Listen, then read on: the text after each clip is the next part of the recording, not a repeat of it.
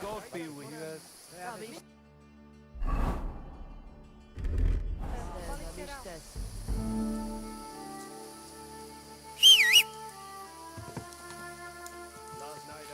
Did you hear about what happened at the big wheel? The mill? Yeah, the place by the General Street.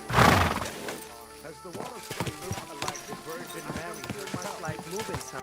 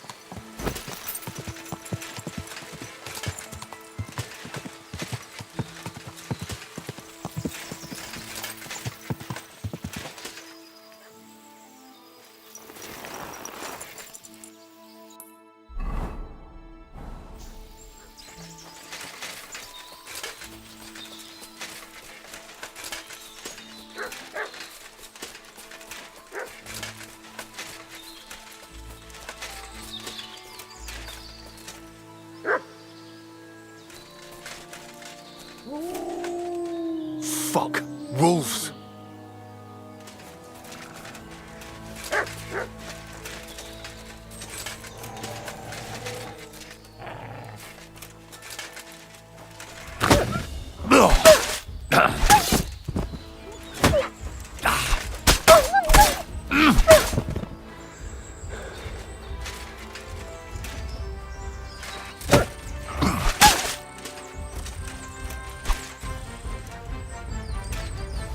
Oh no. Someone must have walked this way badly injured.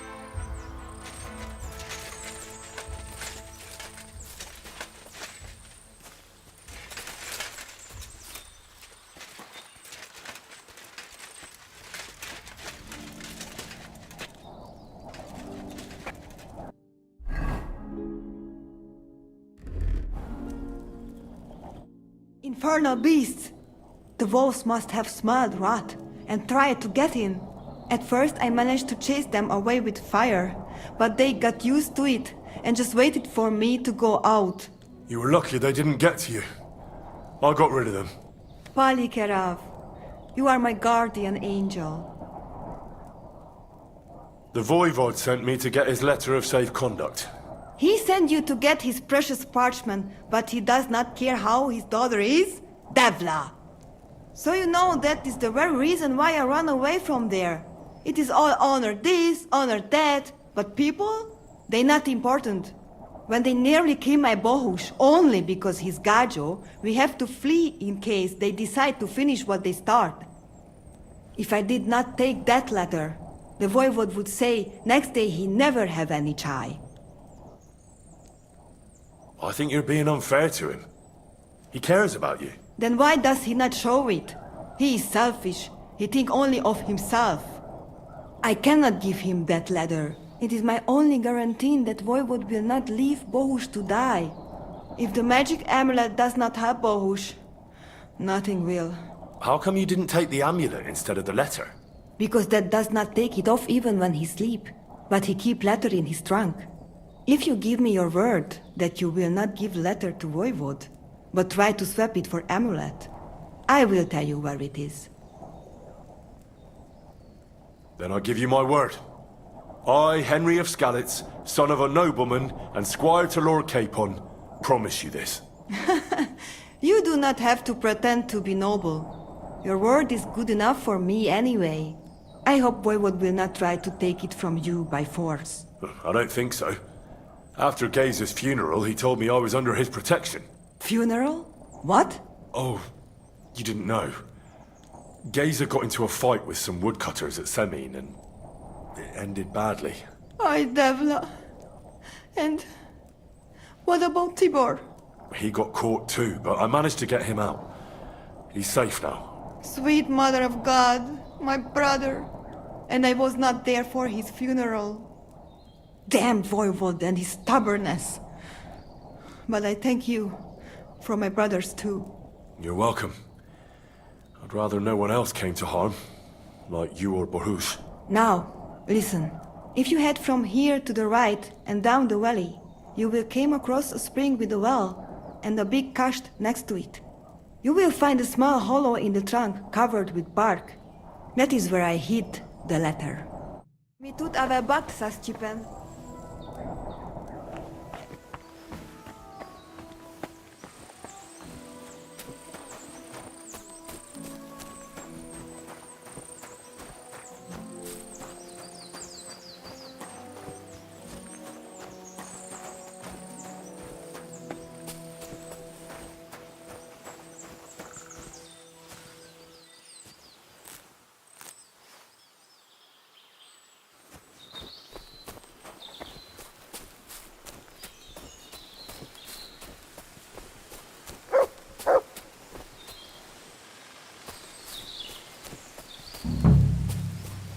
What is it, Mutt?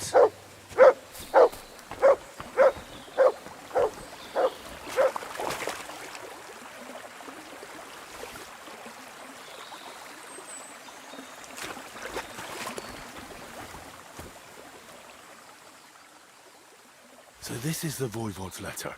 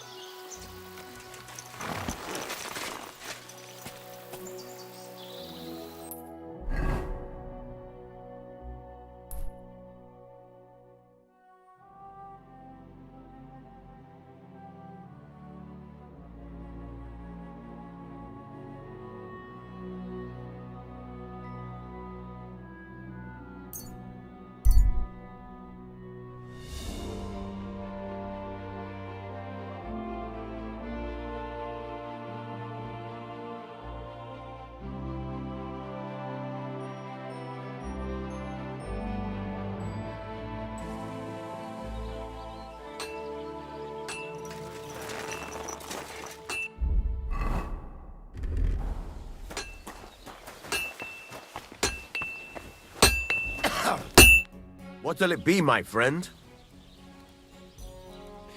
This could use some repairs.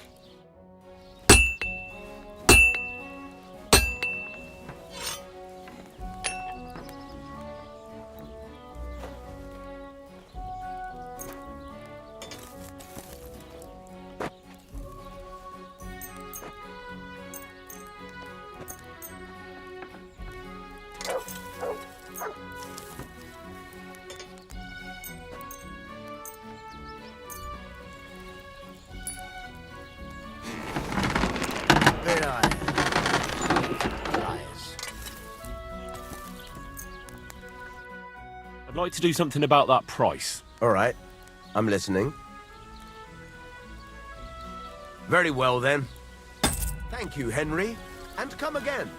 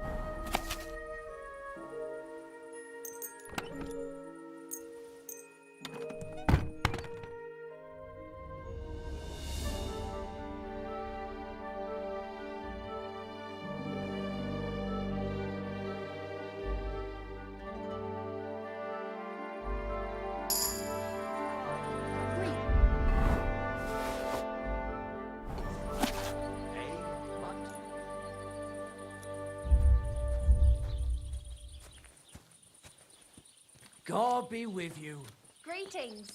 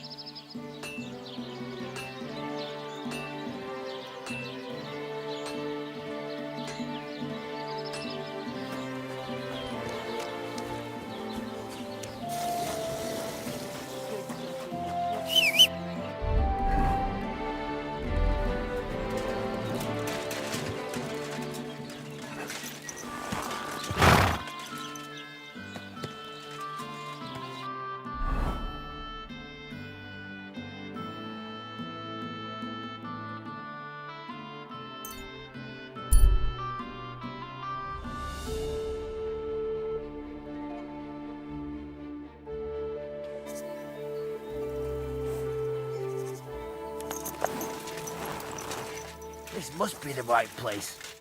What are you looking for? Wouldn't you like to know? Ah, don't be like that. Perhaps I can help you. What's up? I'll tell you, but pray keep it to yourself, will you? Of course. I'm looking for treasure. I have a map to it, but I'm not sure I'm going the right way. Well, let me see it. Perhaps I can help you. So you can commit it to memory and double-cross me? Over my dead body. Do I look like a thief to you? You'd be hard-pressed to find a more honest person than me. I'm just trying to help. Well, all right. But want it back straight away, understand? Yes. Don't worry. Here you go.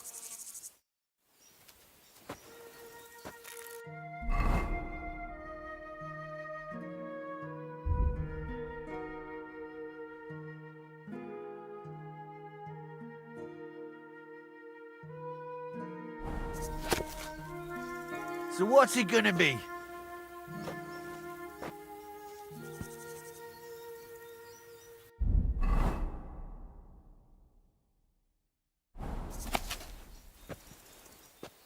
Give it back, you hear me?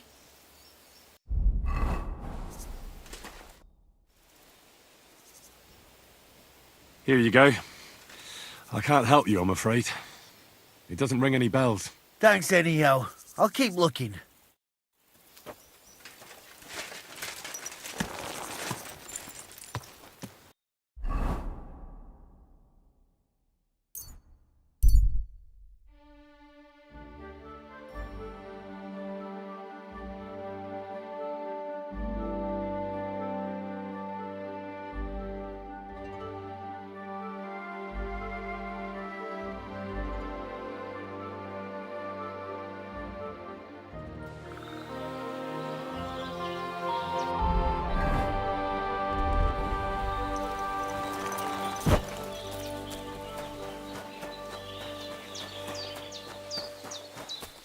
The Lord be with you.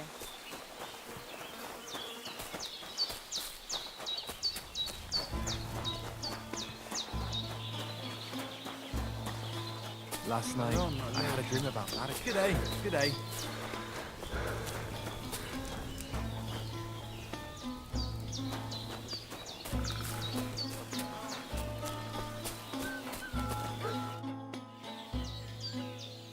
How about a straightforward exchange? The amulet for the letter. What kind of gajo deal is that? The amulet and the letter are both mine! Mine! If you have the letter, give it to me. I will overlook your insult and even reward you generously. That's not going to happen. I promised Marika I would only let you have it in exchange for the amulet. If I had not already said that you are under my protection, I would beat your soul out of your body. But Pativ is Pativ. There will be no exchange. And you better make up your mind whose side you are on, Raclea. The letter is mine, and I want it. Tell me something about that amulet of yours. It give you no rest, huh? I get it in my cradle already as newborn baby. They say from the fates themselves. And since that time, I always carry it. It is Chugahuno, magical. And I tell you, I never have in my life cause to doubt it. As long as I have magical amulet on me, nothing can happen to me. You and Marika are not the first or last ones who'd like to have it. But I will not give it up. Shosha! Do you live by your own laws? It depends how you look at it. We have our laws of family and traditions, but we also honor law of God and laws of places where we stop on our travels. As voivod, I judge my people by our laws. But believe me, they are not so different from yours. Crime must be punished and promise must be kept. And he who loses honor, loses everything.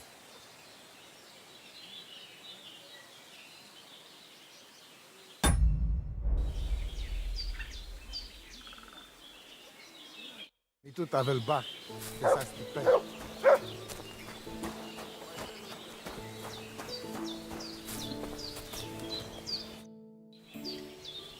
Marika really needs the Voivod's amulet, but of course he doesn't want to let go of it. He will not give amulet.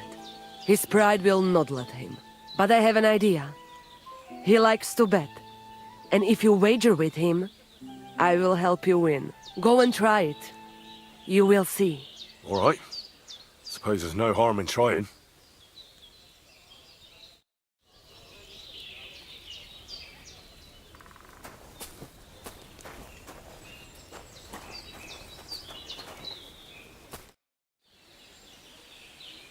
Voivod, what if we made a wager for the amulet? Dilinigaji, what are you trying? I thought you were on my side. Are you afraid of losing? The letter against the amulet. An honest wager, with honest intentions. Honest, huh? You want me to end up without shirt? All right, so how about this? If I win, we trade the amulet for the letter. And if I lose... The letter will be mine. But if you lose, you'll give the amulet to Marika yourself.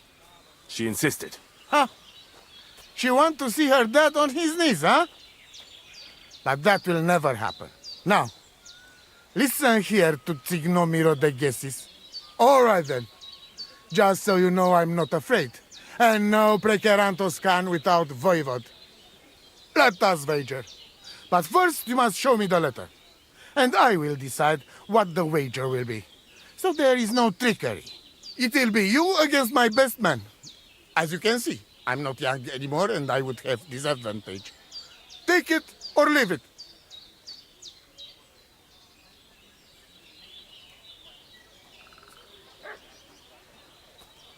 The letter is here with me. See? Where there is will, there is way. But you can still back out and just give me the letter. And I will reward you. Otherwise, when you lose, you will judge yourself. I'm not scared. Let's make the wager. Fine then. I choose Tibor as my champion. He will trample you into ground. You will compete in horse riding and fist fighting. The nomad way. Well then, may the best man win. Ha! That is exactly what I want. Now stop bragging. What if it's a tie after 2 rounds? Then there will be a third contest between you and me. But I will tell you about it only if it comes to that. So that you cannot start thinking now how to outfox me. I warn you. You should have give me letter and you would have reward. Now you will live with niche but shame. Let us not delay. As I say, first you and Tibor will compete in horse riding. Do you have your own horse? I do. Don't worry. Good. You go down towards ponds to meadow behind Old Crone's house. You would break your necks if you start racing up here in the rocks. From meadow, you ride along path straight ahead until you reach road that runs along other side of Rock Tower Pond. Then left around pond to cliffs. Soon, it lead you to left again to Old Forest Path. This, after a while, take you back to main road from Semin and back to camp. That yes? Let's do it. You will be less eager when Tibor tramples you under hooves. Ready? Let us do it. Henry, I am sorry, but I will not spare you. Same here. Enough talk. You can start in 3, 2, 1. Go!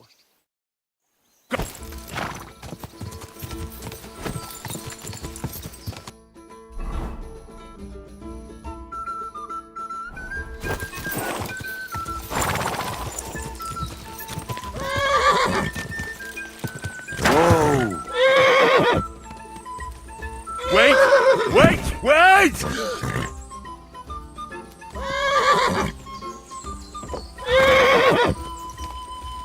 Wait! Wait! Wait! Quick!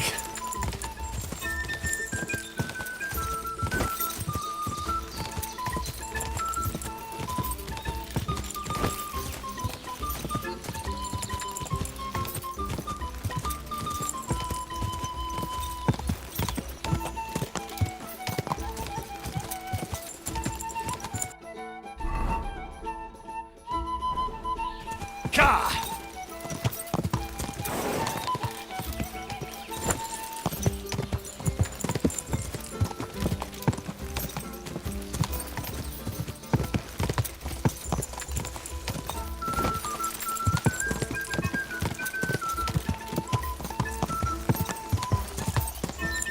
Go!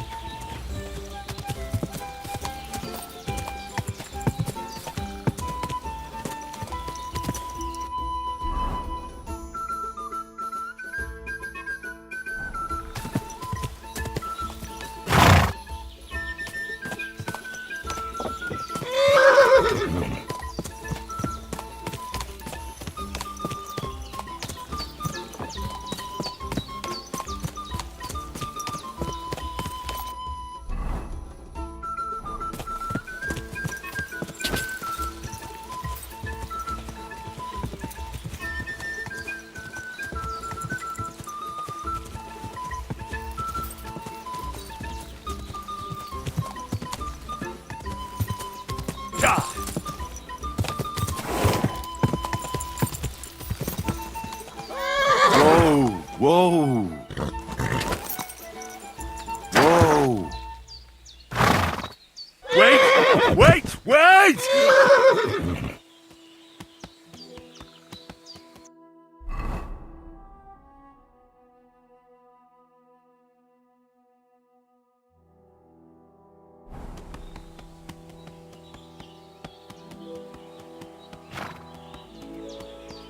Stand still!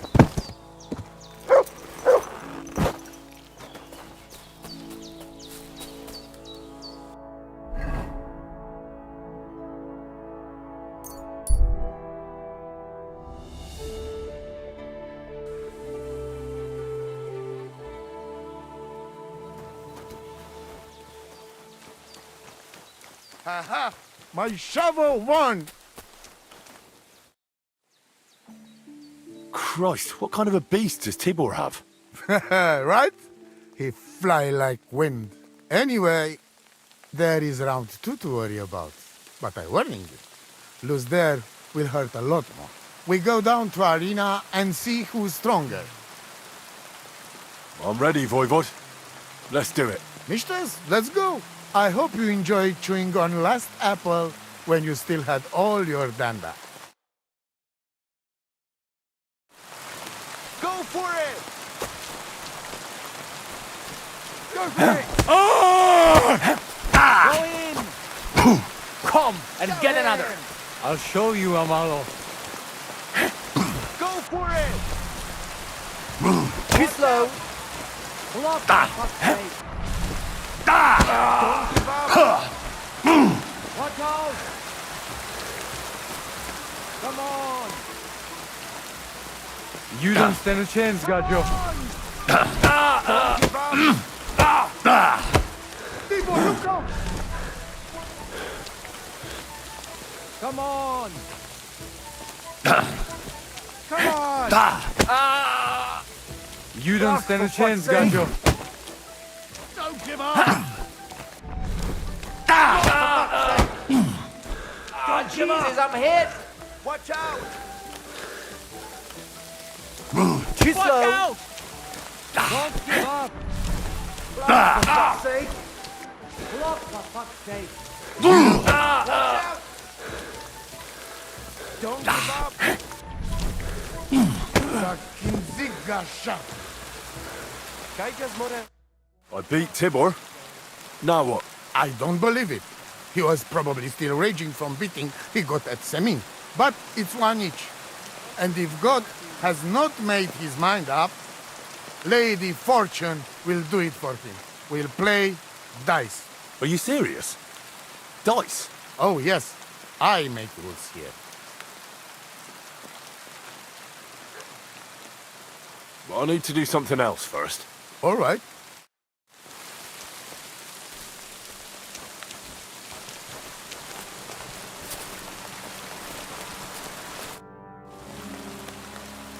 So let's play right now. Ha! My hands are itching already.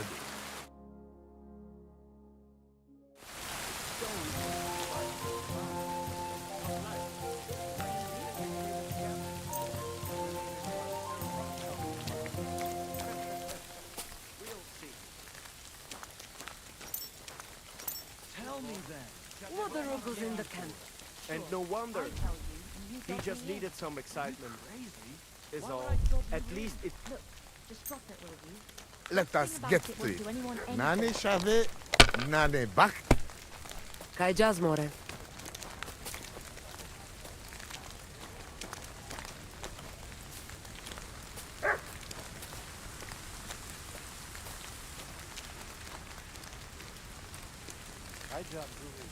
Greetings to you too.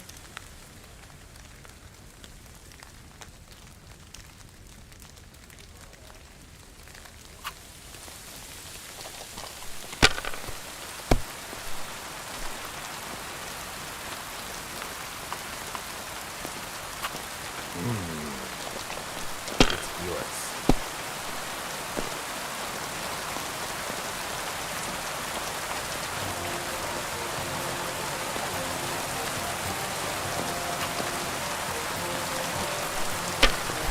Hail Mary.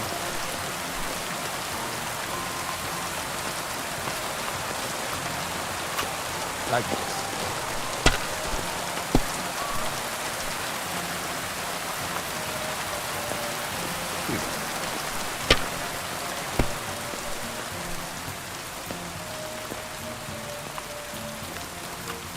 So quieres.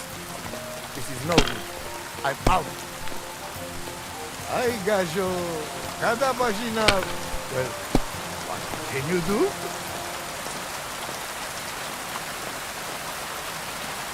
Paliquerable de... Aha! I win. So! When the Voivode has no sense, then I must have it. Quiet, woman. And you, give me my letter. Forget it! Don't give him anything, Henry! You and your honor, Voivode. Stick it where the sun does not shine and hand over the amulet. It is about life and death, not about honor.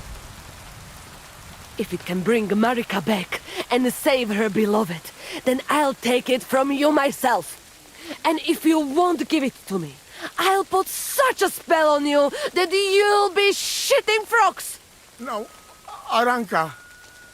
Tell me, young man, what do you think of this?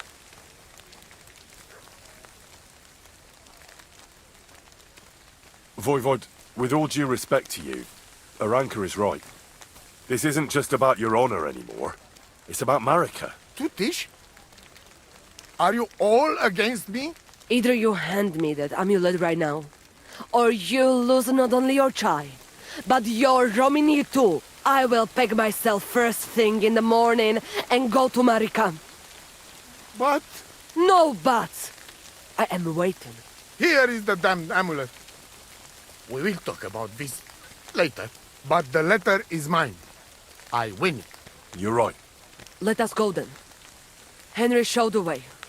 Where? Take me to Marika. Right now, there is no time to lose.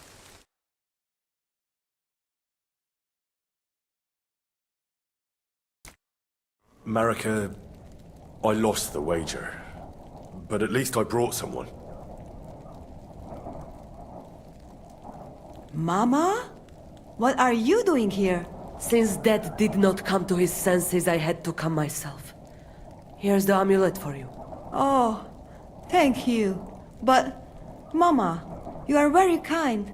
But I do not know if it will be any use now. It was a trick. If Dad gave it to Bohush himself, he would have to accept him into the family. You know our custom. Ah, I see. When somebody saves somebody's life, they are bound to each other for life. It was a clever idea, Marika. And that is the truth. Only your dad. Is an old hardhead. But it does not matter. At least I am here, and I would not be a mother of this clan and a soothsayer if I could not heal Bohush. I should have come straight to you. But it was not possible. Since it was my own Pral who was responsible. Do not worry, daughter. Bohush will pull through and everything will be all right. Even our Voivode's heart will soften eventually. Maybe so, but I won't be there to see it. As soon as Bohush gets better, we will go to seek our fortune elsewhere. I'm not going back to the camp, and nothing good would come to us in the village. You are both so stubborn, like mules. But I will not try to change your mind. And you, Henry. Since you brought me here and did so much to help, at least take this. For the road. Thanks. I appreciate it. I thank you for everything, too. For Bohush, I will put some herbs on it and some potions to drink. But he should rest. And I will get you some supplies from the camp for the road. Thank you. You are welcome, Richayori. Now come, Henry. I expect the Voivode is already celebrating.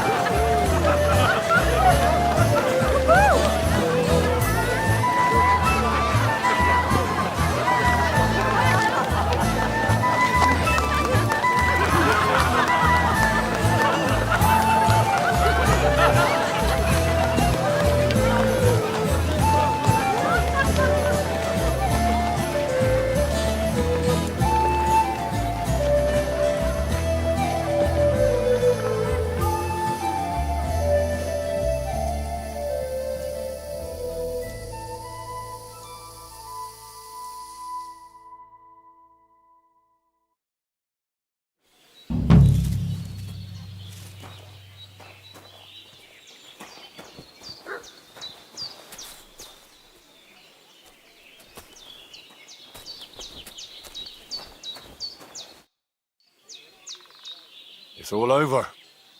Did your prophecy come true? The paths of fate are twisted and unseeable for most. Who would have thought in the end that I would have to step in and solve everything myself? But all is well that ends well, and the Voivode will get over it somehow. The important thing is that Marika is all right. Only we will be a little sad here without her.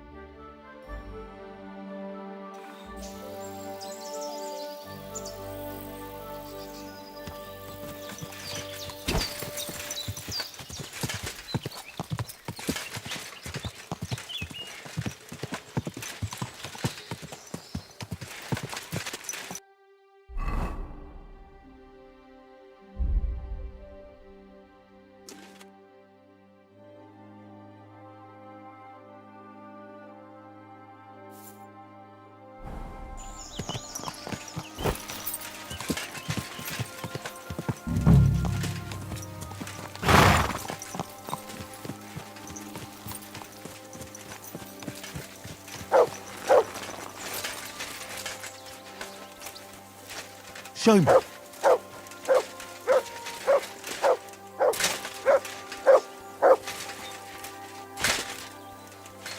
Could this be a poacher's workplace? Then the owner might not be far away.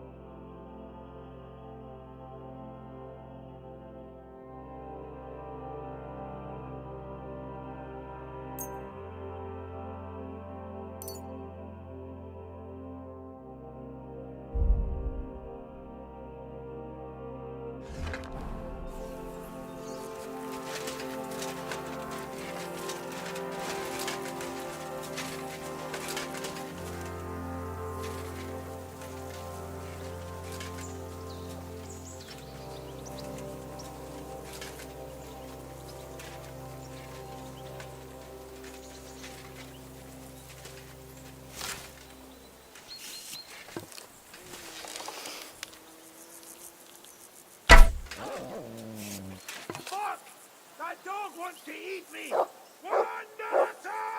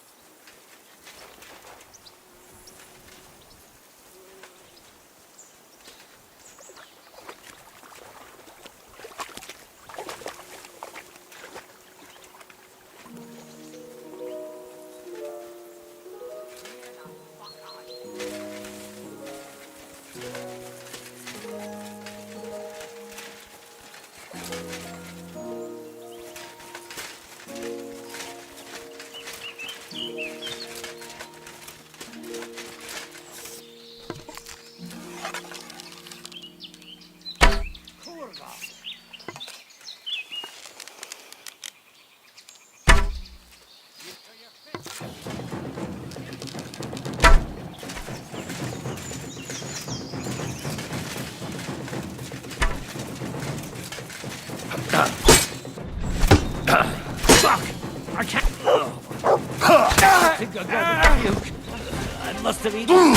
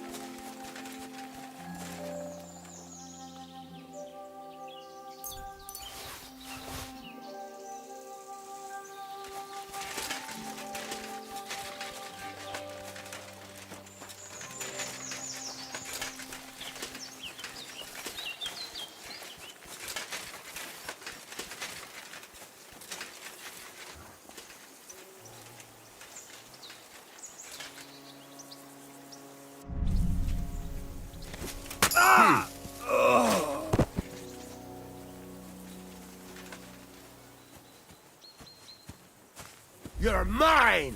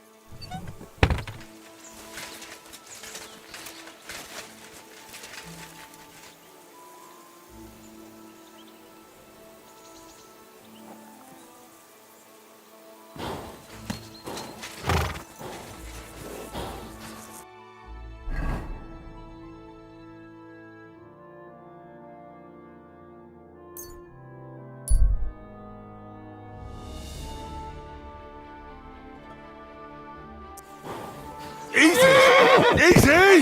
To arms!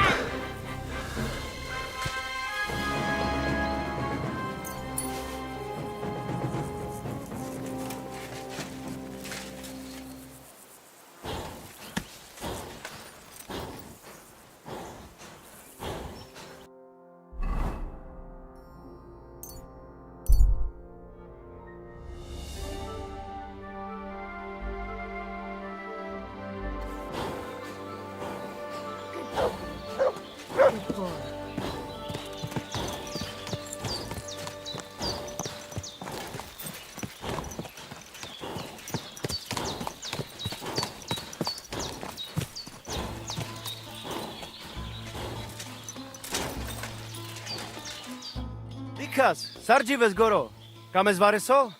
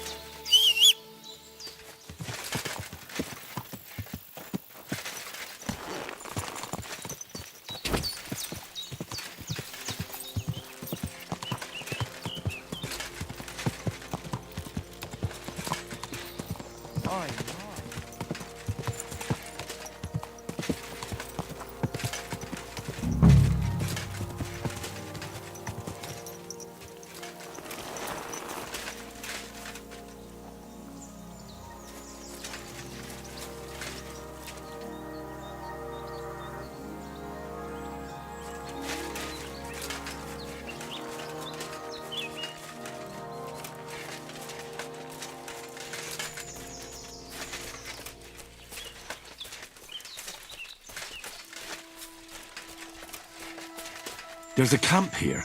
What will that fella over there tell me about it?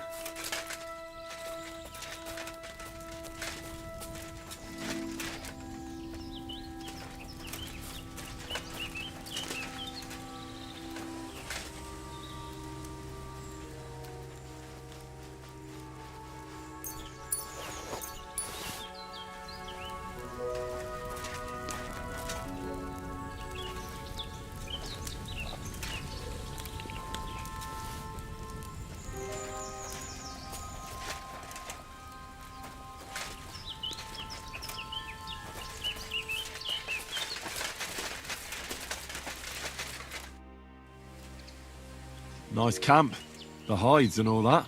Gamekeeper Vostatek sent me to find a poacher who's hunting around here. Sir, have mercy on me. I can explain everything. I have a family to feed, only we're not doing well and we scarcely have a bite to eat. I was desperate. So I came here to poach. Please, sir, spare me. Crikey, that was easy. So you confess you've been hunting here? A bit here and there. But you know poaching's a crime. Couldn't you find another way? I couldn't think of anything. I'm sure you know poaching is forbidden.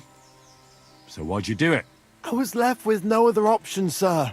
Ever since this band of robbers has been marauding here, we can barely make ends meet. They got no scruples. They take whatever they can get their hands on.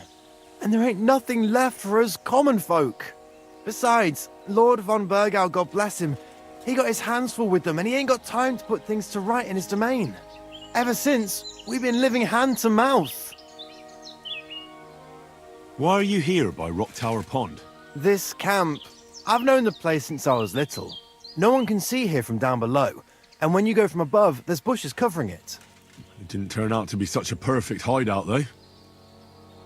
How long have you been hunting here? Quite a while. Only, I haven't risked going out since I saw the ambush. What ambush? They attacked some company right nearby. What company was attacked? There was some gents riding through. They wasn't local. They camped down below. I could see them well. I suppose they was resting up before moving on. And then this band of robbers what's been marauding hereabouts descended on them. It was a massacre. Them gents was completely taken by surprise. We were those men. It was us they ambushed. Really? But I saw everyone being killed with my own two eyes. I managed to get away, even though I was wounded. I'm glad. Sorry about your comrades. Nobody saw you? No, I was hiding here. It's hard to see up here from below.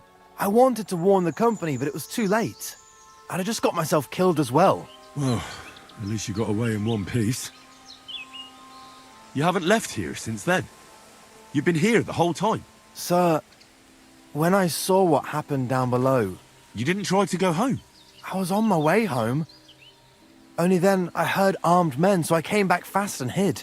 I'm not going to risk my skin. Fair enough. That's all I need to know. It's my job to catch a poacher, and you've confessed to poaching. So, what to do with you now?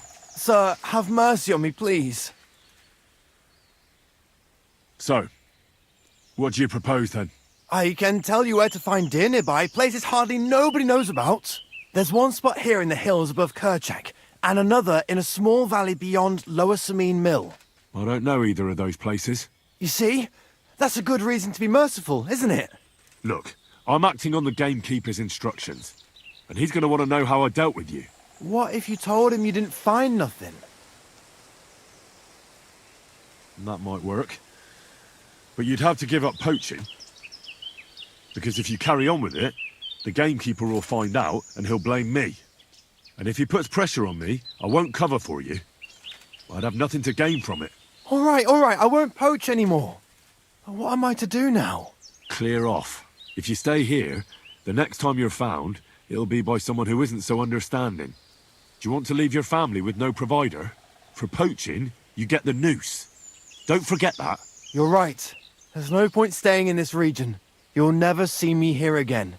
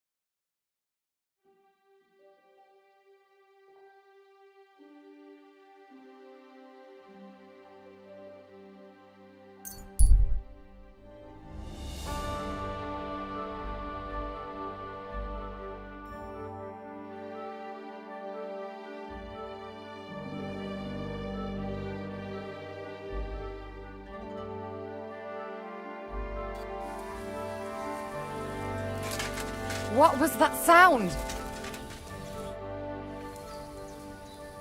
How are you faring, girl? Well, you know how it is. We minstrels are always on the move. Times are lean and folk need a laugh. You're not wrong. The poorer people get, the more they drink and sin, and laugh while they're at it. The poor man sins, the noble sins twice, but the monk and priest are the masters of vice. What's your name, minstrel girl? They call me Dancer, but I go by many other names. And can I hear them? If you come by after a show, maybe I'll let you give me one yourself, handsome. But now, alas, there's no time to perform. We have to leave here in all haste. Why the rush? Our tricks and jests rub some respectable old farts up the wrong way at the town hall. Our tomcat entertained the bailiff's wife, in the hay, and he caught them in the act. I bet he didn't find it funny, did he? And they say there's no place for sin anymore. Indeed. The bailiff don't take to his pizzle being yanked. I'm afraid it is time to part, minstrel girl. Farewell, handsome. Maybe our paths will cross again. Are you starting to regret coming to play?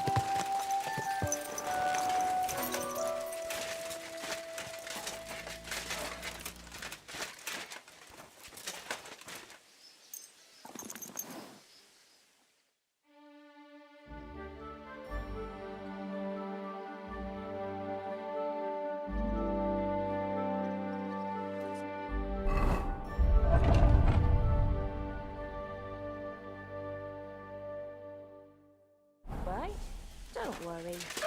Come on.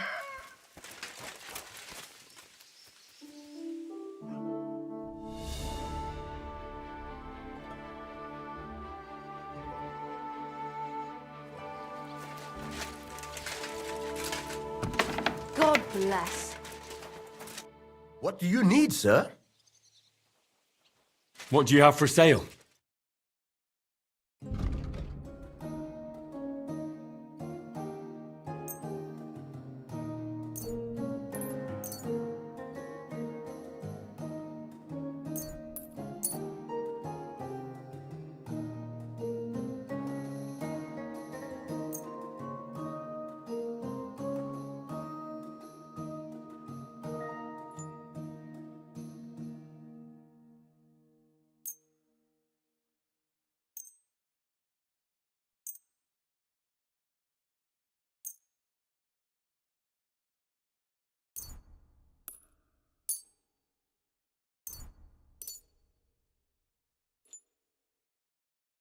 Let's talk about the... Sure.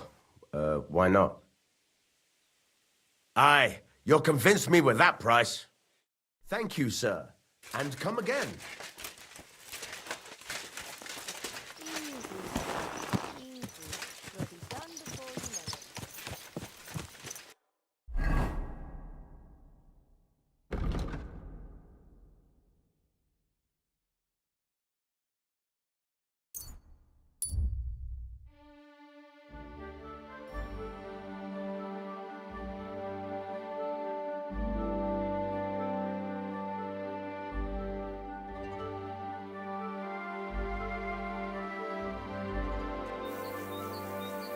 Good dog, Matt.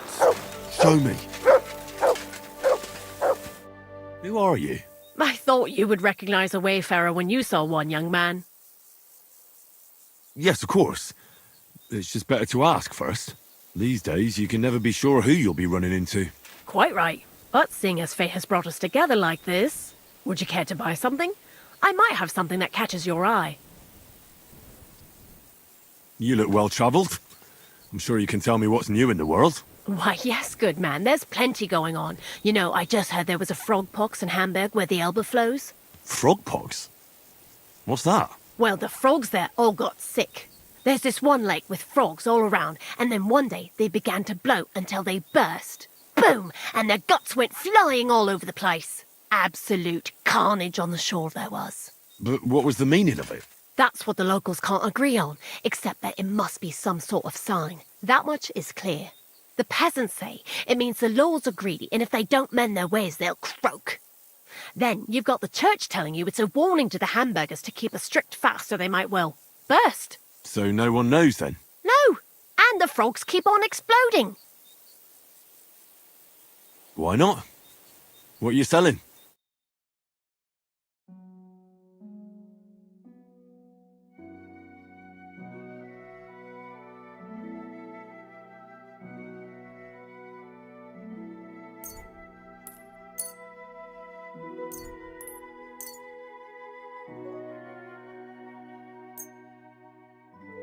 I'd like to discuss the price. All right. Why not? Aye, that sum will convince me. Happy to be of service, sir.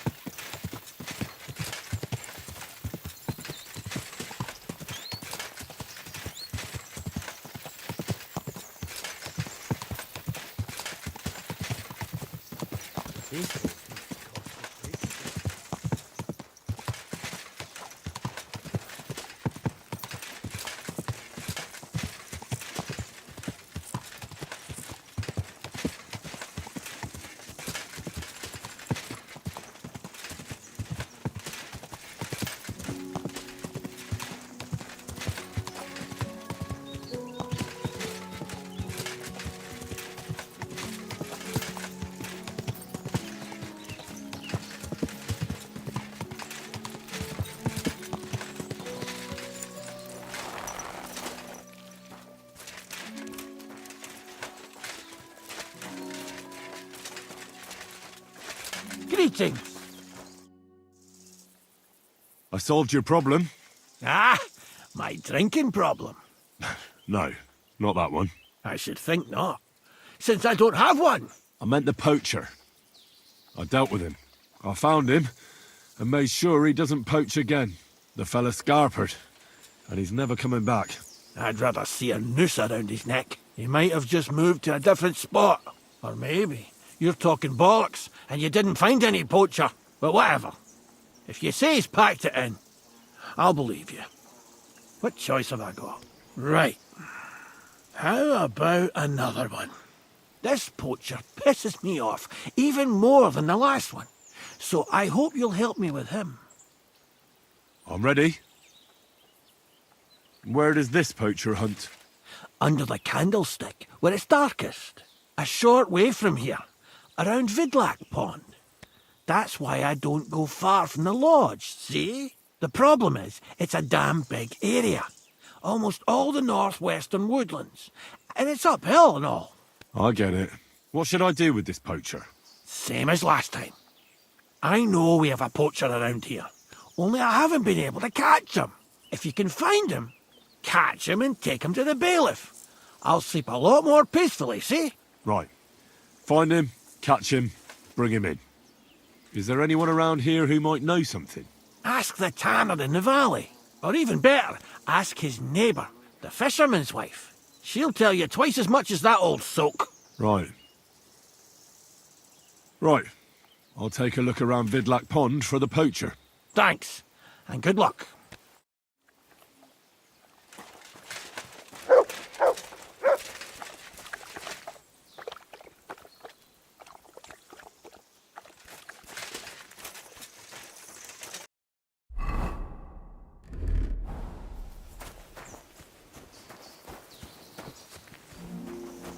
What would you like? A shooting range in the middle of nowhere? Does anyone even come here? People don't really come to watch, but there's usually plenty of archers. I reckon it's because nobody's ogling them here. What's more, shooting advice from Master Hunter's nothing to be sneezed at, but not everyone comes here to shoot. I've had to kick out a few people. They spent entire days here, getting drunk with Pa. Drives Ma up the wall, so I'll give you one piece of advice for free. Don't come near my Pa with booze. I'd like you to teach me something. For a few groschen, it's no problem. What do you want to know? Well, I know how to shoot, but I'm far from being a master. All right, I'll show you something. But you need time for it.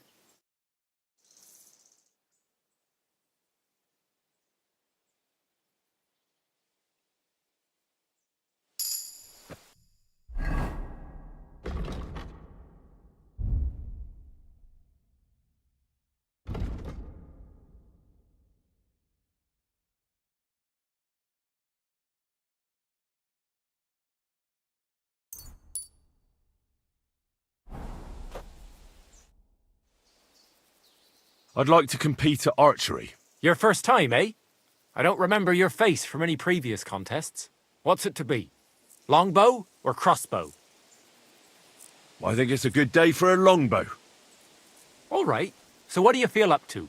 Want to compete with beginners, advanced archers, or masters? Of course, it's tougher against masters, but you can win more. Let's take the good old middle road. Find me some experienced archers. Fine. Of course, it ain't for free, though. Have you got something to wager? Hang on. I'll see how much I have. Yeah, here it is. So, can we start? Wait a while until I get the other archers. Meanwhile, you can get ready and wait for the signal. Get set. And we're off! The black pretty well again, and I'm not even trying. I'm all thumbs today.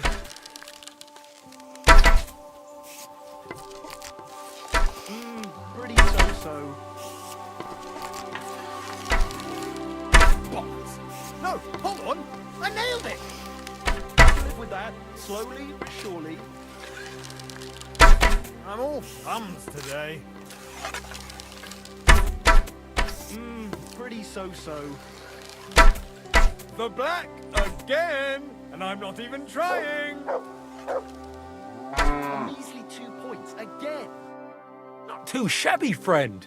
You've earned your reward. Thank you.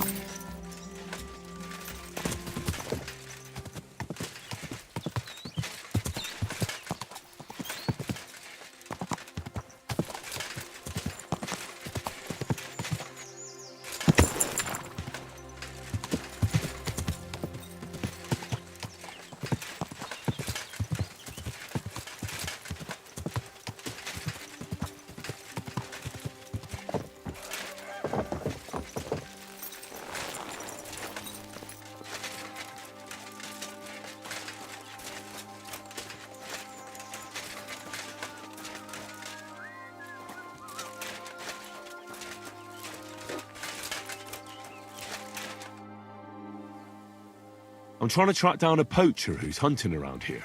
That's an important mission. But sorry, I don't know nothing about it. I want to ask you something anyway. Better me than the neighbours anyway.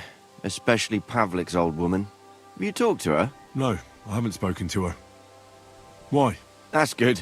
For sure she and her old man would tell you I'm the poacher. They would?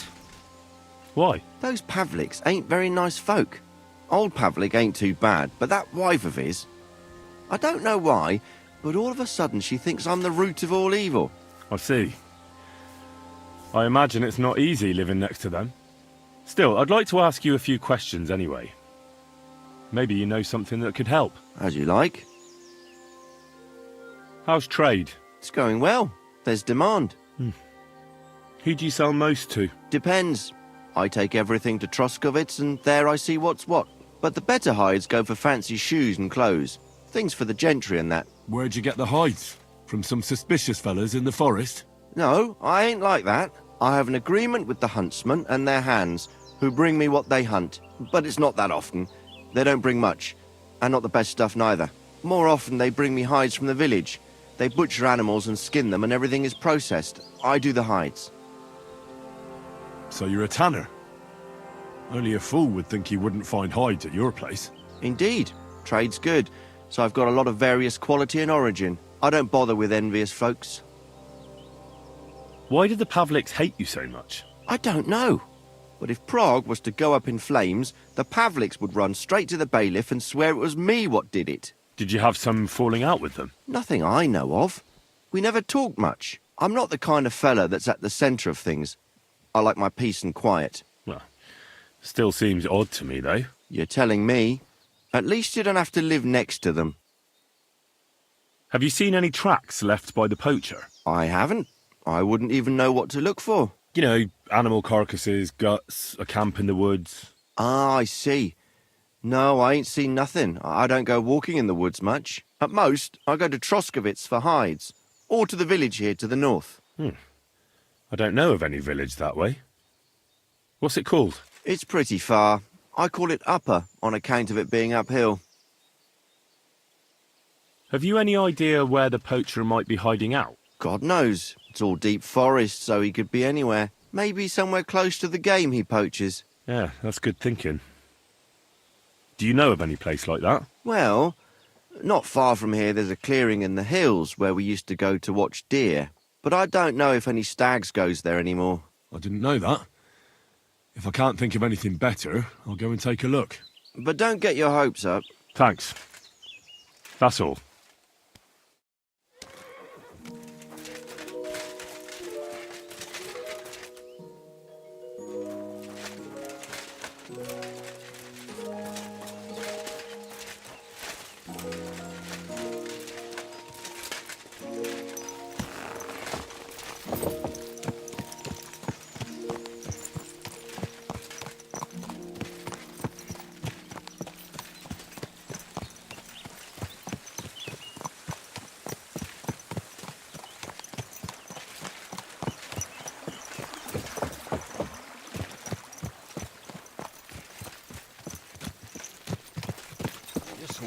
Cost a pretty groschen.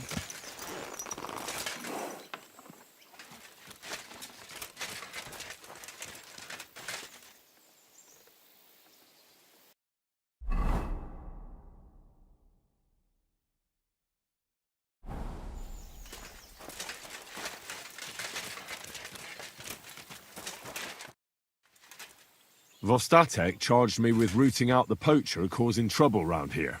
Have you seen or heard anything suspicious? You bet I have. The tanner's the poacher. I've already talked to the tanner.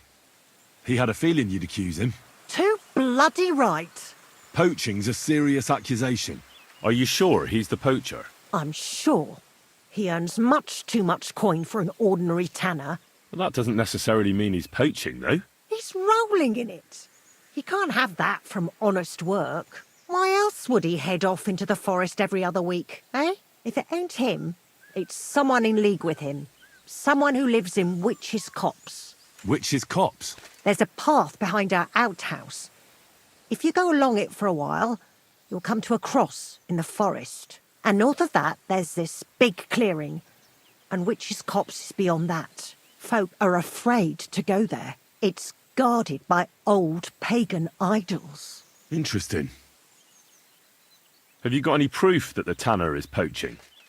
Did you see all them hides? The tanner's a tanner. So he has hides. What of it? Exactly. You saw he ain't afraid of putting them on show. Even buckskin. He knows if he puts them on show, nobody'll question it. It wouldn't be so suspicious. But you know what I'd like to know? What's he got hidden in his workshop, eh? Apart from hides. Have you ever seen the tanner poaching with your own two eyes? I haven't actually seen him, but I'm quite sure it's him. I just know it. I'll gladly confirm it, even to a judge. I'm afraid that won't be enough when there's no material proof. Where does your hatred for the tanner come from? I beg your pardon? You come here asking questions, and you're impertinent to boot. I was only asking. Keep it to yourself, then. So the tanner does well out of his trade? Does well. He's on the pig's back, and no one ever made that kind of coin out of tanning hides. It'd be a miracle if he wasn't guilty. Or maybe he's just very skilled. Skilled my arse, you numbskull. He's a puffed-up idiot, a botcher, and a bastard. That'll be all. Thanks. Be sure and check him out. And don't forget he's a crook. Yeah, right. The biggest crook under the sun. He steals anything that's not nailed down. I'm glad we understand each other. Well, good luck dealing with him. It was good to see you, my friend.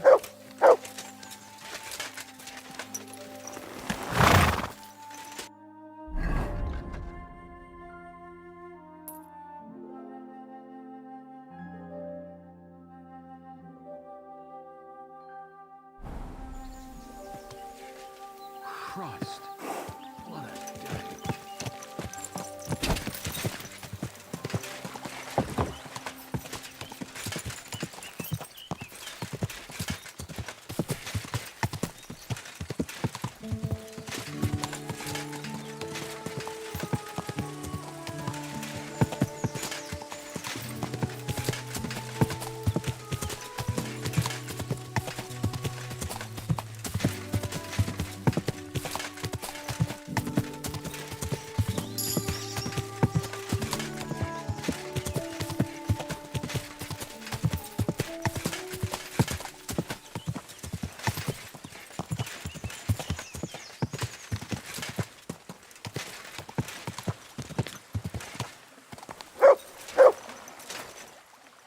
What is it, Mutt?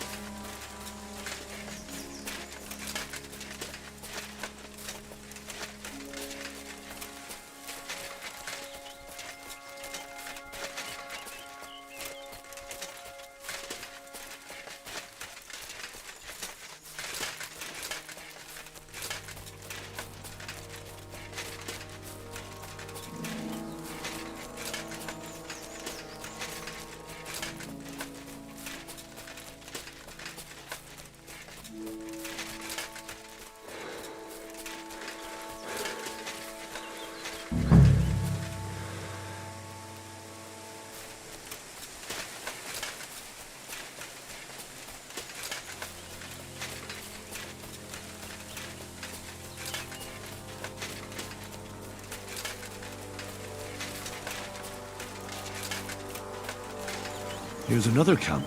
Are you lost? Nice camp. All these hides and gutted deer. Eh? Fucking hell! Gamekeeper Vostatek has been looking for you. What does he want? The garlic I harvest here? He wants us to go and see the Troskovitz bailiff together. I ain't going. I'd rather croak out here in the forest. So keep your distance. Listen, I want to give you a chance to think again about what you're doing here. You may have had a good run, but that's over now. So take it like a man and stop talking bollocks about garlic. Kurva. So it really is all over.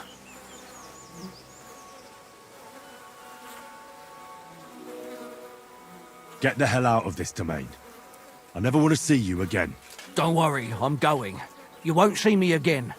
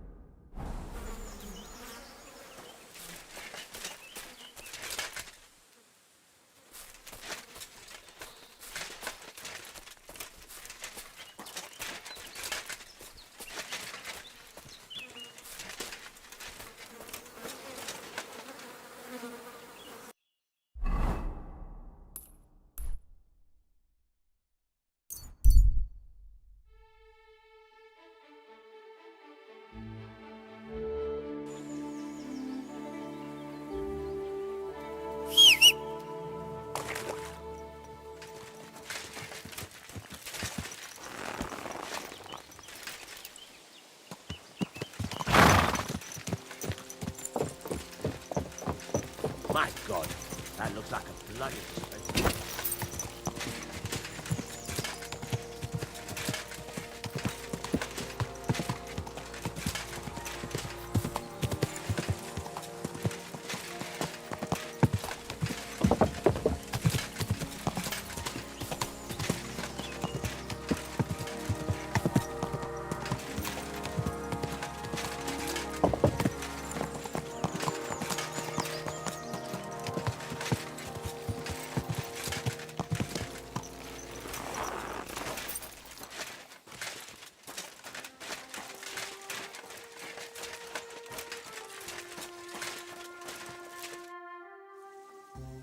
So, the problem with the poacher is solved. How did you do it? I told him to leave the region. The arsehole won't be back. He was shit scared. I was kind of hoping I'd have another poacher for the gallows, friend. And instead of that, you chased the arsehole into someone else's forest. But when it comes down to it, the poachers are dealt with. You deserve a reward, that you do. And now I'll drink to it, I reckon. We can both have a little celebration. What do you say? I think I'll leave that up to you. You've had more practice than me. You're good. Is there anything more I can help you with? I don't need anything more from you. And is there some other gamekeeper around? Lad, the only proper gamekeeper around here is me. But Nabokov has a gamekeeper too. You could try him. Uh-huh. And what's his name? Varel, as in barrel. Go and see him. Where does he live? Close to Nabokov Mill. He's got a cottage on a hill and his eye on the surroundings. We're both having trouble with this. How to say it? This ghost. So it might be worth talking about, if it's still troubling him. Well, you got me curious. Thanks for the tip.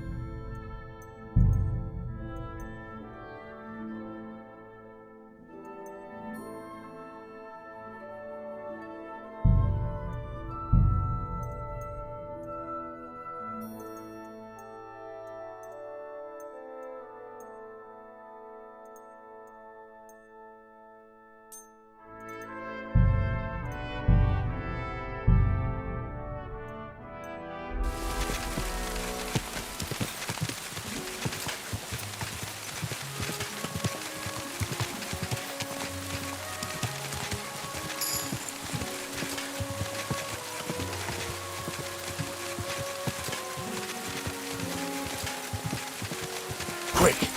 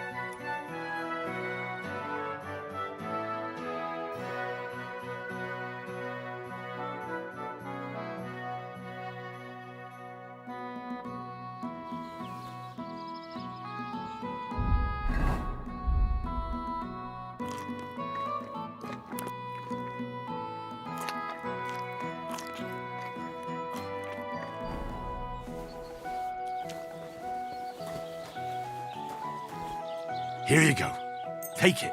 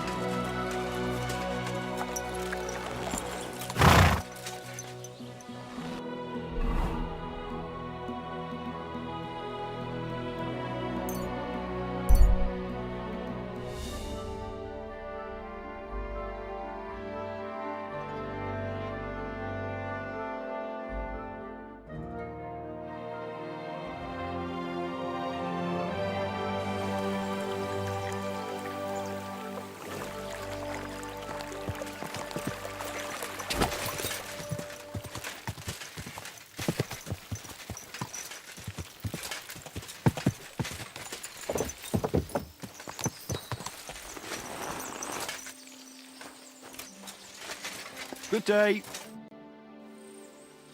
Gamekeeper Vostatek from Takov sent me here. You were sent by Vostatek? Yes.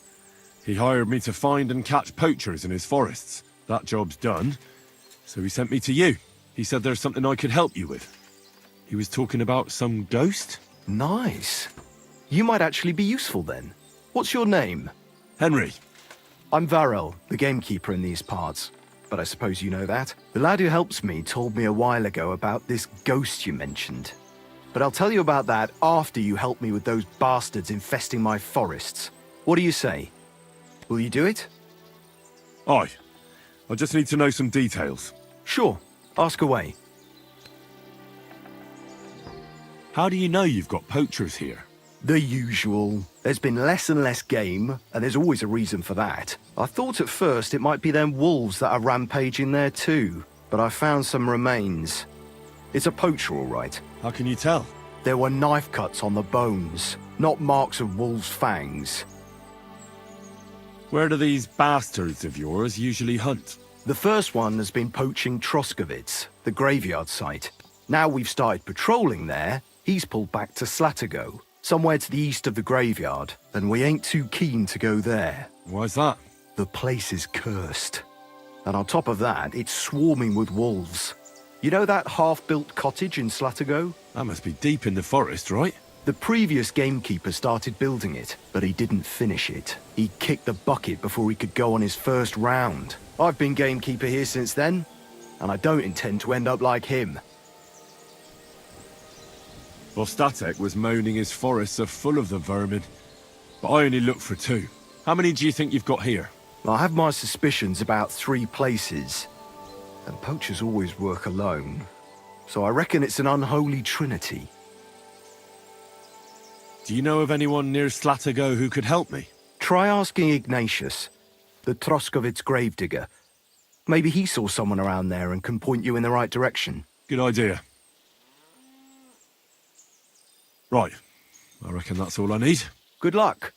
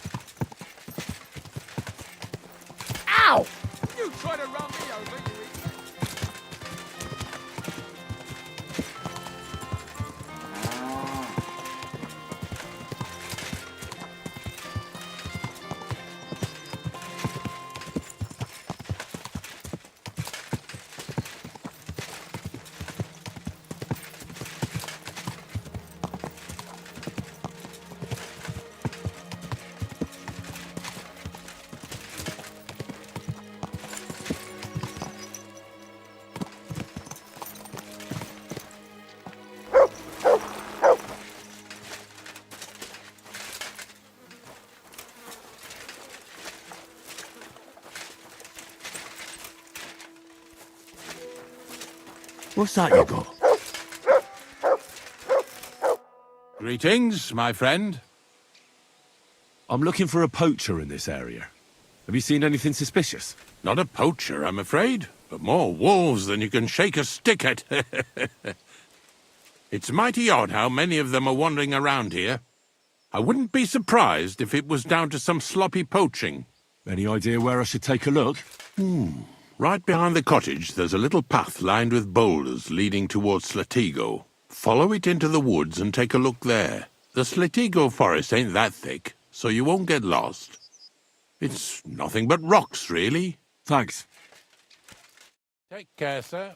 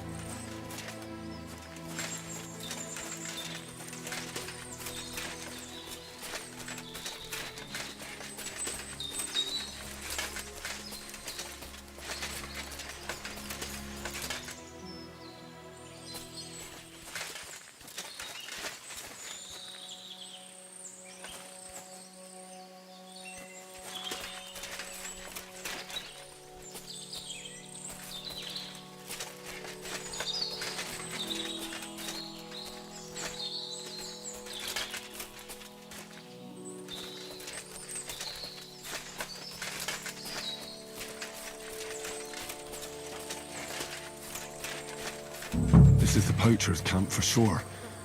Only there's no one here, and it looks like nobody's been here for quite some time. That's odd. I must have a look around.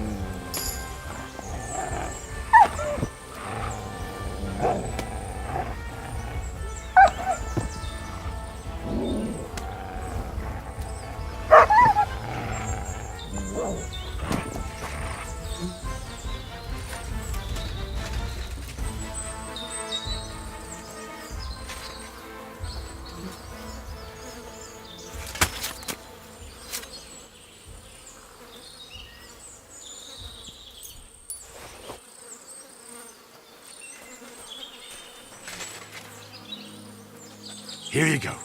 Take it.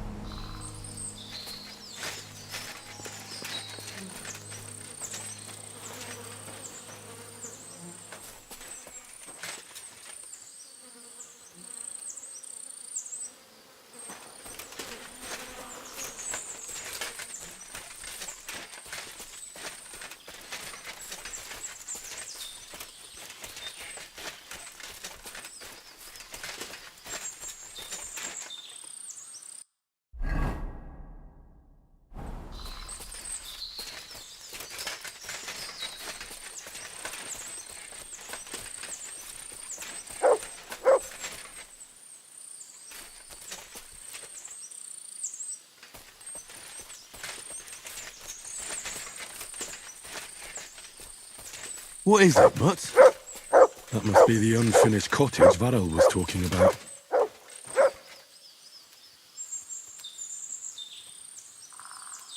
Come here, boy.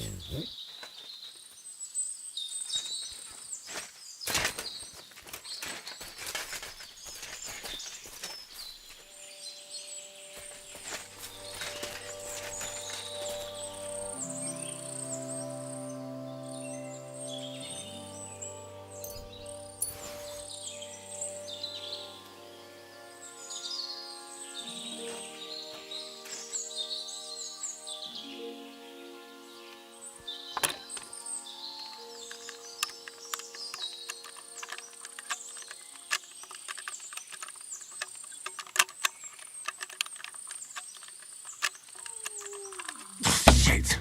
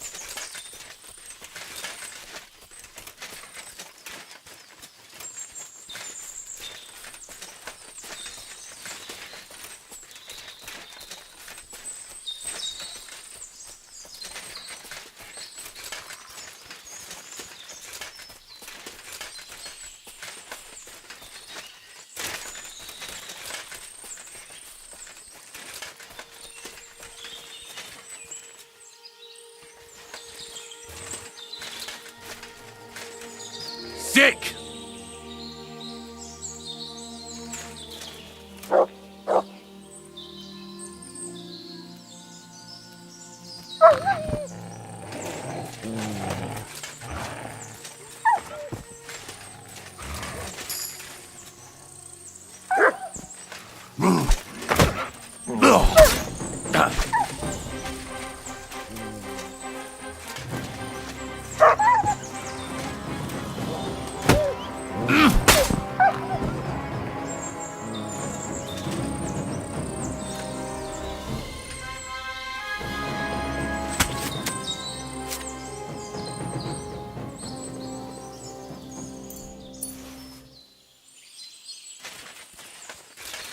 It looks like the poacher was attacked by wolves in his hideout. He tried to flee, but they chased him down. Oh well. I'd better report it to the gamekeeper. I've got some evidence if he wants it.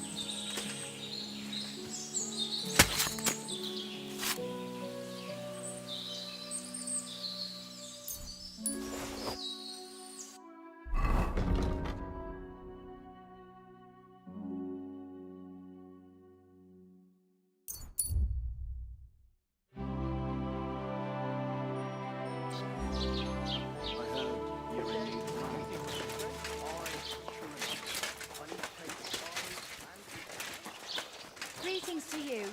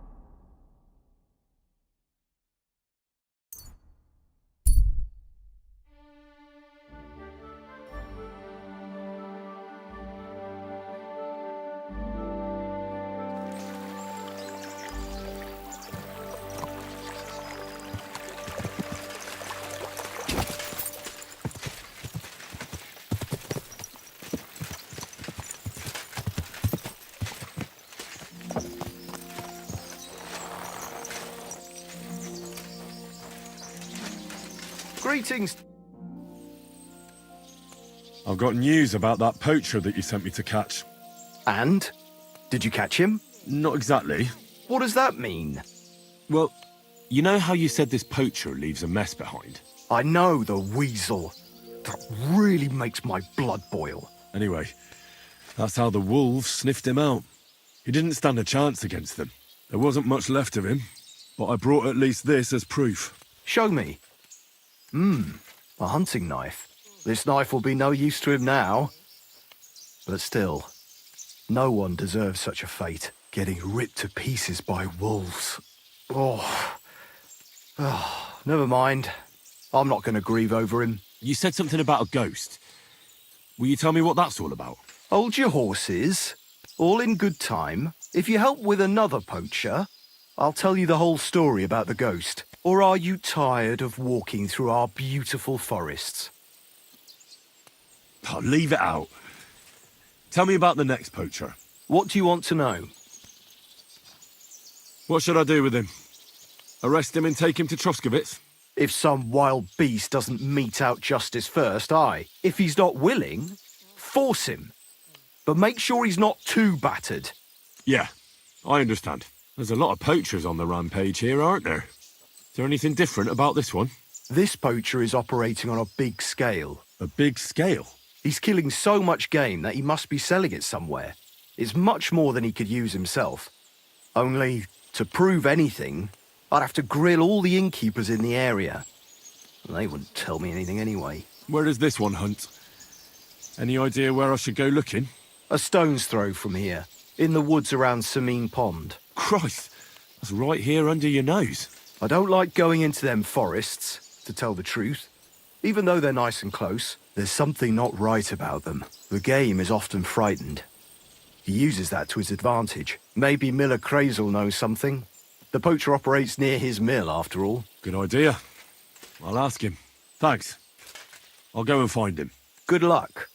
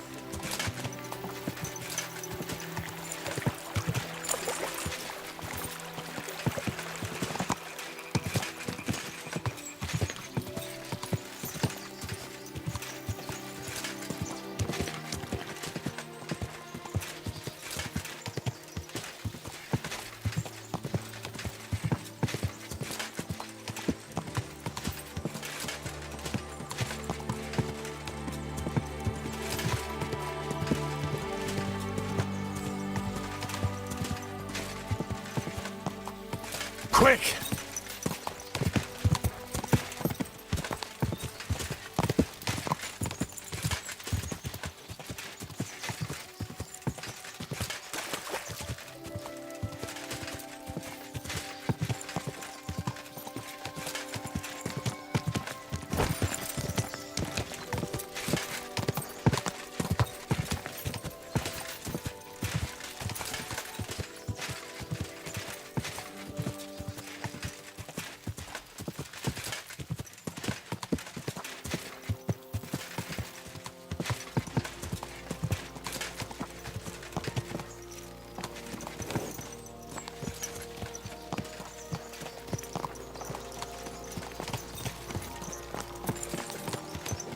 What's that? Huh? What have we here? Hey! Who have we here now? Foreigner! Die, German dog! Wait! Go to hell! Ha!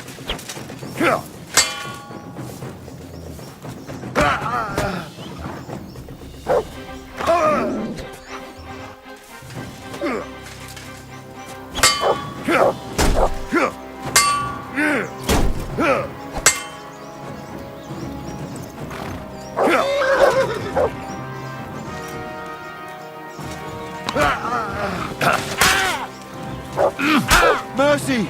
Spare me! Run! Go!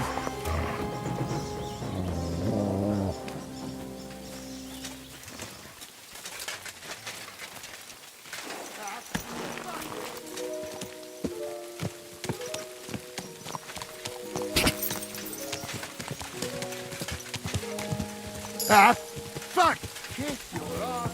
Hey, I've got some nice stuff here if you're interested. Take that! What are you... Christ! That was some butchery. Hey, you! Either you have something to say... Greetings. Where are you going? Oh, don't worry. I'm no footpad. And I'm no hawker. But pray tell, what ails you, friend? Plenty. But nothing you can help me with, I'm sure. Can you be quite sure of that? I tend to be quite skilled at relieving people of pain and other afflictions, Henry. Wait, how do you know my name? It's this confounded nature of mine. I loiter around, I listen, and I remember. Hold on. What's your name and how do you know me? In whose service are you? Naturally, there is a master I serve, though not in the manner you might think. And as for my name, I am... Balthazar. You're following me. Are you out to kill me? Who hired you?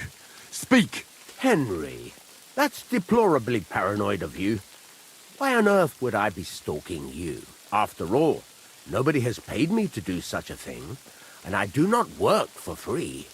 Whether I am to thrust a dagger in someone's back or slip poison into their wine. My God. Who are you? You hold no interest for me. At least, not yet. Well, unless you have toothache, perhaps. And so I ask, does anything ail you? If you know me so well, then surely you know why I'm here. Actually, no. In point of fact, because everyone chooses their own path, and I am not a soothsayer, Henry. But perhaps you are referring to the ambush at the pond, or the unfortunate incident that happened to you afterwards. Huh? What? How the hell do you know all this? As I say, I wander the world, and I listen to people. Balthazar? You surely made that name up, didn't you? That is none of your concern. But were you ever to seek me out, that name would definitely guide you to me. Who are you really? I am an itinerant barber surgeon and healer. I relieve people of their pain. Henry, you would not believe what a fellow would do to escape pain in this world. without giving a thought to the next. Well, show me what you have to offer, surgeon. Are you sure you want to know? I mean your wares. What wares can you offer me?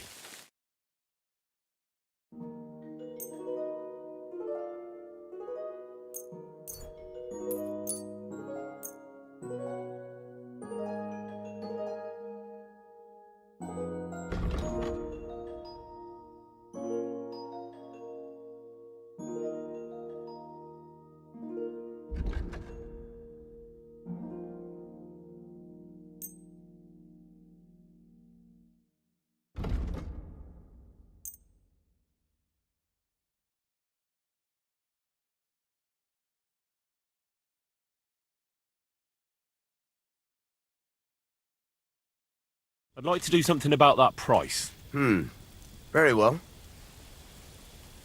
Aye, you'll convince me with that price. Great. Happy to be of service. Take care.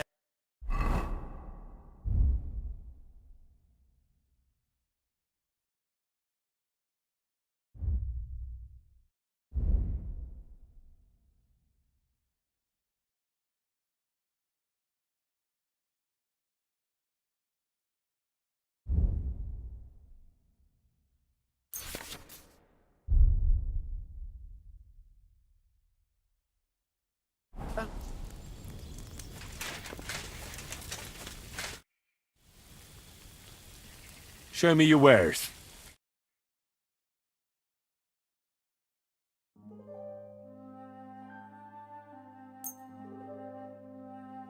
Let's talk about the price. Sure.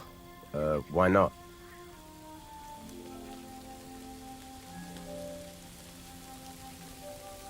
I'm done haggling with you.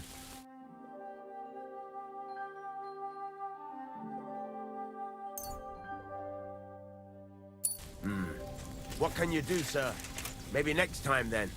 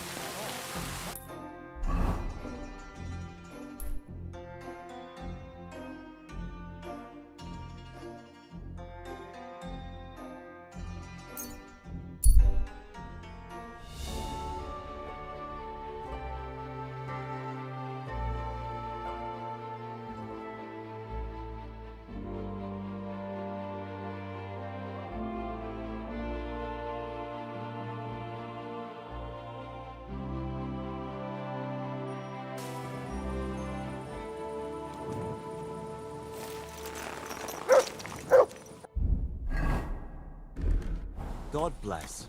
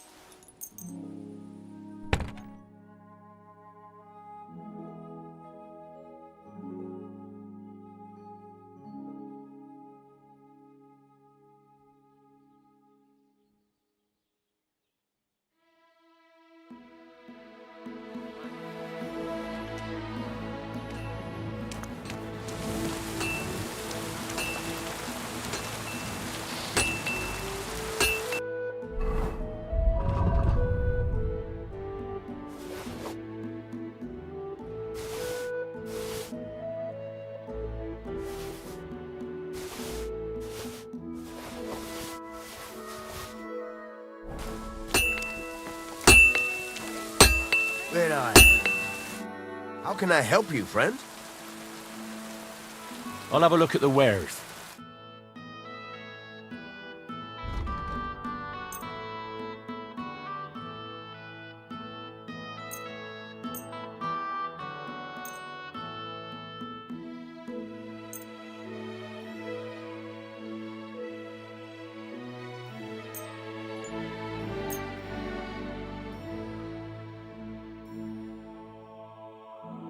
I'd like to do something about that price. Sure.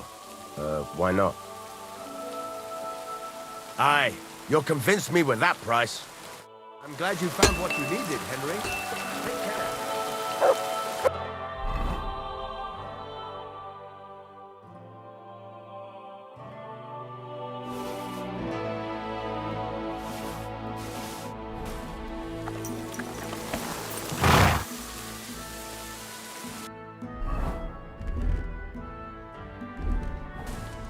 There now.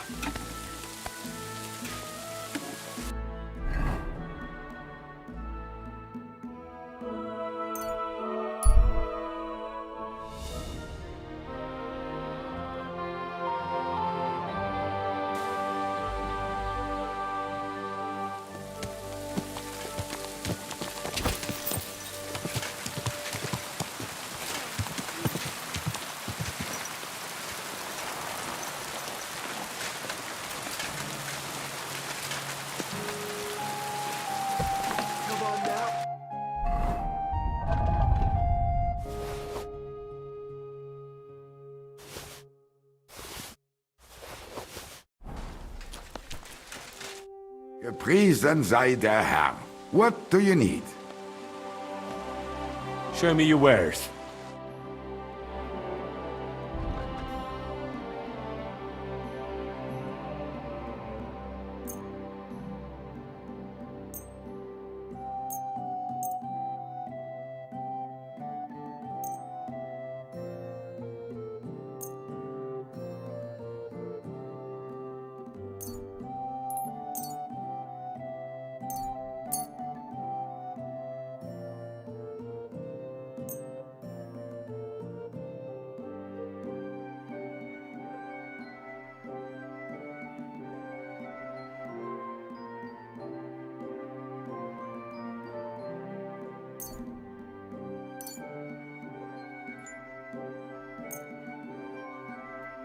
I'd like to do something about that price. Warum nicht? Ja, das ist gut. Finally a good price. Das war ein gutes Geschäft. Auf Wiedersehen.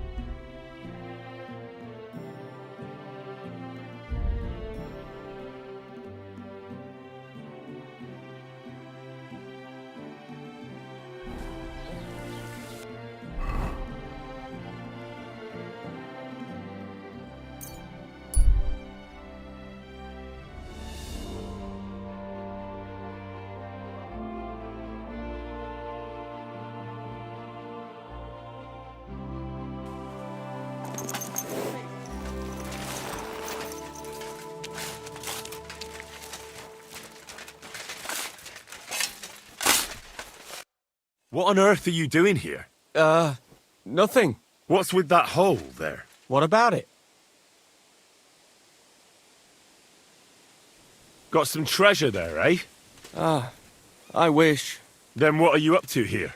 Look, I mean no disrespect, but I ain't having the best of days. So, thanks for stopping by, but no need to tarry for my sake. Is there anything I can do to help? I think not. But thanks anyway. Come now. You surely won't turn down a helping hand. What is it you're up to? You're a stubborn one, aren't you? But alright, listen up. I'm Bolek. And I'm Henry. See, what I'm doing here is... How do I... Sakura. How to explain this? Well, it's just... the hand of God dragged me here to look for the Holy Grail. You're looking for the Holy Grail? Here, of all places? Aye. It should be around here somewhere. Somewhere in the area. Are you a complete lunatic? How the hell did you come up with such a crock of shit? Why here, of all places? Because I met this old monk the other day. He wasn't entirely right in the head. He kept muttering to himself and looked the worse for wear. Not a pleasant sight, but I felt sorry for him. So I shared some wine and a piece of bacon with him, and he gave me a parchment with writing on it. You can read? Of course I can't read. I don't have time for that kind of tomfoolery. But I know a scribe over in Kuttenberg, and he read it to me. And what it said near knocked me on my arse. Let me guess. Something about the Grail. Aye! That filthy scrap of parchment described exactly where the chalice of Christ was hidden. Seriously? Well, I mean, not actually exactly. It was more like a bunch of verses, but it's a great clue. Really? Do tell. You think I'd let you in on it?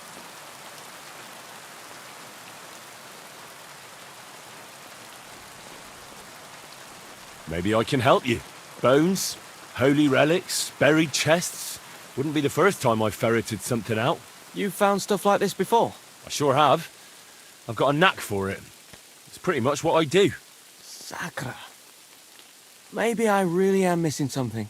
Fine. The monk gives me this parchment and it says, "From 2 magical mountains, gazing to the heavens. Like a thirsty pilgrim I tread the trail. Across the verdant valley to Land's End. There shall I drink from the spring that will not suffer my breath to fail." Let me see that parchment. Here.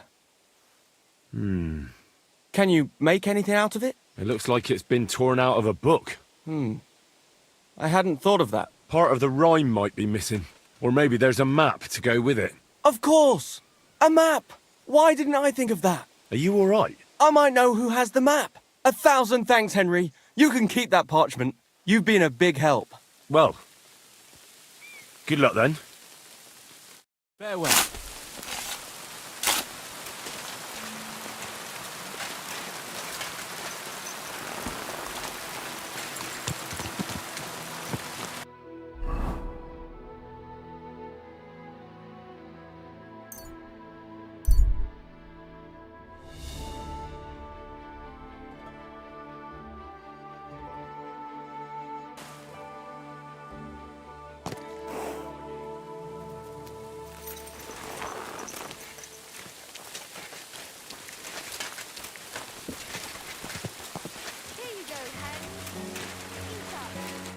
Greetings, my friend.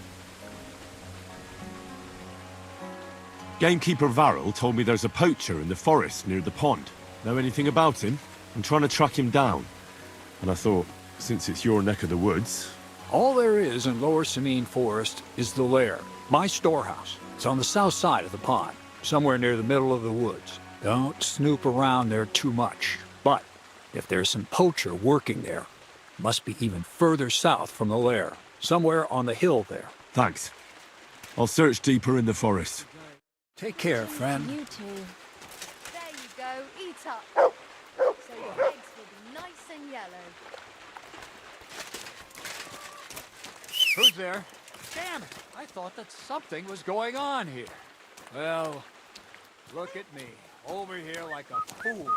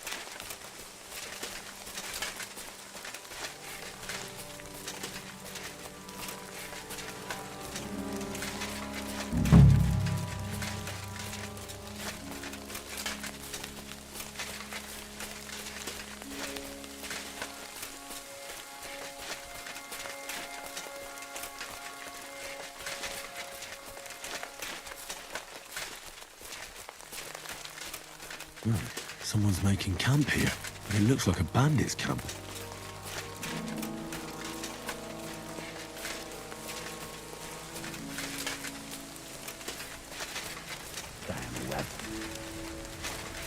You! Get out! Right, I'm going. Calm down. Well, what's it gonna be? I told you to get out of here, so leave. What? You just crashing here? That's enough. You're getting a thrashing. Alert!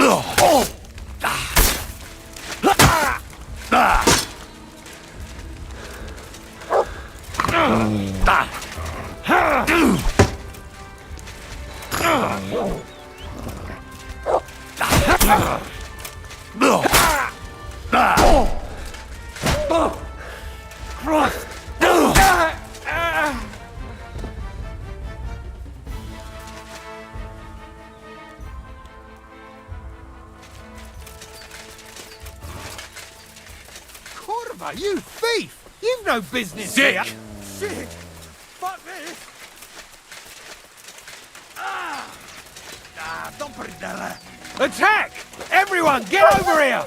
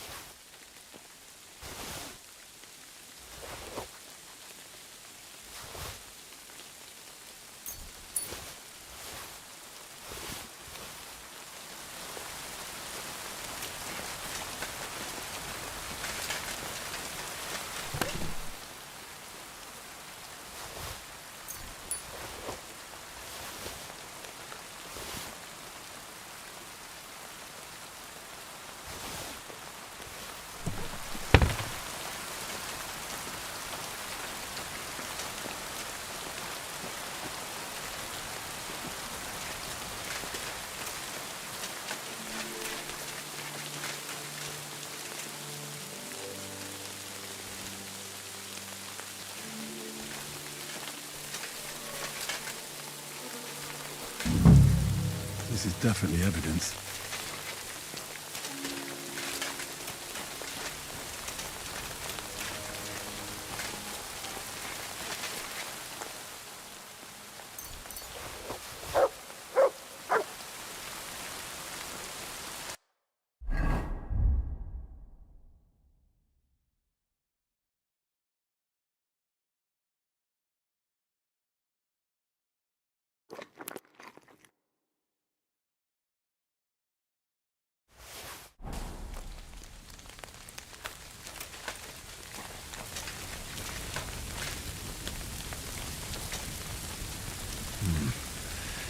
It's empty.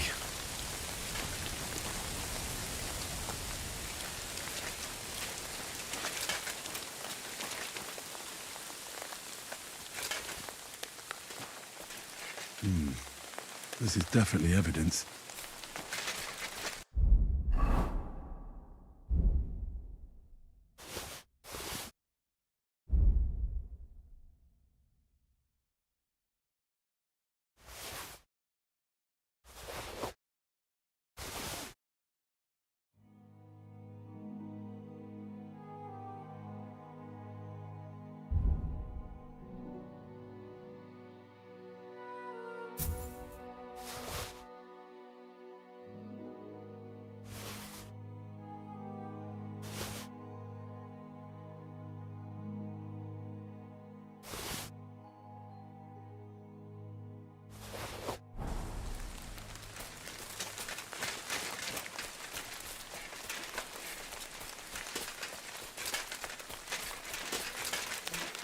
Interesting.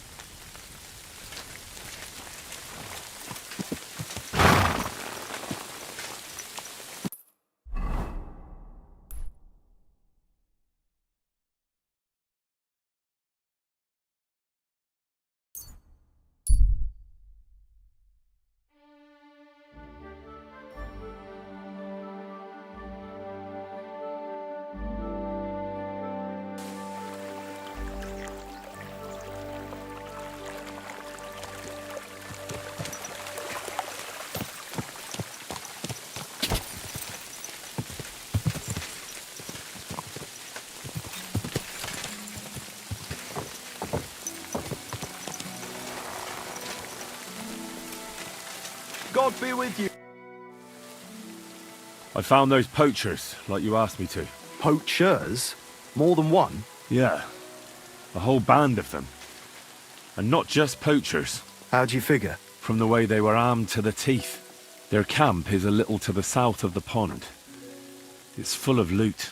Somewhere by the rocks? Well, that's damn close. Got any proof they're there? I found this on them. Typical. The fuckers know what they're doing. They were too much for me, I'm afraid. But I checked out the camp and saw the results of their poaching. This doesn't sound like something one man can deal with. A job for the whole Troskovitz garrison, more like. I'll talk to the bailiff about it. Are you going to finally tell me about the ghost? Aye, I will. I need you to catch him. This ghost fella is a poacher too. But he ain't like any other poacher we've had, I can tell you.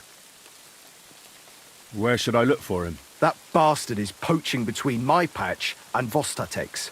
He knows it's the least patrolled area, since we don't quite know which one of us is responsible for it. You just need to head north a bit from Trotsky Castle. To the north of the castle? Any idea where I should start? You can start at the crossroads, northeast of the castle. Search the rocks there. Like I says, us huntsmen don't go there much, so we don't know the area. Do you want me to send him to the gallows? Exactly. If he ain't already wolf food or ain't armed to the teeth. What else can you tell me about him? Why do you think he's different than the other poachers? He's one big mystery, that bastard. He's a damn good hunter. Every shot hits the mark. A real archery master. On the other hand, he leaves a right mess, and the way he guts the animals is shoddy. I ain't sure if he does it on purpose or he's just sloppy. Sounds like he could be a huntsman out for revenge. Nobody's taking revenge on me, that's for sure. But I don't know if Vostatek cursed anyone during a moment of weakness. But it's true, there's a lot that suggests this ghost ain't local. I'll get on it then. I can't wait to see how this turns out.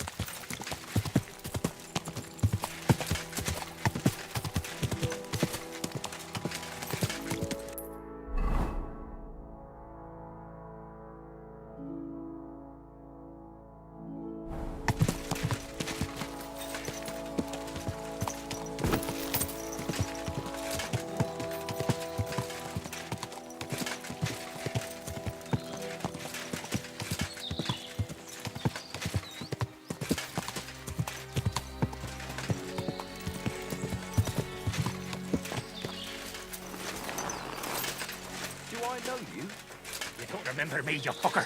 You... What the? Someone! Help!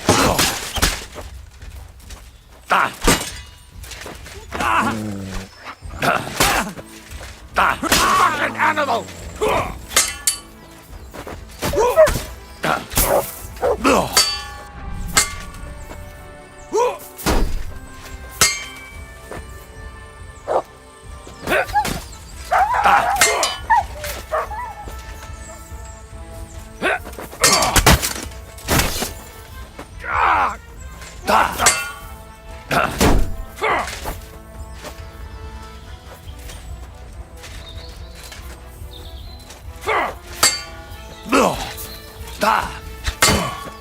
Like that, eh?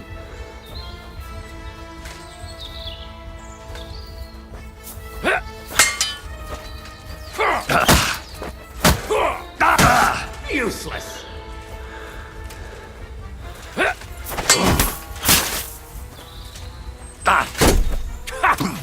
Fuck you!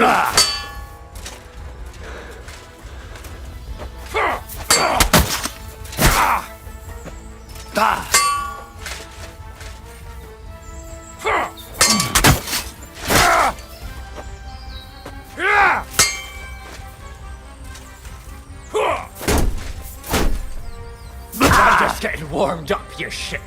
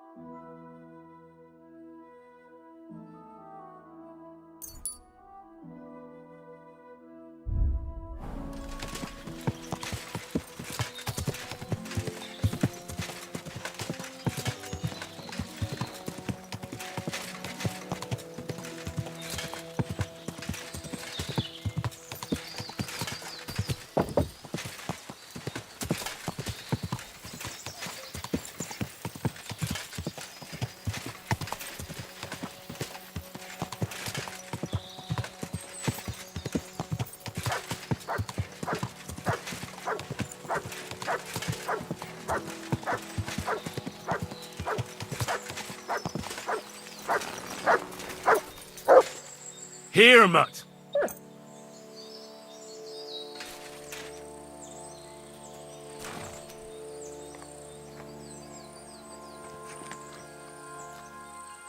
Aye, aye, you silly doggy.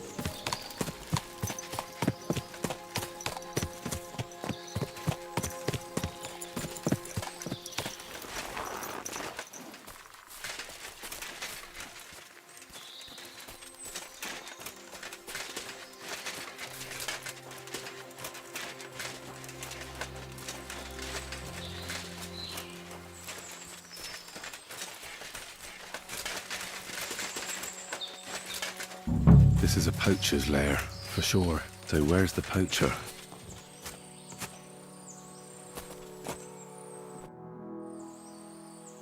Sir Hans, I'm here hunting poachers, and I come across you. Henry! I never expected you here. I was sent here by the Nebakov gamekeeper. He said there are poachers here, and I don't have to be King Solomon to figure out who the poacher is, do I? Oh, Jesus! You couldn't choose something different? There's all sorts of ways to make money. Now hold your horses. How else are we supposed to get some coin quickly so we don't have to go around looking like beggars? By honest work? This is very risky. Look, no one found me here until you turned up. And you're only here because you're doing some terribly noble deed again and helping out old grannies in distress. And this is how it turns out. Are you fucking serious? There are plenty of ways you could earn money. Why poaching of all things? I've always been good at hunting. Remember how we went hunting together the first time? I really showed you up, didn't I? As I recall, it was the other way around. What rot! I'll make a pile of coins selling this game. And then, that idiot on the gate will finally believe we're not beggars. He'll be laughing on the other side of his face when we turn up in our finery. And it's a much better way than your idiotic idea with the forge.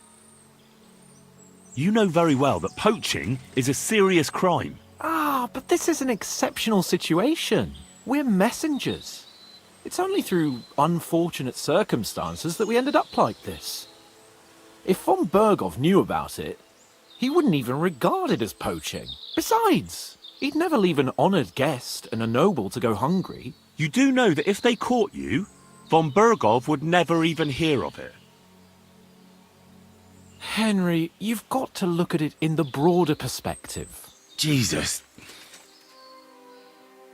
And what are you doing with the game you hunt? Thanks to my bargaining skills, I've got to deal with an excellent trader in Troskowitz. And you realise that this trader of yours could snitch on you if he's in a corner?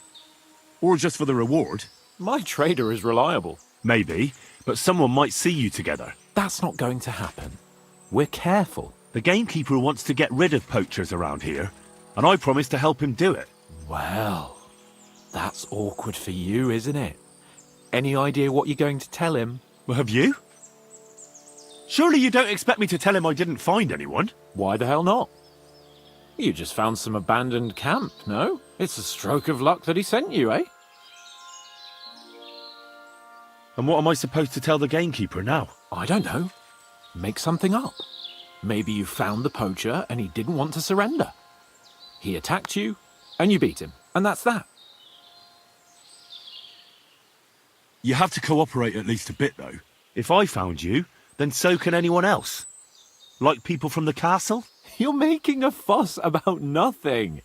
It was purely by chance that you found me. I'll cover all my tracks, clear the path, and I'll be very careful from now on. Just relax, no one will find me. I'll see to that. It's not enough. How are you going to hide a camp in the middle of the woods? I already told you what I'll do so that they don't find me. If it's not enough for you, bugger off. Oh, and the gamekeeper will want to see some proof that I found the poacher and dealt with him. Got anything? I could give you my equipment. It'd be pretty hard to survive without it, but... To poach without it? Yeah, that's settled then. All right.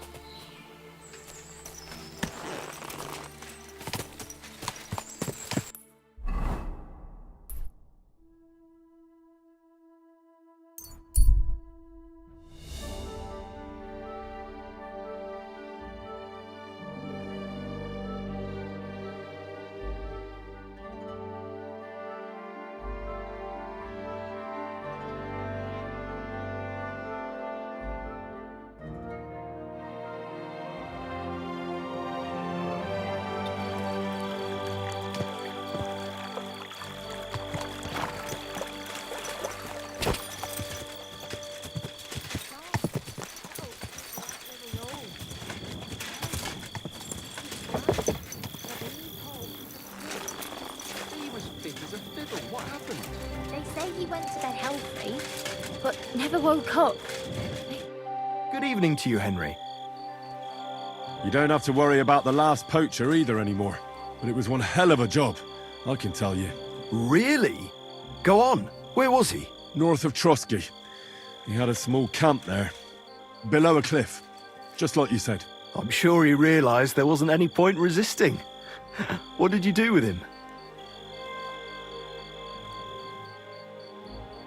I had to kill him. Why did you have to? That fella wasn't keen on being arrested.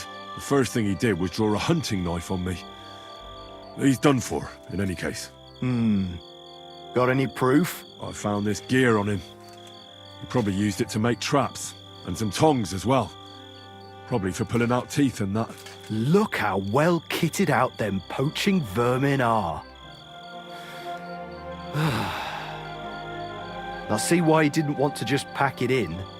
He had a good thing going there. Good work. Here's your reward. Thanks. That's a generous reward.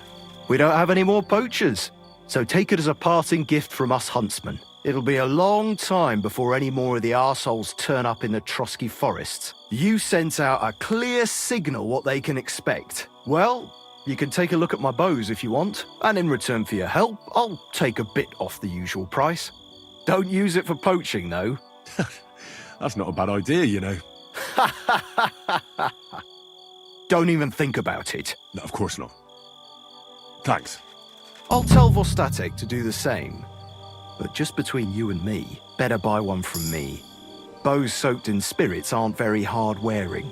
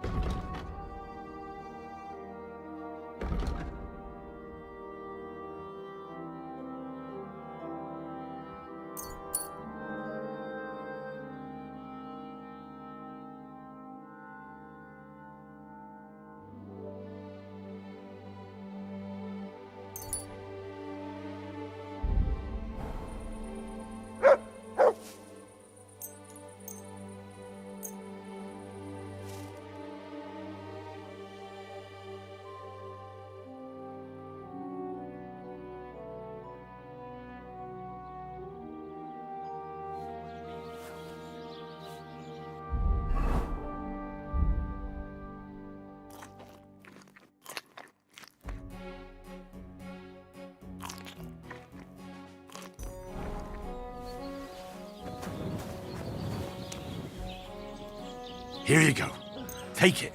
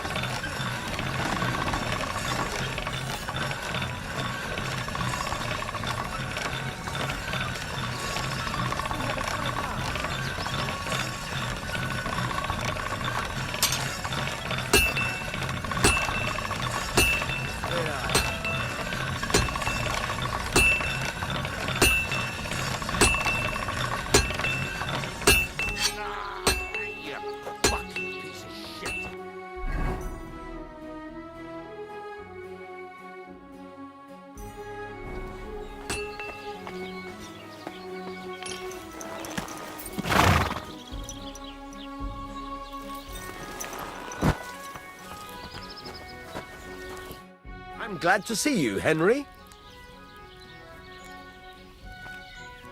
You said you have some more interesting work for me. What would that be? It's about those two idiot hands of mine, Venser and Franzi.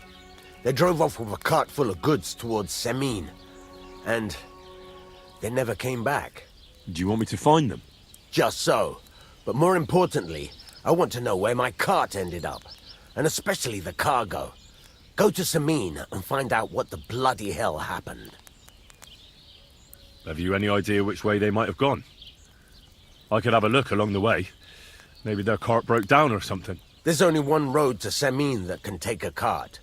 It leads from Takov to Troskovitz, and then to the south. But I've got a bad feeling they got up to no good in Semin. Those two hands of yours, Venza and Franzi, what can you tell me about them? Can't tell you much. They're wandering laborers. I don't think they wanted to stay here with me for long, but these days I can use all the help I can get. Were they suspicious in any way? No, they worked hard. They ain't no slackers. And I can't say that about everyone. What was the cart carrying? Bugger and bollocks. All sorts of stuff. I'd say Lord Semin wants to rearm his garrison with new equipment. There were some hunting swords, bastard swords, crossbow bolts. I also fixed the trigger on young Semin's crossbow. And some kitchen stuff. Sacks of charcoal, all sorts of things. There's a good month's work in that cartload. All right. I'll get right on it then. Go ahead. And if you find that pair of fools drunk, kick their asses for me. Gladly. I'll kick some sobriety into them. I'd like to learn something. What is this about? One can never know enough about blacksmithing. All right, I'll show you something. But you need time for it.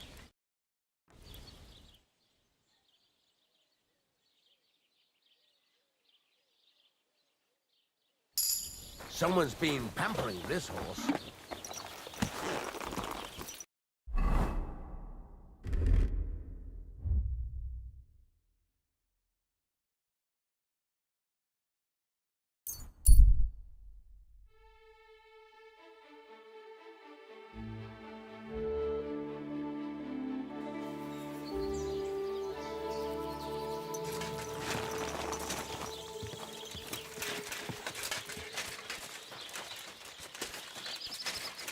Greetings. I need a bath. What'll it be this time, Henry? I'd like to get to know one of your pretty bathmates. Don't worry. Once my girls get their hands on you, you'll forget all your sorrows. At least for a little while. I can't wait. Excellent. Pay up and we can get started. Let's talk about the price. Certainly. No problem. Excellent. You won't regret it, sir.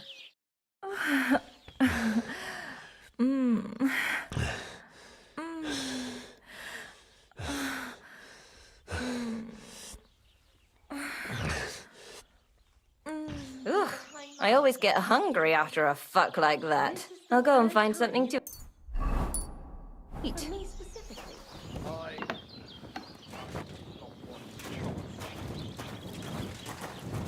No more to it than that, then. I was just wondering.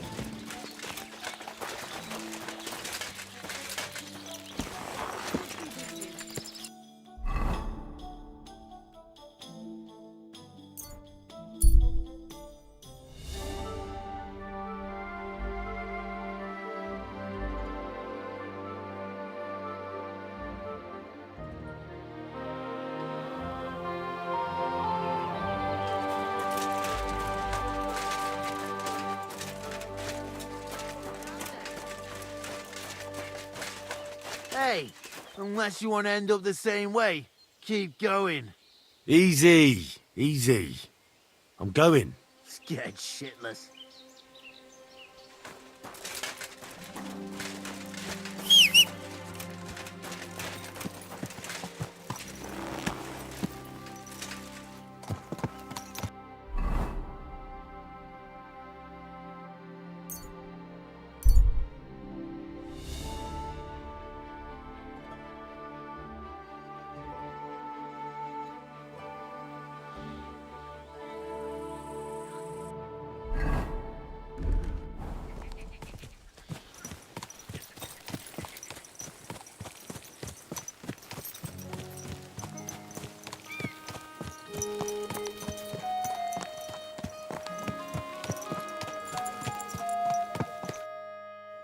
So I says to him, "No, father, I haven't been fornicating. I've just been loving my neighbour. Hey! You alright there, laddie? Oh, you should have seen him. He went as red as a cardinal's hat. Aye. Hey, servant, bring some wine. Me? No, I'm not a servant. Oh, I know. Old Samine is saving supplies for the wedding later. But you didn't need to bother your wee head about that. Look, I'm not from here. Oh. I didn't give a fuck what you're frae. You speak our language, do you not?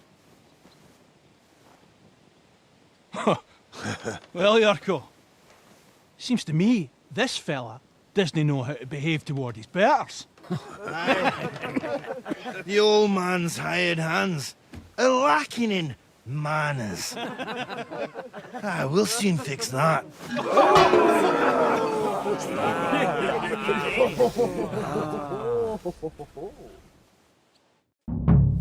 Did I expect that? Did you, you Go on, send him hopping. Go on, Coming in send him court. off. Fucking hell! Bad luck! The executioner is offering his axe. Either we've Wanker! I can't bear to look. Hey! Stop fighting! Fuck you!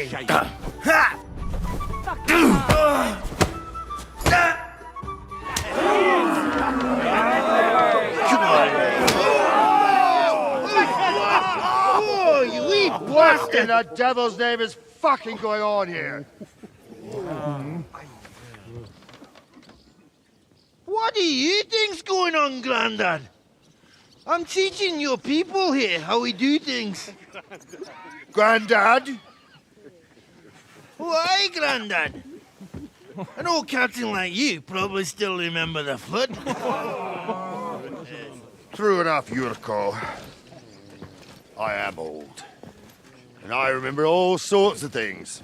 Like you. When you were a little nipper running around here bare arse, with a ribbon in your hair, screaming out how you was Princess Sophie. Poor lad, hadn't a moment's peace from his big sisters. What about that wine? Who in God's name are you? Henry. The Takoff blacksmith sent me. Radovan. Blacksmith, eh? Then you'll have some explaining to do. Come along and never mind that fool Yurko. Young Samin's getting married, so we has to put up with his kin from Moravia. We'll be needing a dozen geese. And I must tell Vashek to get 3 pigs ready for slaughter. And the carters will have to be sent to Yechin to get at least a peck of poppy seed for cakes. And gingerbread spices. Oh, and wine, too. It's almost all gone, what we bought only last week. Enter! Sorry to intrude, sir. This is Henry, blacksmith Radovan's hand. Oh, excellent. Dorothy, leave us now. Just make sure that there's plenty of everything so long as it doesn't cost too much. But, sir... Not another word! Leave us!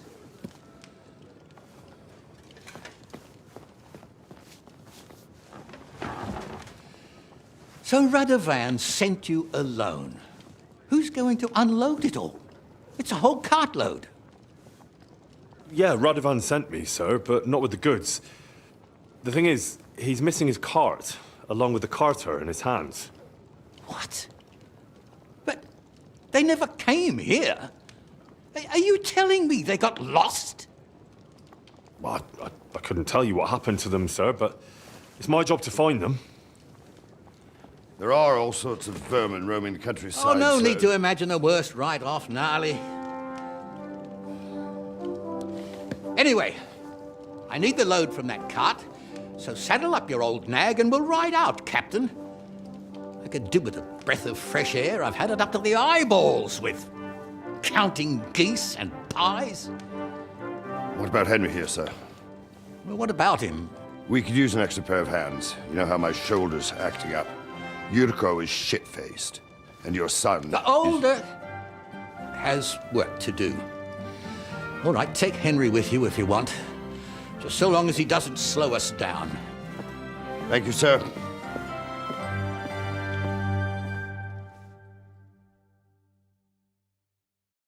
So, lad, you going with us? I hope you're happy about it. Yeah. I'll be glad to help you. Oh, you reckon we can't manage on our own? No, that's not how I meant it. Take it easy, son. I'm only yanking your pizzle. So, do you know what to do? Or have you got any more questions? No, that's all. But we should get going. That we should. But it's getting pretty late. We need daylight for a search like that. Come back in the morning and we'll set out. If you want, stay here. You'll get a bit of grub in the kitchen and you can sleep in the barn.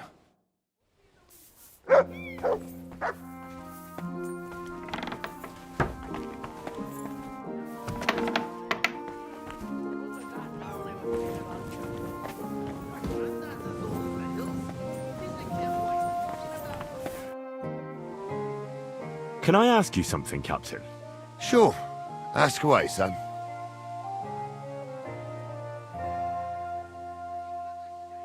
I'd like to go and see that wedding. Wouldn't we all, lad? And what would you do there? I'd eat and drink my fill and check out the local maidens. I hope Lord Sameen didn't hear you. He'd be none too pleased to hear you want to take part in such a grand affair, just to stuff your face and roll an A with some drunken wench. I beg your pardon, Captain, but that's what most fellas go to weddings for. That's an unspoken truth, son. Unspoken, mind. Anyways, you're Radovan's hand, ain't ya? He'll be coming to the wedding. He's making a wedding gift for the groom. Stick with him, and maybe he'll take you with him. This Yurko and his mates, who are they? They're Lord Sameen's kin. They're fine as long as they don't get too much booze inside them. Only they're from Moravia, so they're never far from the booze. But what can I tell you, lad? Each to himself. Besides, they stick with the family when push comes to shove. And you can't say that about everyone. And you, sir? What is it you do? Well, son, I wonder if I haven't made a mistake about you. If you haven't figured me out by now, you can't be very bright. No, I just meant, what exactly is it you do for Lord Sameen? And your name isn't exactly very common. I'm the captain here, and I'm sure I don't have to tell you what a captain does. As for my name, it's a nickname Lord Sameen's grandpa gave me. May he rest in peace. When I joined his service as a young fella, I took my Nardi club with me. Wouldn't use anything else. I was used to it. And more than once helped me to, well, win an argument. I broke many a hard skull with it. And it's still in one piece. We've been together so long, we even share the same name. You're lucky you didn't turn out to be Captain Knob. Or Captain Headcracker. You're right. What about Lord Sameen? What's he like? What are you asking me, son? We don't know each other well enough for me to criticize my master. Oh, I'm not asking you to criticize him. And would you believe me if I told you he's kind and just? That he knows how to make some coin, but he ain't no miser. He knows how to give orders, but he'll listen to advice too. Sounds almost too good to be true. See? You wouldn't believe me. How about von Burgov? What's he like? Well, actually, I don't know that much about Sir Otto. He spends a lot of time in Prague and travelling all over the kingdom. He ain't in Trotsky that often. Once a year, before Christmas, he invites his yeomen there, including Lord Sameen. That's decent. That's all you know? That's it. I'll get going then.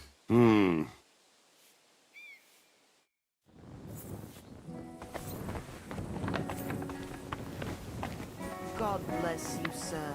Greetings. Don't get ideas. I wasn't at my best. But I'm not gonna scrap with you again. You've got quite an unusual accent.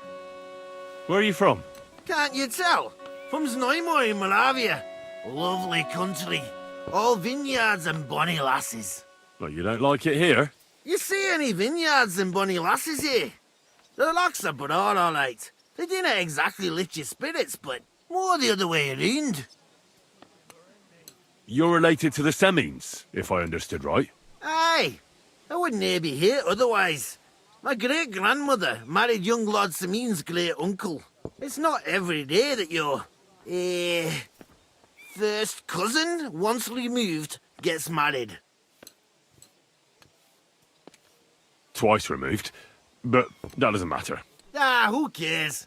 There'll be a good old shindig, that's all that counts. You're a long way from Moravia. You must hold Lord Semine in high esteem. My pa holds all his kin in high esteem, so he sends us all over the place. But we didn't have all far to go. We were at a wedding in Rottenburg last week, a wee bit from Yihlava.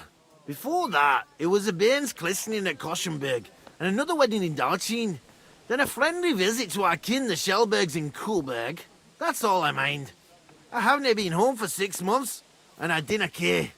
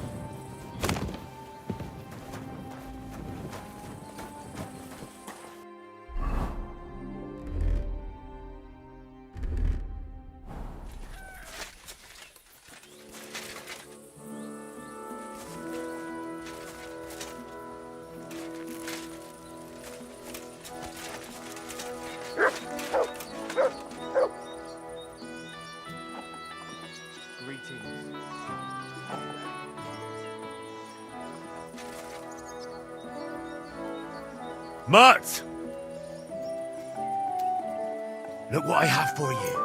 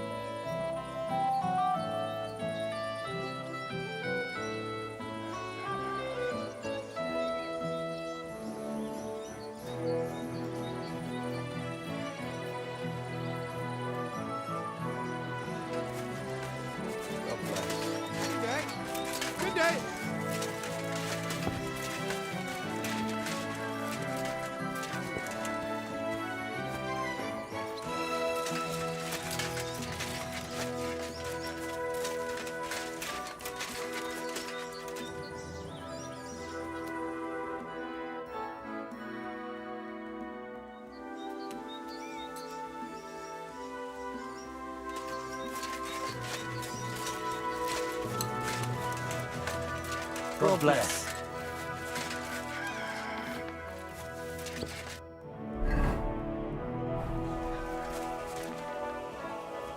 Good day. Greetings.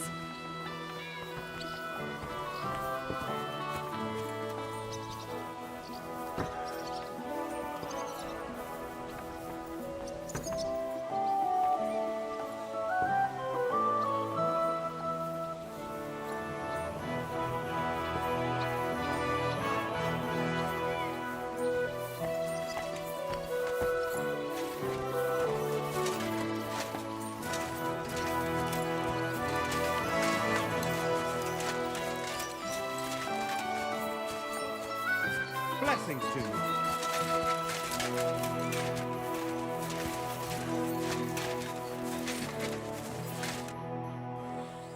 I'm ready to set out, sir. All right. Stay close to us and don't go wandering off. As you say, sir.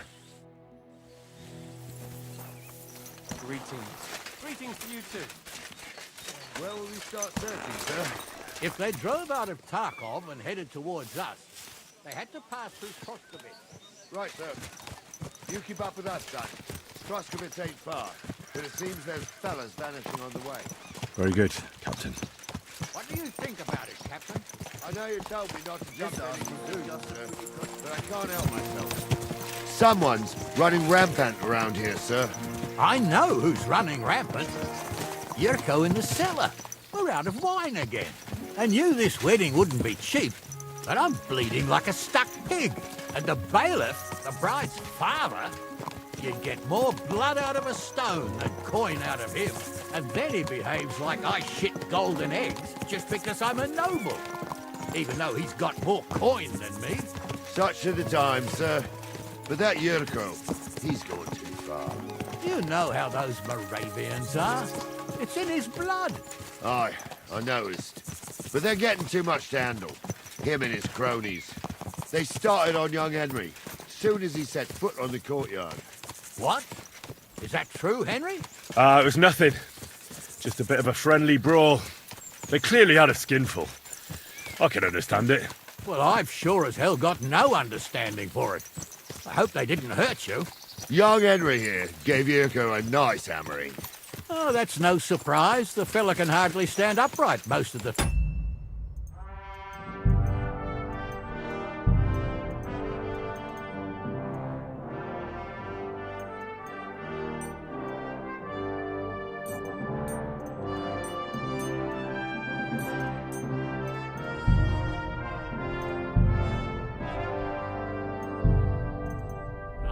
You'd have to get up early to catch them sober. But they wasn't that drunk as to give Henry an easy fight. Look here, lad. If you're such a champion, I'm sure you'd accept the challenge of an old man like myself. It would be an honor, sir. Excellent. Not afraid, eh? That's what I like to see. There's an abandoned pen along the path a bit. We'll stop off there and see what you're made of. All right, sir. If you'll excuse me, I'll explain some things to the youngster here first. Wouldn't want no accidents happening.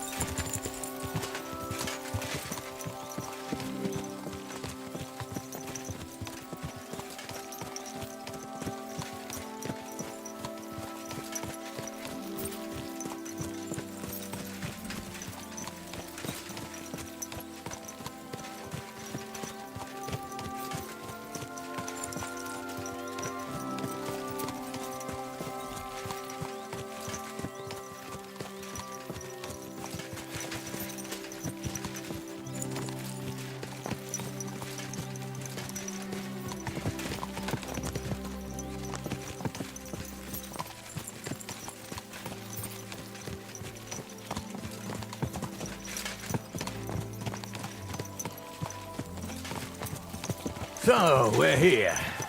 Charlie, tell the youngster here what's what.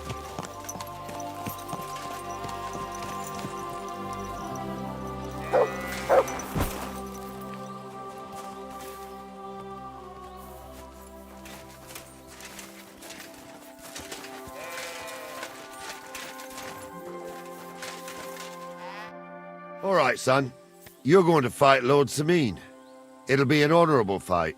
so you better act accordingly. Hold on a mo. I'll give you some gear for it.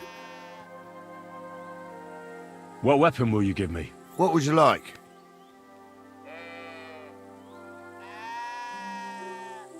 A mace. Well, that might not be too far off. You can have my cudgel.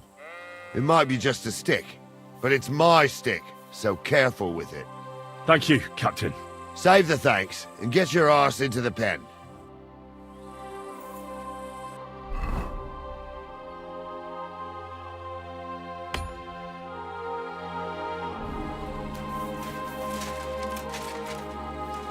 So, young'un.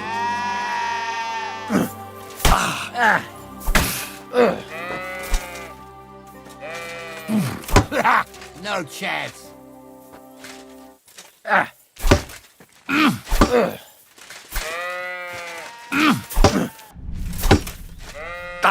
Too slow.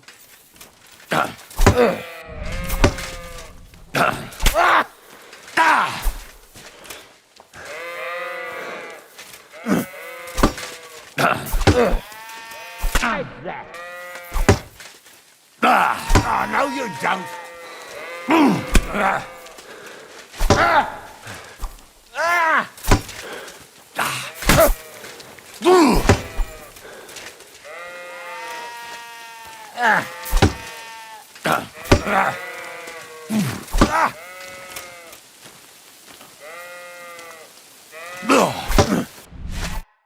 What do you say, son? Whew. You really gave me the runaround.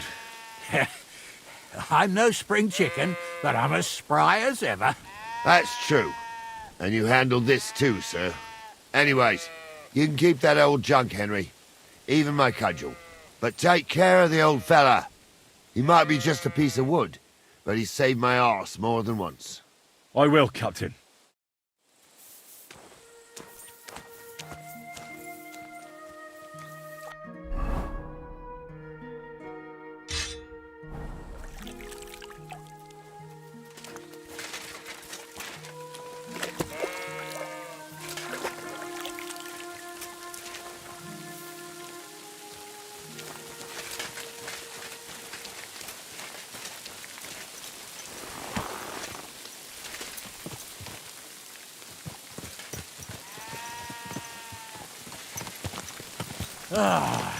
I needed that. It's good to stretch the limbs every now and again. Don't worry about losing, lad. You've got some talent, I can tell. You should come to the courtyard and Gnarly here will give you a good education in the art of the sword. I call it the art of not getting skewered as soon as you step foot outside the village. But do come, Henry. We've got a nice arena in Sameen. It ain't no abandoned pig pen. You can't always choose your battleground, Gnarly. Whether it's a pig pen or an arena in Karlstein. It's the performance that counts. And while we're on the subject, where are you from, lad? It's clear you're not from Trotsky. I'm from Silver Scallops, sir. Aha! Now I understand why you're here. You're not the first one to flee here from the war. I don't flee from a fight, sir. I have work here, and a lot of scores to settle. You want to get revenge for what happened back home? That usually doesn't end well. You'd be better advised to find yourself a well-built girl, build a cottage, and visit the church and the tavern in turn. There's no helping a dead anyway. That's nice advice, sir. Only women will tie you down, lad. Better to go and see a bit of the world. You're doing the right thing.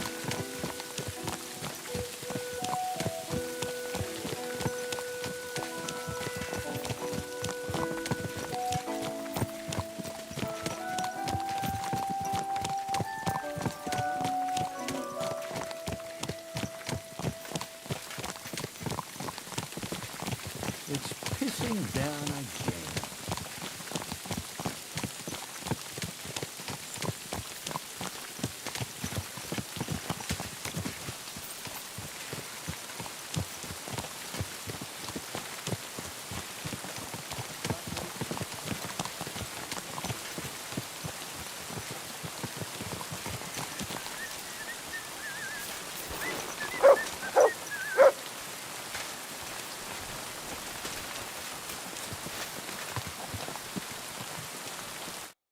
So, we're in Troskowitz.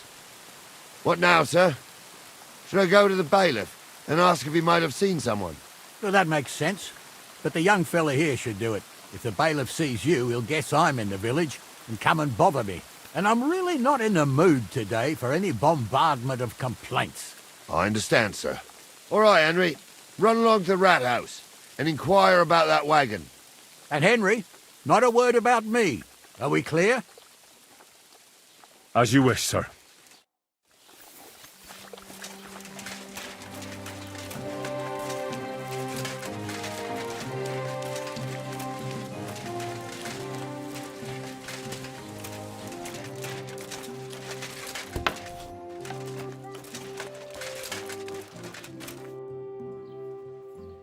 Master Bailiff, can I ask you about something? Ask away, by all means.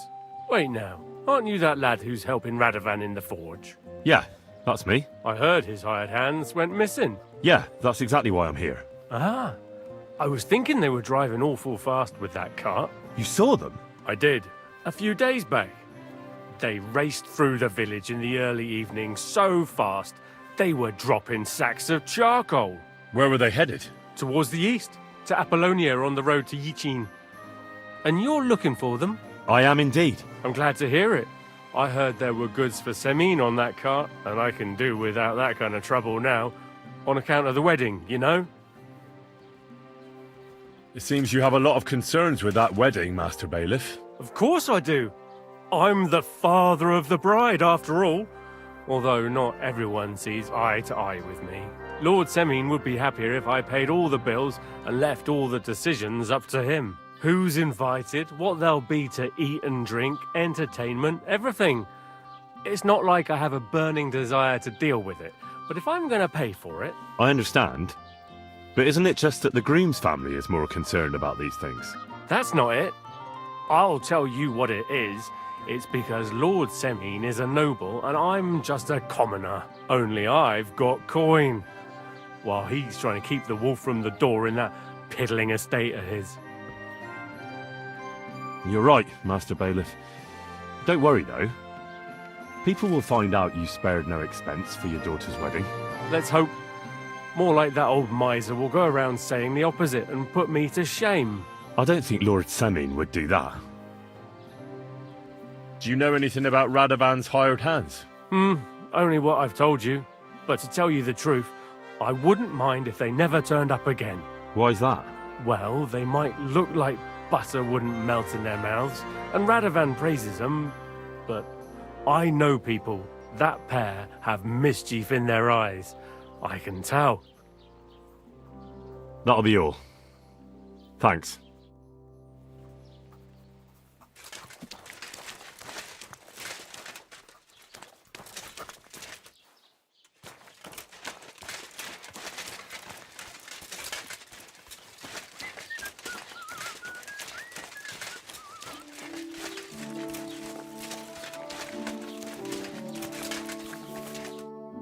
Well then, young man, how did it go? They were spotted here, sir. Going to the east, towards Apollonia. So to Yichin? The bastards! And what about my goods? Oh, they were driving so fast, it was falling off the cart. The thieving scum! Let's hurry! To Yichin! Sir, I could send a message to the Yichin captain of the guard. Oh, it'll take too long. We'll go and get them ourselves. Won't you be missing preparations for the wedding at home, sir? I will. Praise Lord Jesus Christ. If I have to choose between riding to Yichin and listening to Dorothy's endless fussing, I'll take Yichin any time. Besides, there's a nice inn along the way, the Three Cats. We can spend the night there. I remember that place, but I'm not sure, sir, if they'll let the two of us set foot inside the door. Oh, gnarly, that was 15 summers ago. God knows if the place is even What still a beautiful horse. True. Still, we'd better keep our eyes peeled. They might not have gone to Yichin. They could have turned off somewhere. Or something could have happened. There might have been ambushed, maybe. When you give over with that, I'll bet my brains they weren't ambushed. More likely we'll find them boozing at the Three Cats. That'd surely be the best outcome. if that old dive is still standing. Let's go then.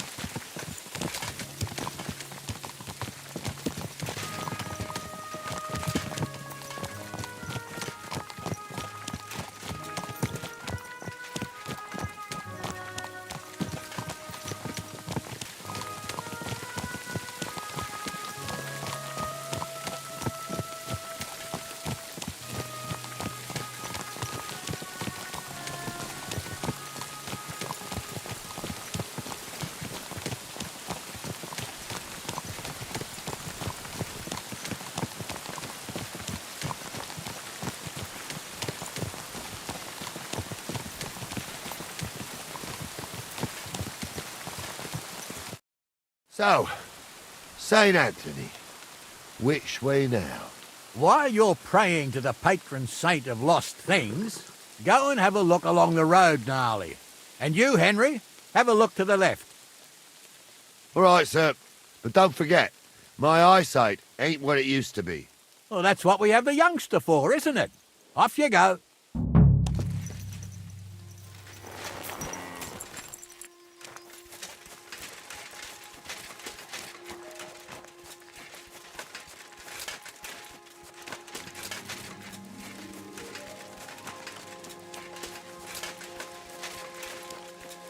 A sack of charcoal? That could have fallen off the cart.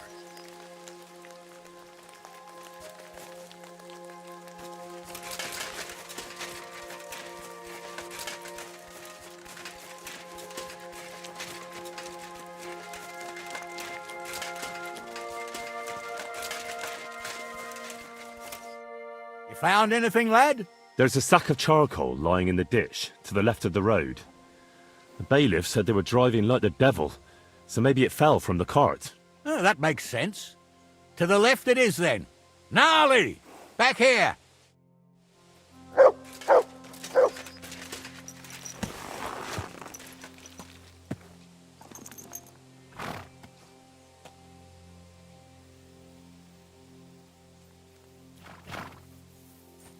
We're getting close. I can feel it in my bones, sir. You'll have the car back in no time. I just hope we find the horses, too. Young Milker here ain't the youngest, and I wouldn't want to drag it back home myself. A nobleman in harness. We ain't ever had such a spectacle in these parts. You might get to see it soon enough. The lords in this country have all gone to the dogs. Every lowborn with a bit of coin builds a house in Kuttenberg, while we live in squalor. Why do you reckon that is, lad? That's a tough question, sir. But nothing happens on God's green earth without his will. If that's the way God wants it, there's nothing you can do. None of this would be happening if we had a king.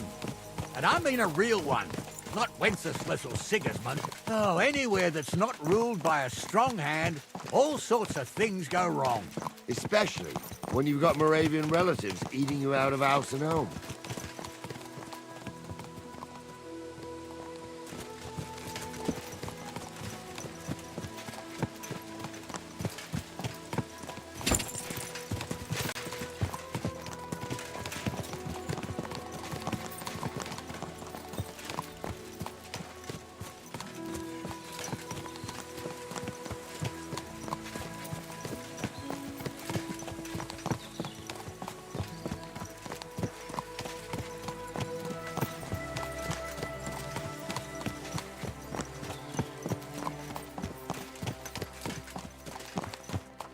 Oh, hold up.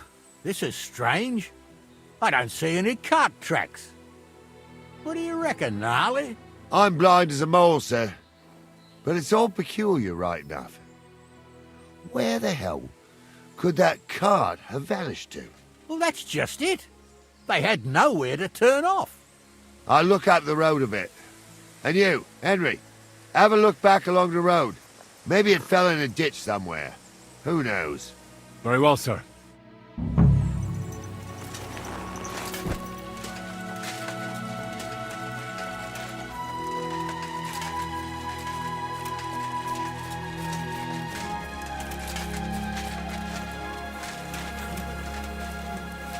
The blacksmith's cart. And someone went to a hell of a lot of trouble to hide it from the road. Hey! I found the blacksmith's cart! Come here!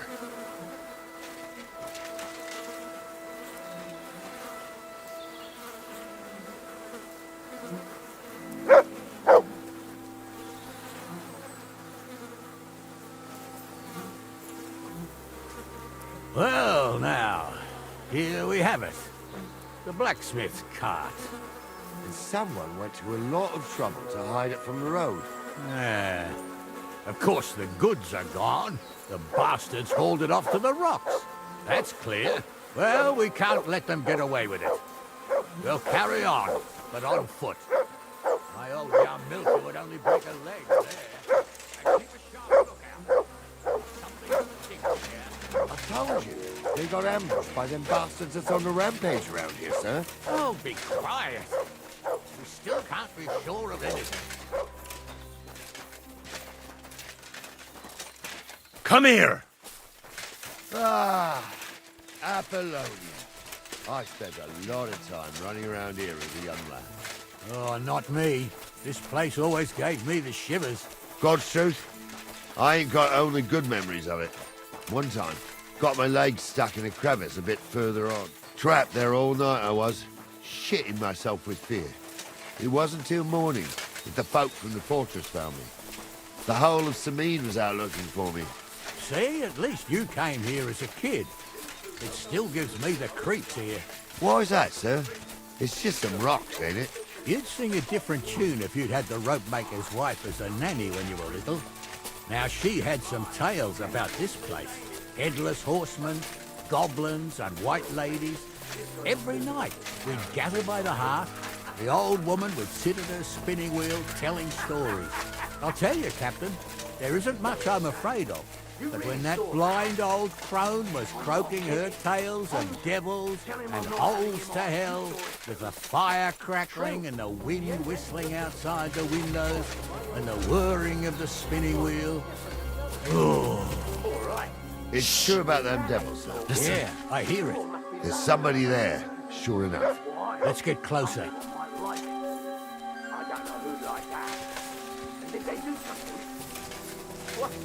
You imagine they do. Light up in the dark. What do we do now? I heard more than two voices. I used to clamber around here as a young lad. The girls from Slatigo used to come make a fire here and jump over it. And so's their underwear wouldn't catch fire. Sometimes they'd take it off. That's nice, Gnarly, but I don't think it's scantily clad maidens we'll be running into here. So what's that got to do with anything? Well, there's a nice view into the gorge from up there. We only have to go back a bit, and we can get up there nicely. Right. Henry, what are you waiting for? This is just the kind of thing we took you along for. Sure, sir. With a bit of luck, there might be some girls there, too. I could do without girls with voices like that. Now get going.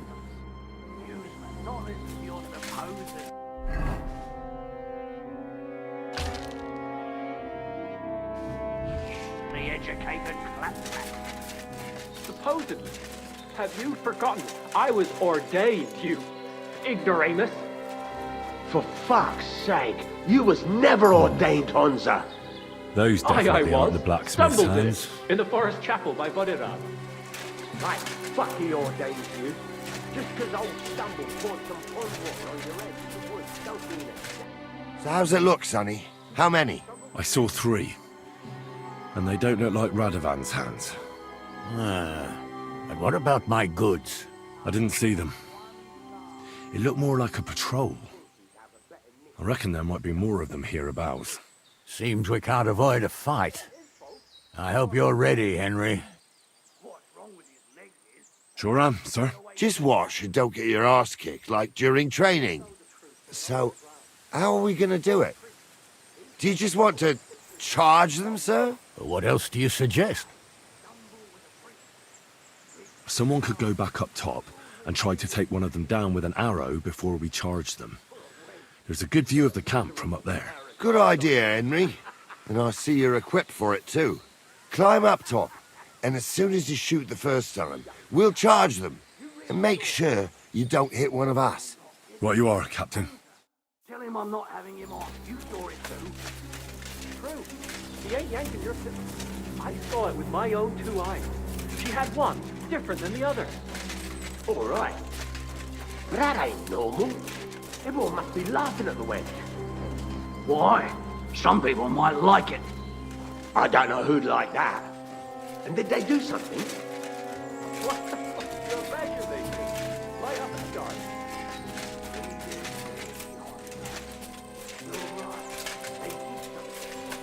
They rolled around and gave off sparks. Aye, sparks. You two are arseholes. I'd have nothing to do with a wench like that. It ain't right having a pair like that. You're in for an arse kicking, you piece of shit!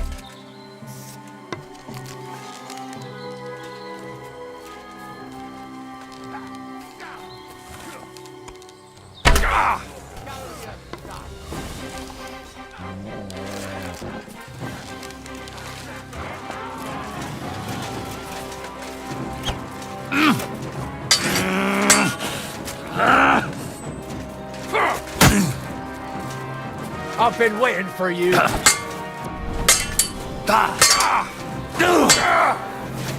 Ain't that enough yet?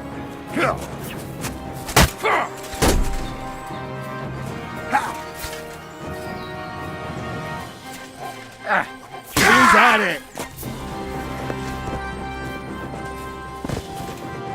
Oh, this day took it out of me, and no mistake. And it ain't over yet, sir.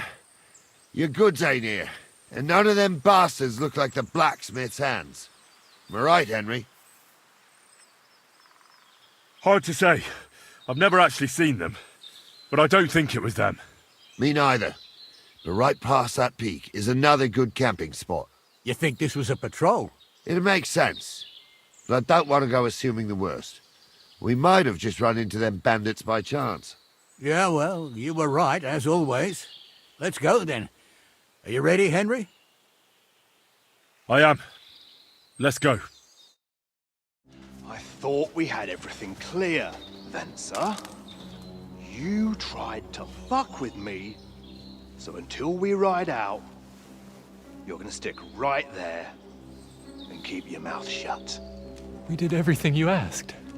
We got the blacksmith cart and the goods. Horse shit. You tried to fuck me. That bastard cousin of yours owned up to it. It was his idea. I wanted nothing to do with it. Make no difference to me, Venser. You vouched for the crooked fucker. So now, it's on you. Actually, you could consider yourself lucky. If you hadn't saved my ass that time in Colleen, I'd have goat ear skin you alive.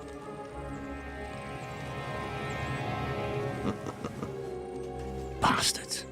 You can't trust anyone in these parts. Get ready, Gnarly.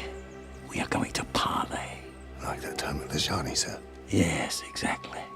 Only there was more of us that time, and less of them. Oh, don't worry, there won't be a problem. They're just common thieves. Besides, I'll take young Henry with me. What, me? And if they're still feeling brave, you get to try out that new plaything of yours.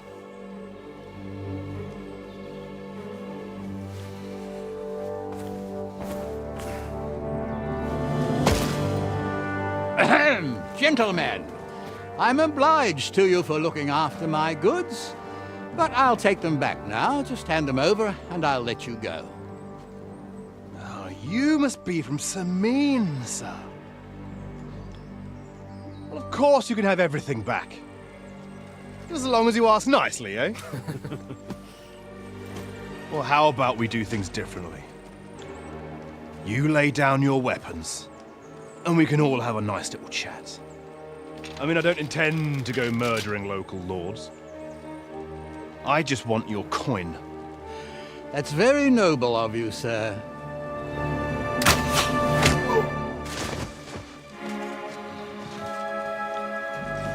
What are you gaping at? At them!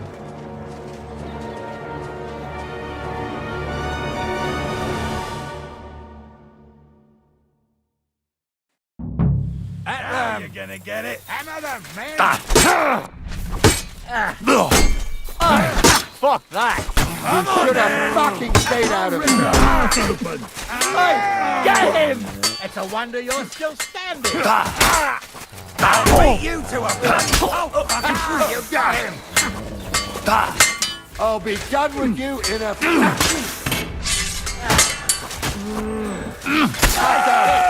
Here's the last one. I'll hack your ass off. Slice him up! And he's done. They got what they deserved, the fuckers. Henry! Hey, Henry! Are you listening? Come here! Quiet. What now? One of them bastards fled into the rocks. Chase him down and bring him back. Did you see which way he went? No, I had other things on my hands. Besides, you're the one who's supposed to keep watch. I'll go and track him then. Great. Hurry. Well, who's going to stop me? The law? I can't see any law here. And I can't see much in the road.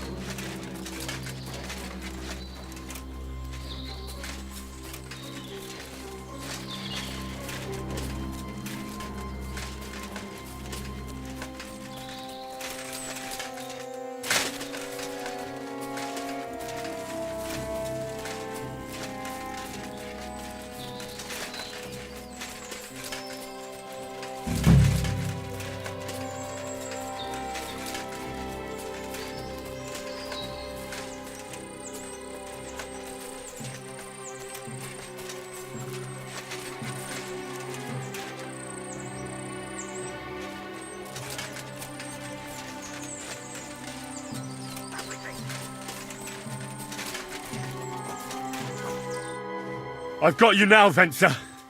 You've nowhere to run to. Yield.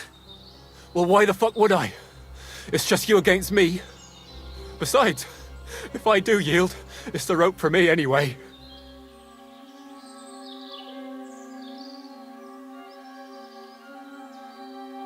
One-on-one, yeah. But it must be clear to you that you're no match for me. Even if the noose is waiting for you, it's still a more pleasant death than getting your head smashed in with a rock. And believe me, I'll do it if there's no other way. Fuck! All right, I'll come with you. But you'll put a word in for me. I might. As long as you don't try anything.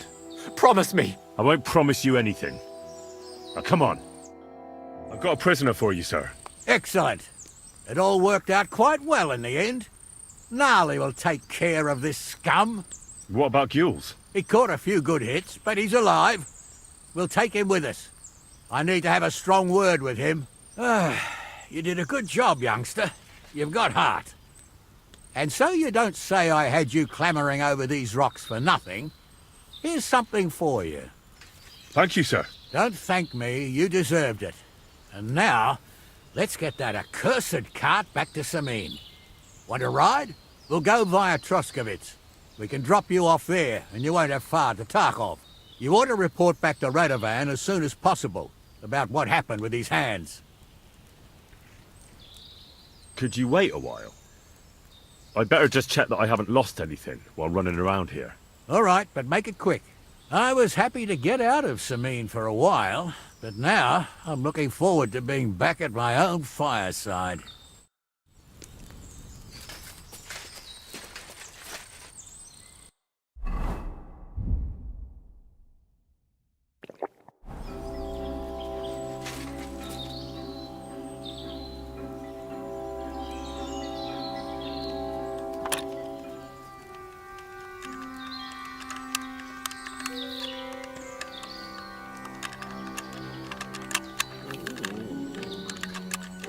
Bloody hell.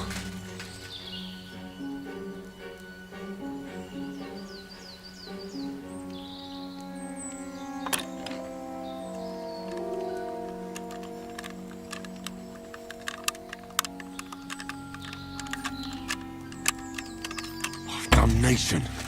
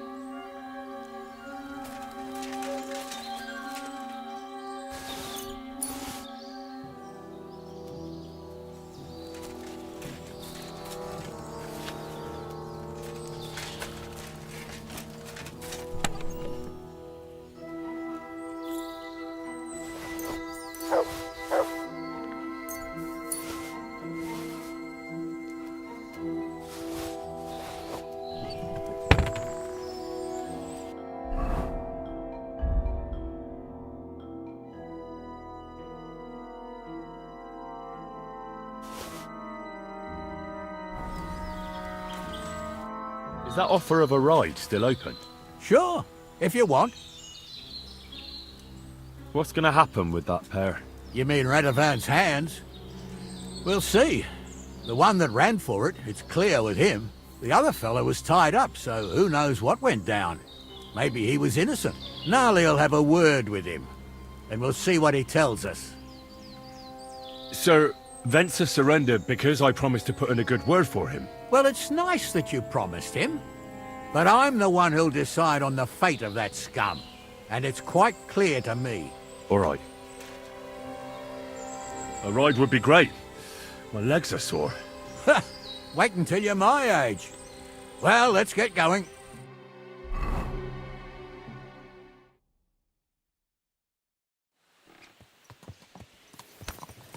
I didn't do nothing wrong, I swear. It's all Venser's fault. It was him who said we'll sell the car to Gills. It weren't like that at all. We shook on it. But on the way, you had the idea we'd keep it. What? That ain't true.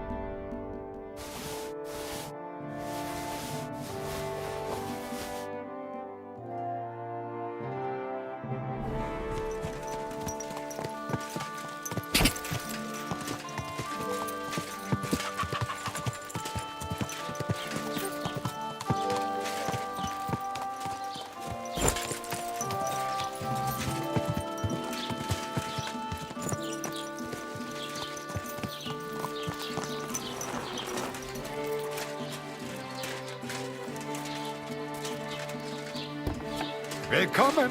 Ich bin gleich bei. Grüß dich. Wie kann ich dir helfen, mein Herr? What do you have for sale?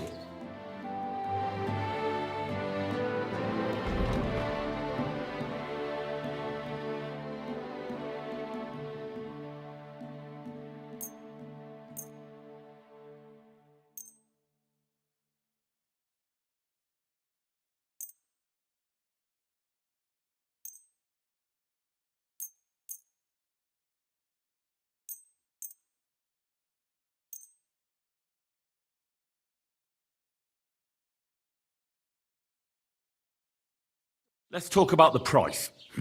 Das könnte vielleicht gehen. Why? You'll convince me with that price? Danke und viel Glück für die Zukunft, mein Herr.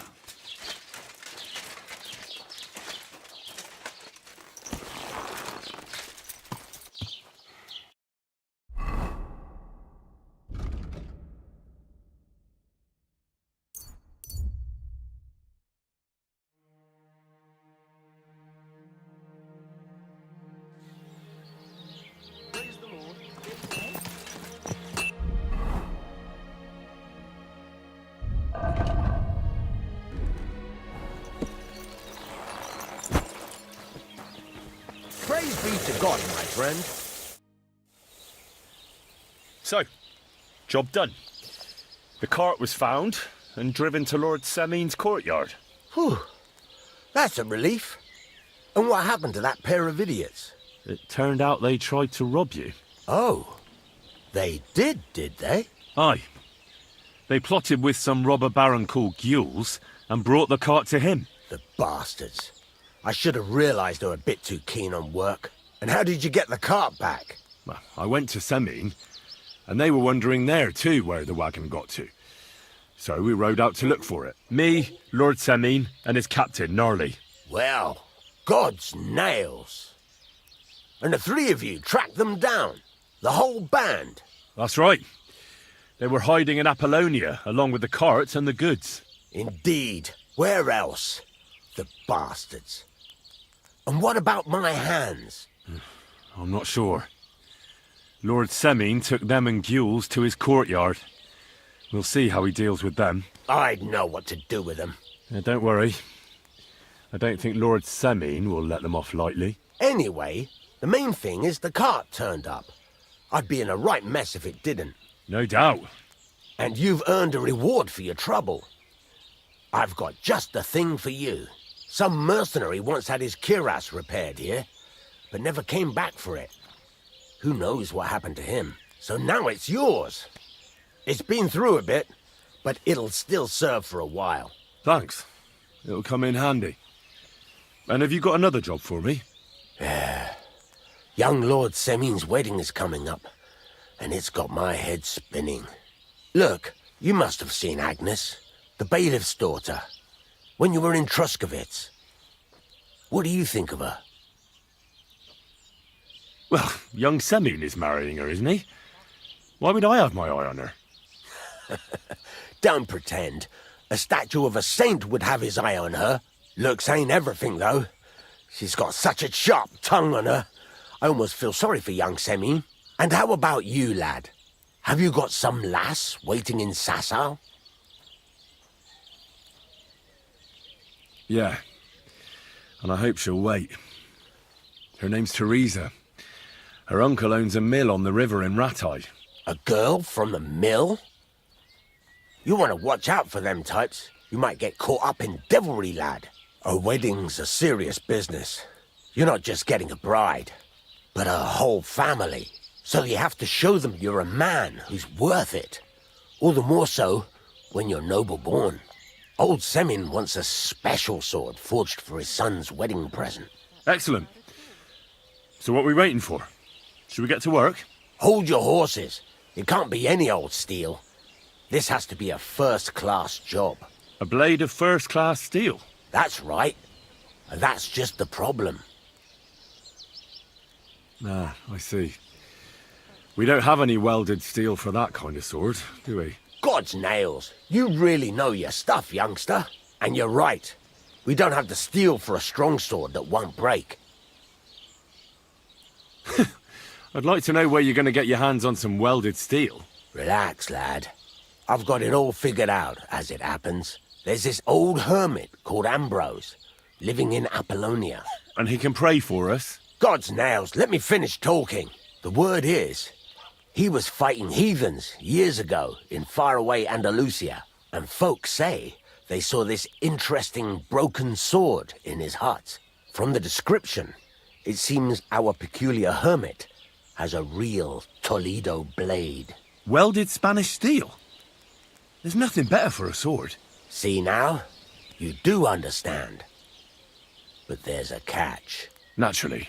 They say that Ambrose the Hermit has changed a lot recently. People from far and wide used to go to him for remedies and blessings. But now he won't see no one. I even heard he made a pact with the devil. And there have been other strange goings-on. What strange goings-on? I heard something in the tavern about some apparition. But that's all I know. With the devil? Why would the hermit make a pact with the devil? No idea. It might just be old wives' tales. Where can I find the hermit? Do I look like someone who goes to a hermit for advice? I know he has a hut somewhere in Apollonia. But you'll have to ask the Truscovitz womenfolk if you want to know more. Right. I'll try to find out more about the hermit's sword. But in return, you'll get me invited to Semin's wedding. If it means so much to you, why not? Come and see Betty from the Truscovitz Tavern. She knows all the gossip. She'll definitely tell you more about the hermit. But Henry, if there's any truth in that pact with the devil, don't get caught up in it. The best sword in the world isn't worth eternal damnation.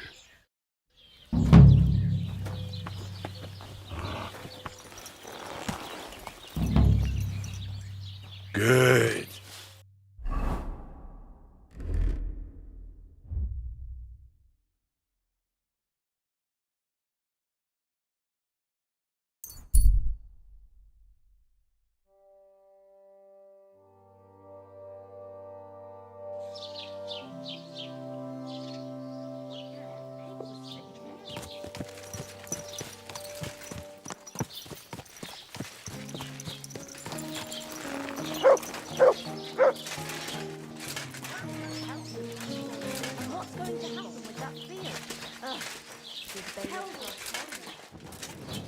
Aye, coming right up.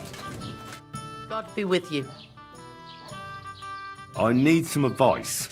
You want some advice? Here's some. If you ever fight here again, I'll drag you out by the ear myself. Got that? Wait, hang on. That wasn't my fault. Does it matter? I hope the pillory taught you a lesson. Down to business. I don't have all day for you. So what do you want? I promised Radovan the blacksmith I'd go and see Ambrose the hermit in Apollonia. My God, lad, stay away from them rocks. Ambrose the hermit sold his soul to the devil and won't talk to nobody no more. Yeah, I heard that as well. But it seems a bit far-fetched. So why would an evil spirit suddenly start appearing near Apollonia? It's the devil's work, believe you me. And has anyone sent to the castle for the priest? Not at all. Bailiff Thrush is keeping it quiet so far. 4 strangers came here yesterday. They sat in the corner there, but once they heard about the apparition, they started to take a big interest. What strangers? They looked like monks, only they had daggers concealed under their robes. I saw them clearly. I'm telling you, there's something fishy going on around Ambrose. But I have to speak to him. Didn't you hear what I said? He doesn't speak to nobody. He hides away in his hut and sends everyone away. I'd think long and hard before doing anything if I was you, because this reeks of hell. Greetings, innkeeper. I've come to apologise for the fight we caused. And also to ask if there is anything I can do to help. Latch in the stable when the horses bolted, lad. How so? Did something happen? I had a couple of cumans come in here and get in a brawl with the locals. What the hell did I do that people fight in here all the time? Did anyone get hurt? Bah! They broke a couple of pitchers and Wojtek took a punch in the gob, but nothing else. Go and see Wojtek if you want. Maybe he'll tell you more than I can. There's something else I need to know about this hermit. Ask then if you must. What do you know about this apparition? Stanislav, the herds boy. He comes running into the village that night, all terrified, saying he'd seen a rider from hell in Apollonia. And the very next night, it appeared in the rocks below the road to Tahov. There's this conciliatory stone cross there. And the next day, it was at a funny angle. There's some devilry in it for sure. And it was the herds boy who saw it by the cross, or someone else? The apothecary's wife, Gerda. Ask her yourself. She's not been herself ever since, poor woman. Where can I find the herds boy? Stanislav has a sheep pen in the meadow beyond the Troskovitz graveyard, right above the big crossroads outside Apollonia. How do I get to the hermit? You're asking for trouble, lad. But all right, if you insist, you go through Apollonia, along the path below the rocks, till you reach the point where it crosses the stream. And from there, you take the path uphill to the left, leading into the rocks. Who's this hermit fella, anyway? No one knows. He settled in the rocks a few years back. Folk used to go to him for various healing ointments or advice. And what has he got to do with this apparition? Well, he was at death's door recently, bedridden, and then suddenly he's got his health back. Just like that. And he's like a different man since then. He sends everyone who goes to see him packing. Mark my words. He sold his soul to the devil to get better. And the devil sometimes comes here on the prowl for unwary souls. Where did these peculiar monks come from? Hard to say, but they rode in on well-fed horses. Monks on horseback? That's definitely odd. Well, Bashka the butcher says they came from the bishop about that diabolical apparition. In short, the Inquisition.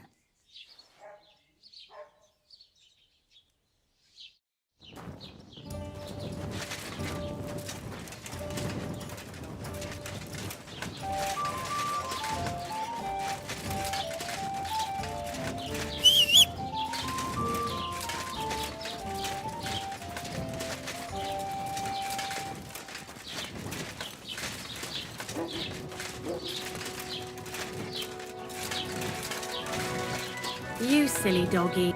Lord be with you. I'd like to ask you about something. No, I don't want to talk about it anymore. Go away, please. Wait, Gerda. I didn't come to mock you. On the contrary, I want to help you. Really? I believe you really did see something.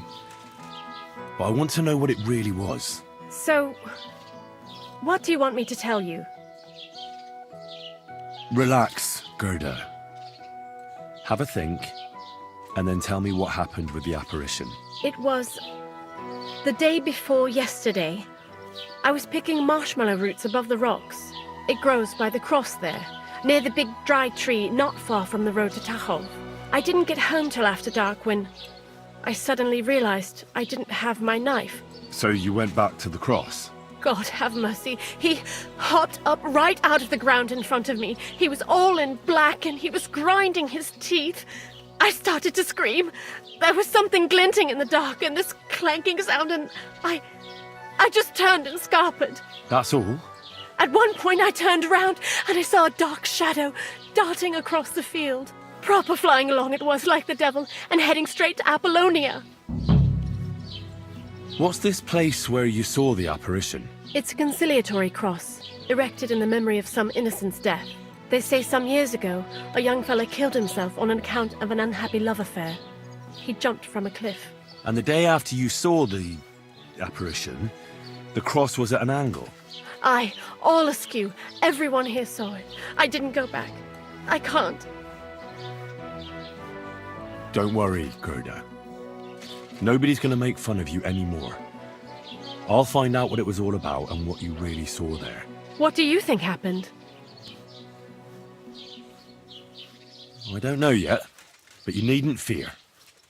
Everything will get cleared up soon. Thank you. By all the saints, thank you.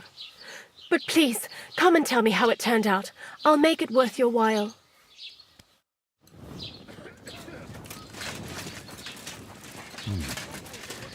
Gerda really did see something.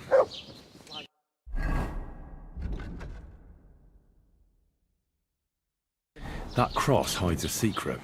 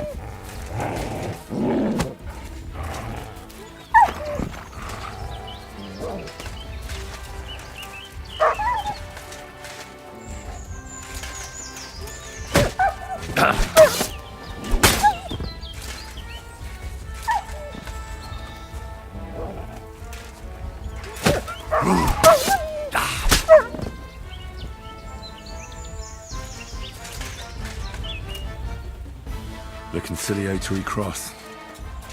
A memorial to the unfortunate death of that young man. I'm more interested in what secrets it conceals now.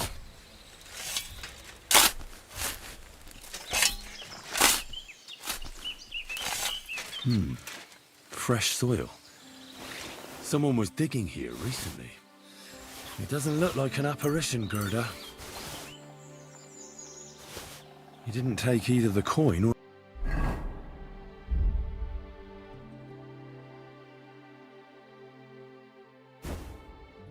the books. So it wasn't a thief. It must be something else he was after.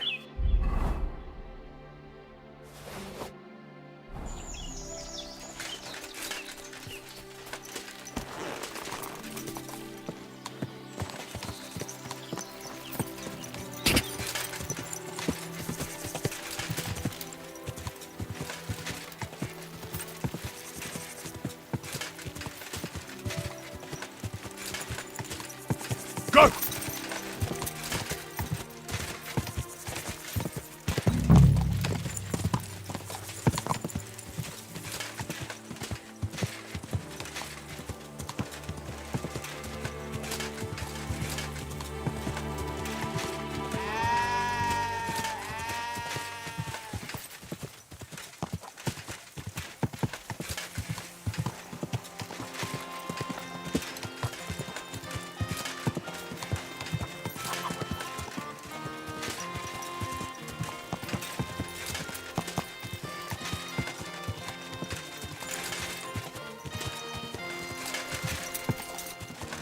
Someone's been tampering this.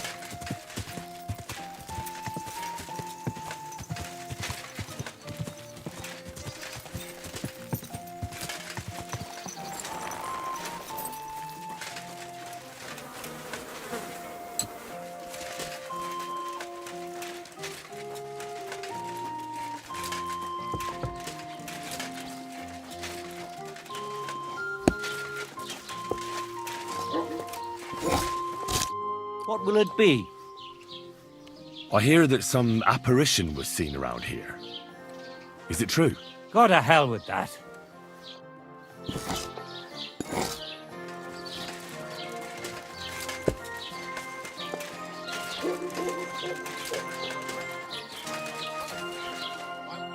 Greetings. What do you want? What happened to the hermit? Hard to say. Better not go near him. He's been acting strange lately. I hear Ambrose the hermit has some old sword. A few folks saw it at his place some years ago, but then it disappeared. Maybe he sold it, or chucked it out. I was told Stanislav the herdsboy saw the devil in the rocks. God in heaven save us. It happened a few days ago. He saw him with his own 2 eyes. What happened at the conciliatory cross? Hard to say. It was turned around.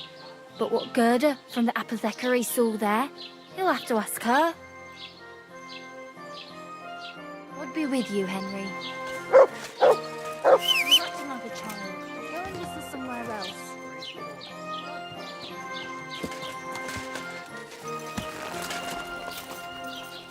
Good.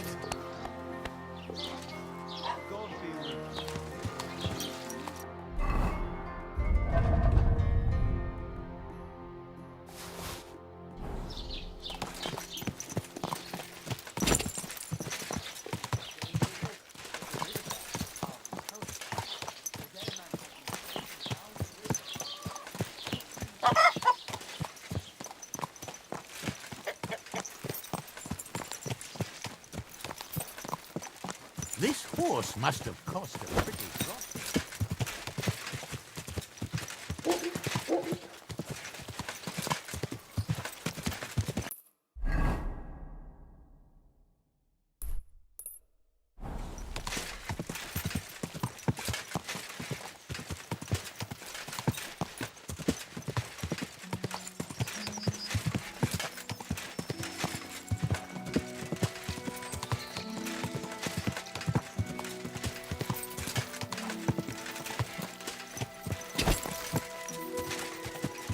What?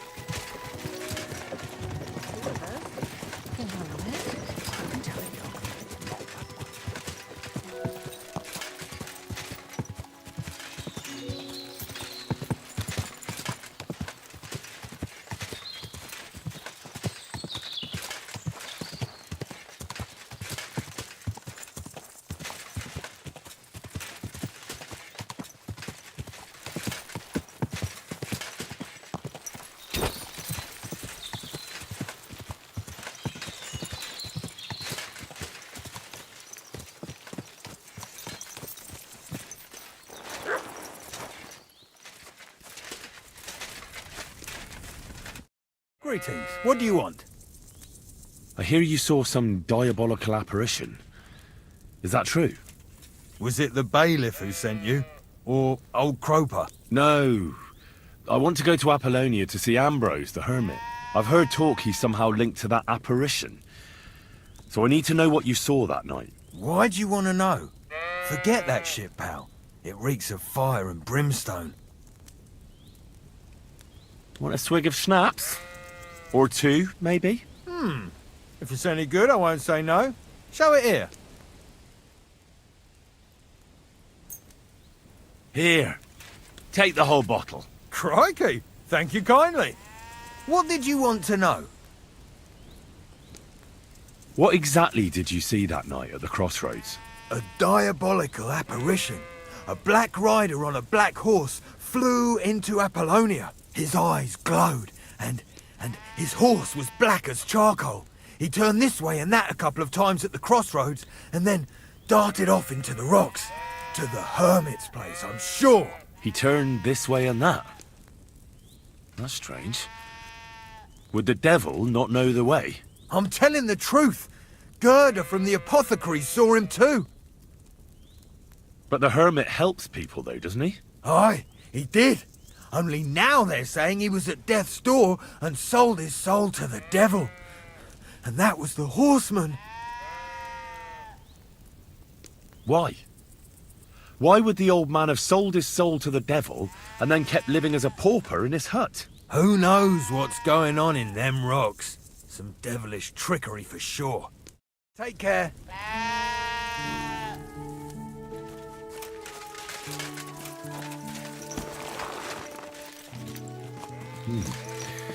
That herdsboy really did see something.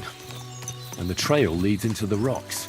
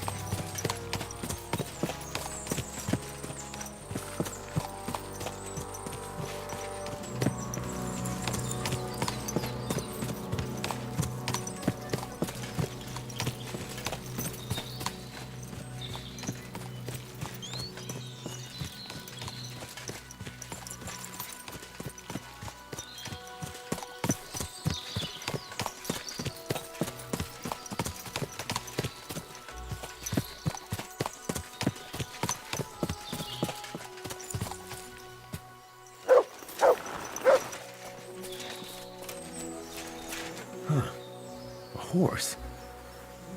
What's it doing here in the woods? I should take a closer look. A beautiful horse. Black as charcoal. The herds boy wasn't lying. And you don't smell of brimstone. You're just an ordinary horse. Someone really did come to see the hermit. But it wasn't the devil.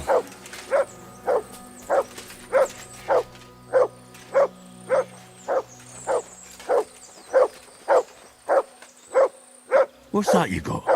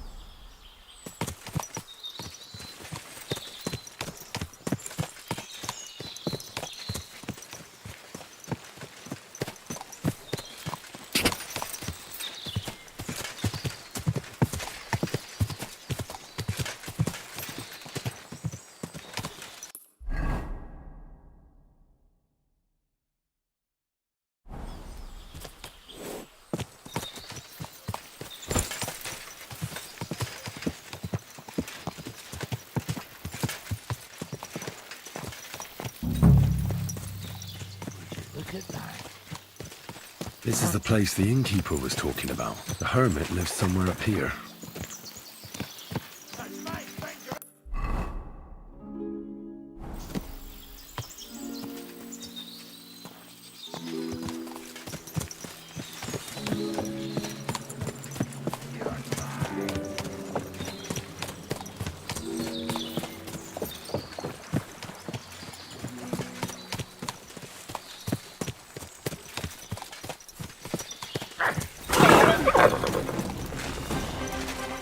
You want to try me? So he's a sword fighter, eh?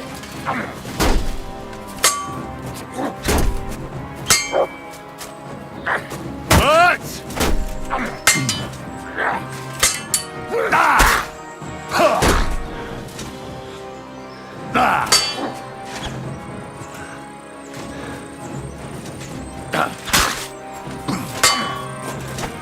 Enough!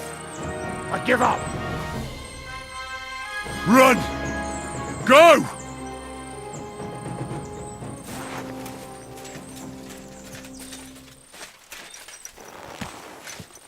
I'm not going to die here!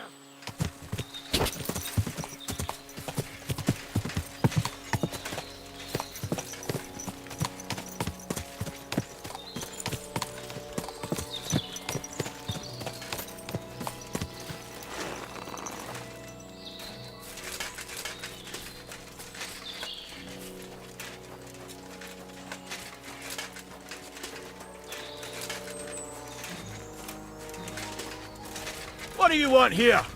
Clear off! God be with you, hermit. I don't have time for you. Go away. Folk in the village are saying you've made a miraculous recovery. And since then, you won't let anyone near you. What happened? Nothing happened. I just can't stand all these people coming here and disturbing me. Can't I have a moment's peace? Judging by what I've heard about you, you're a bit fishy, hermit. What do you mean? Well, there's a lot of talk about you in the village. They say you've made a pact with the devil, and are summoning demons from hell. Old wives' tales. What do I care about such nonsense? Well, but supposing it isn't nonsense? Of course it is. The apparition was seen by the conciliatory cross at night. Old wives' tales. I went to take a look, and it really is askew. But it wasn't magic that Hellspawn was wielding. It was a shovel. There was a hiding place beneath the cross. And the man digging there at night didn't have time to put the cross back in the right position. By all the saints! So someone was digging there. What has that to do with me? There was a brand new cloak of the Knights of the Cross in the hiding place. It's clear that the man doing the digging hid it there. Maybe to cover up who he really is. And what he's planning. I still don't know what you want from me. What have I got to do with some cloak? The man who took things from the hiding place can't have been some chance thief. Because he left a purse full of coin there. So keep the groschen, lad, and stop pestering me. It's nothing to do with me. I found some pretty interesting documents of the Order. I don't know what you're talking about. I reckon you do, Ambrose. According to one of the documents, you were appointed Seneschal of the Knights of the Cross with the Red Star. Or are you going to tell me it was some other Ambrose? I'm not going to tell you anything. I don't know anything about any documents. A few nights ago, a herdsboy saw a black horseman ride into Apollonia. He thought it was an apparition, but I think a demon would have known the road to Apollonia and wouldn't have spun round and round at the crossroads like a top. Why are you telling me this? Because I found a black horse stabled in a pen here. In the woods below the rocks. A well-fed, healthy horse. Black as charcoal. The man who rode on it wasn't an apparition. Or the devil. Why are you telling me all this? For God's sake! Stop this nonsense right now. That's enough. I think there are enough fishy things going on around you for me to tell the bailiff. But you're in luck. All I'm after is that broken sword. So, come clean. You're wide of the mark. But in the end, maybe you could help me. What do you want help with, Ambrose? I'm not Ambrose. He died some time ago. I am Conrad, Knight of the Cross with the Red Star. What are you doing in the hermit's hut, then? In Prague, I got into a serious dispute. Ambrose was the only person who could help me. That's why I came to see him. I'm guessing that the diabolical horseman scaring people round these parts was you. That was not my intention, believe me. Ambrose is dead, you say? How did it happen? He was an old man. Unfortunately, he was already at death's door when I found him. And you had nothing to do with his death? Of course not! Ambrose was my friend. I'd known him for 20 years. He was a good member of the Order, and an outstanding teacher. Ambrose was a member of your order? More than a member. He was the Seneschal, second in rank only to the Grand Master. He served the Order for many years before getting into a dispute with the Prague chapter and the Inquisition. Then he had to disappear. I was the only one to know where to look for him. But I came too late. All he managed to tell me was his last wish. You scared the life out of Gerda from Troskowitz that night. What were you doing there? Ambrose had a hiding place beneath the cross where he kept things from his past. I found some documents there from the Knights of the Cross. But Ambrose clearly wasn't interested in them. So what did he send you to get? He sensed that death was coming for him. He wanted me to help settle his affairs. And he also longed to hold his old sword in his hands one last time. I went to his hiding place that very night. But by the time I got back, Ambrose was dead. I put the blade on his grave, in place of a cross. So the sword is on Ambrose's grave?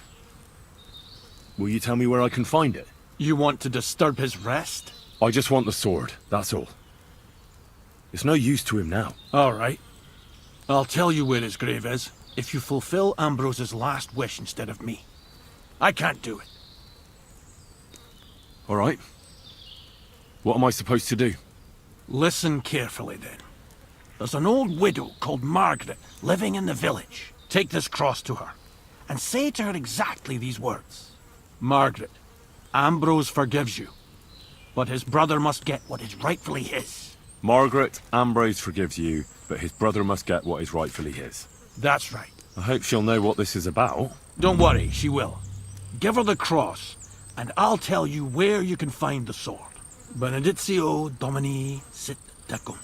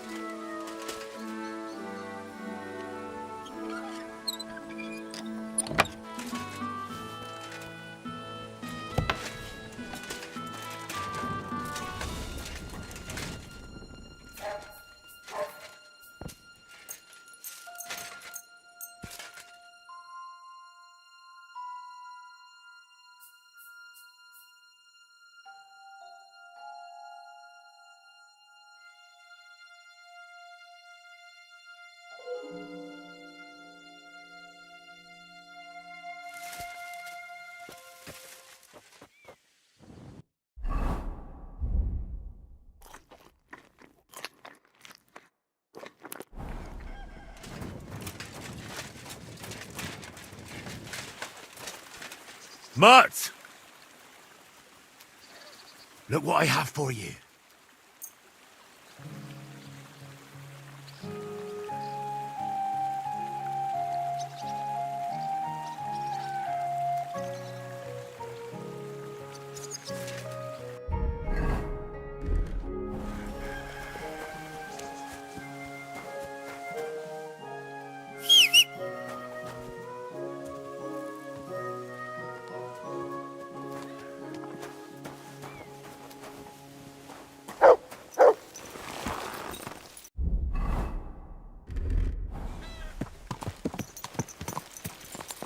My God, that looks like a bloody expensive horse.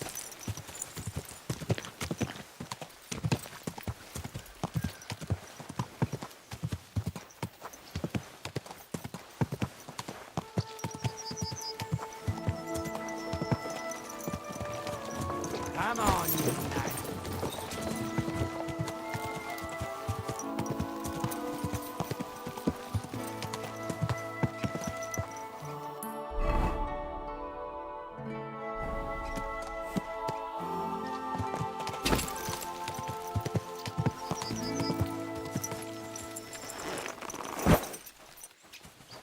Greeting. This might seem strange, but I'm supposed to give you this. A cross? Mother of God. What is the meaning of this? Margaret, Ambrose forgives you, but his brother must get what he deserves. Ambrose?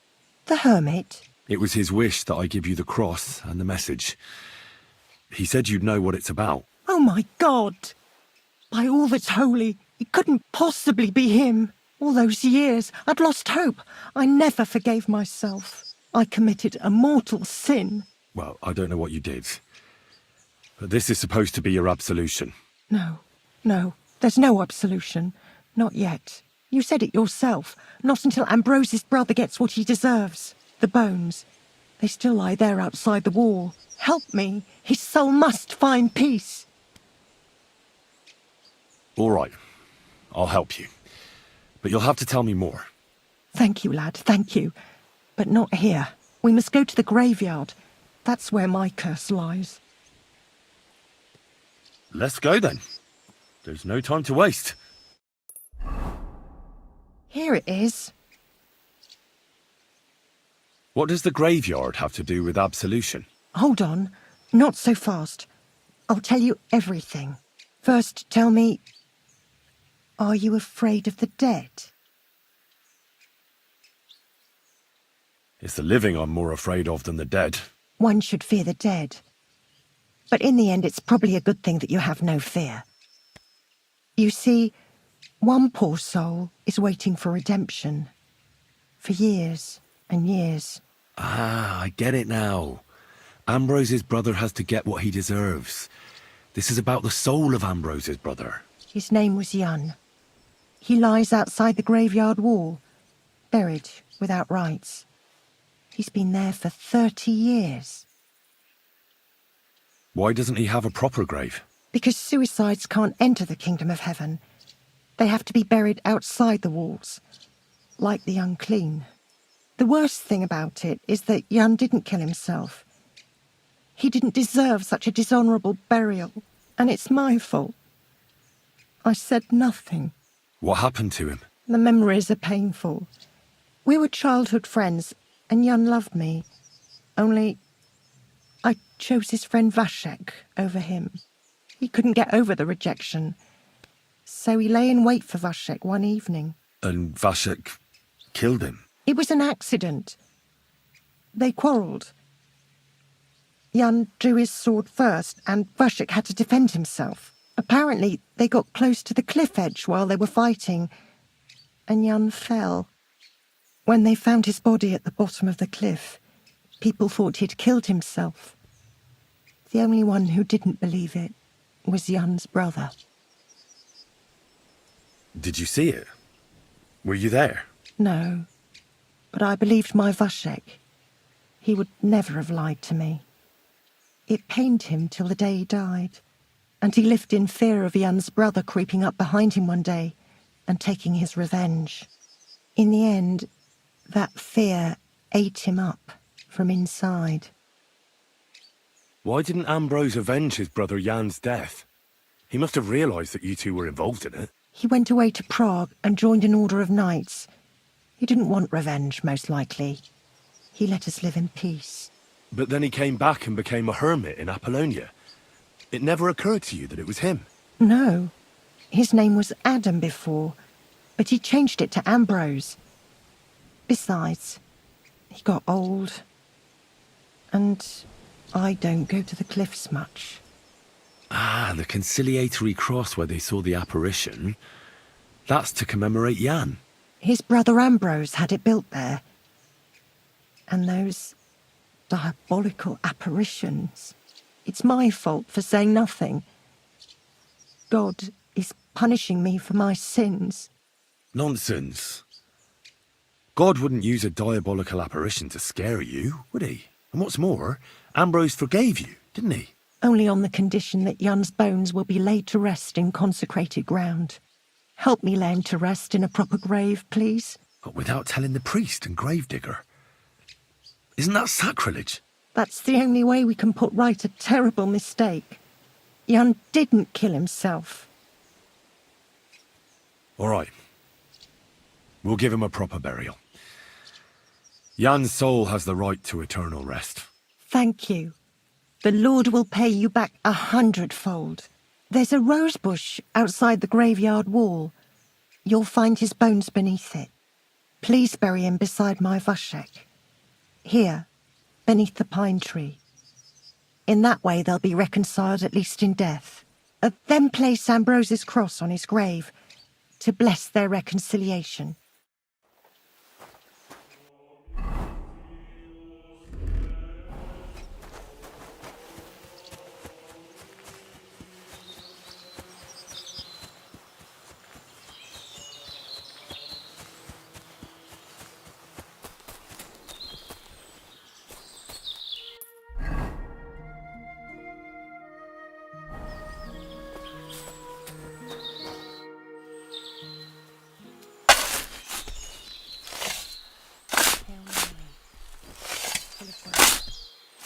The Lord is with thee.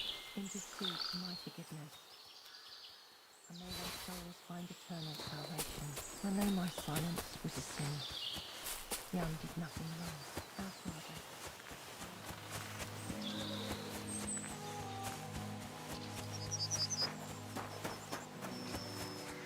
Stay our daily grace, and forgive us our trespasses, as we forgive those who trespass against us. And lead us not into temptation, but deliver us from evil. Amen.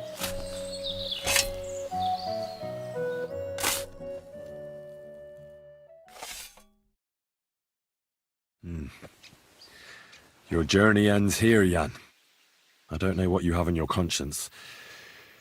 But rest in peace. I don't know much about prayer in these situations, but... Our Father, there are many sinners in this world, but in the end, we all face your judgment for what we should have done, but lacked the courage to do. So forgive me this little sacrilege. You know better than anyone that it was the right thing to do. Thy will be done, on earth as it is in heaven, and deliver us from evil. Amen.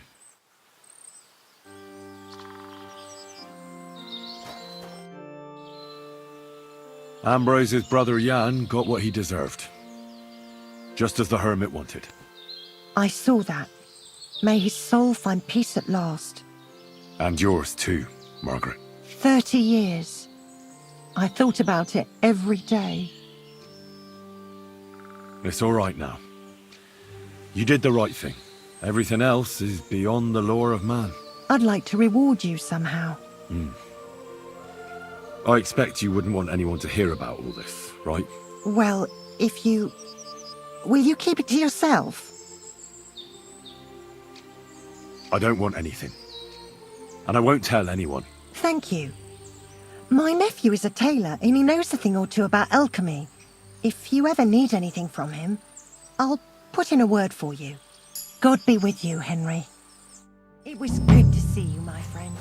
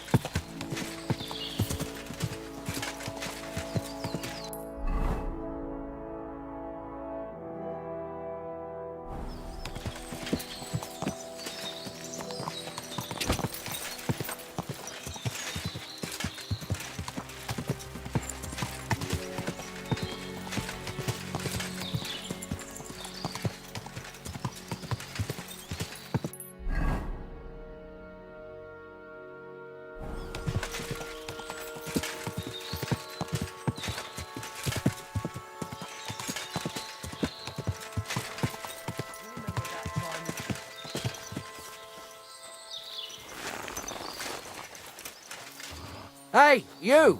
You hear me? How are you? And what do you need? To have a little chat with you. Come here. Now listen here. I have decided to sell an apple. And you have decided to buy it. You got that? How much? For you, next to nothing. I'm not paying that much for a plain old apple. God, you're a blockhead. So let's forget the fucking trade, shall we? Swine!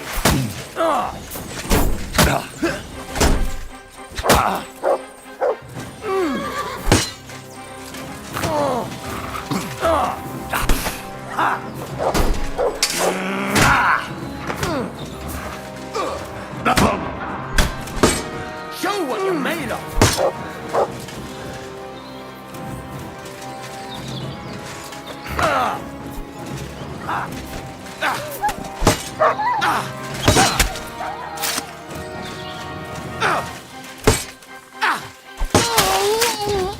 Come on then!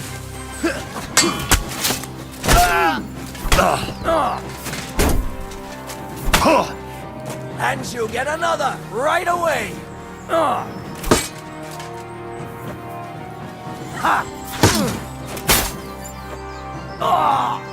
What the?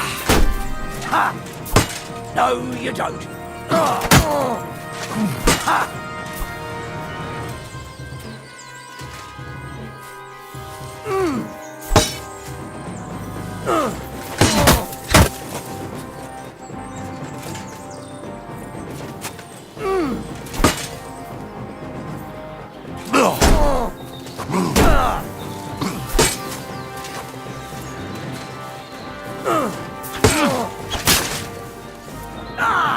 Shit! What the?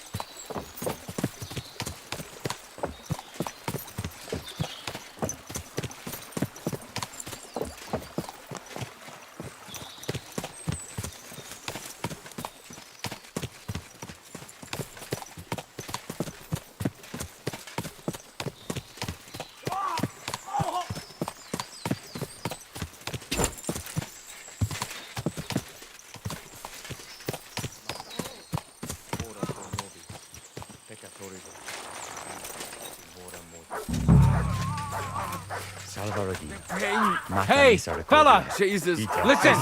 We need help! Who are you? And who do you serve? We are Knights of the Cross with the Red Star. Good brothers in Christ. What happened? If you're going to see the hermit, be warned. The man in the hut is just pretending to be the hermit. His name is Conrad, and he's a fraud and a murderer. The Inquisition paid him to murder our Grandmaster Zdeněk in Prague. Fortunately, God did not let him carry out the crime. But 2 of our brothers were killed by Conrad when they tried to detain him. And I see a third one will soon join them. He was just about to flee from here as well. We took him by surprise, but he had time to grab that damned crossbow and shoot Klesgen. By the Virgin Mary, help us. We have to catch him. You're a knight of an order? Yes. I am Brother Arnold, a Knight of the Cross with the Red Star.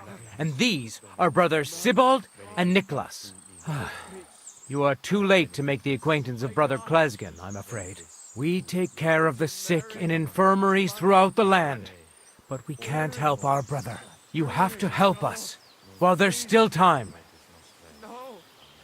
Did Conrad really want to flee? Yes. We stopped him at the last moment.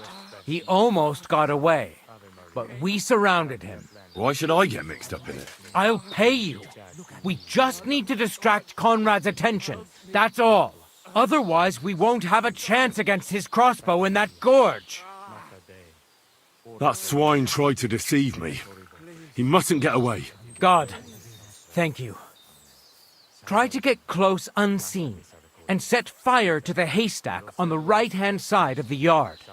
Then his crossbow will be useless. But do it quickly, before he gets away. Where is he? Oh, please.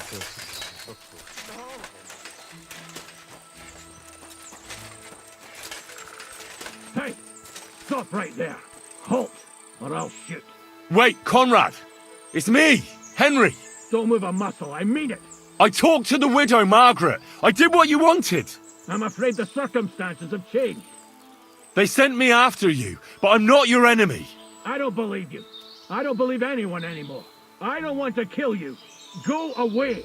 I can help you. Let's talk. All right. But make it quick. And no sudden movement.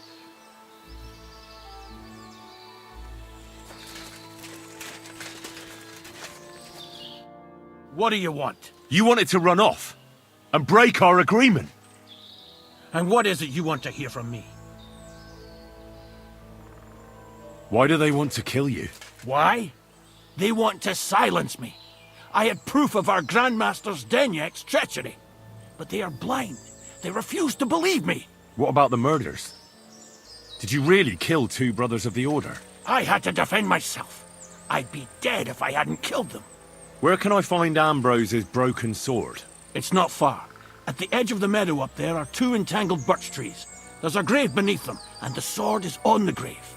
That's all I need to know. There's no time to go into it. Sorry, young man. You got mixed up in a game of high stakes, and there's no way back. In that case, we'll play that game out together. Just let them come. Thank you, friend. Benedictio Domini sit tecum. Nothing is how you think, Arnold. They deceived you.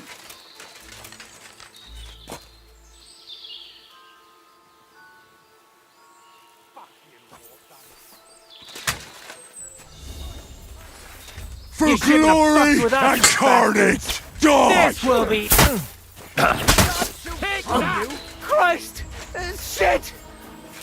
You like the pig you are!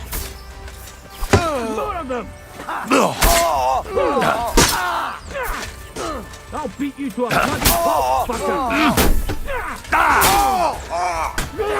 I'm bleeding! Be sorry, fucker! Go fuck yourself! Bleeding like a suck pig! Nice blow! Shitting blood, you rat!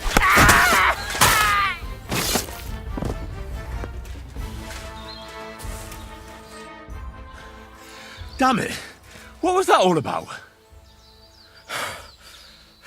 I think I owe you an explanation. Yeah, you're right. Let's hear it then. And what is it you want to hear from me? That's all I need to know. And that's an end to it. This is in return for your silence.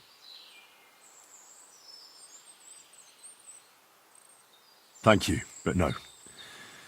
On the run, you'll need the money more than me.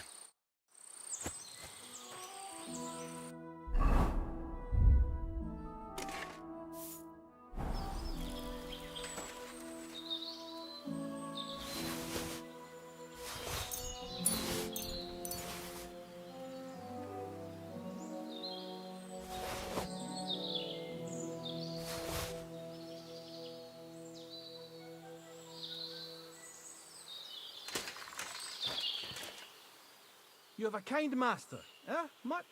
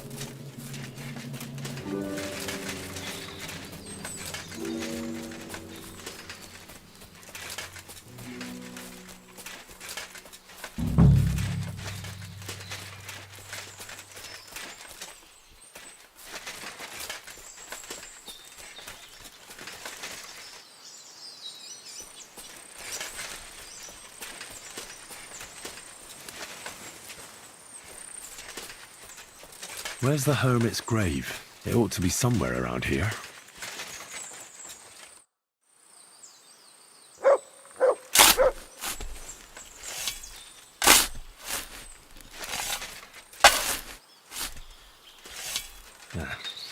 There's nothing more here. Sorry, Ambrose. Rest in peace. Now that's what I call steel. It may be broken, but there's hardly a trace of rust.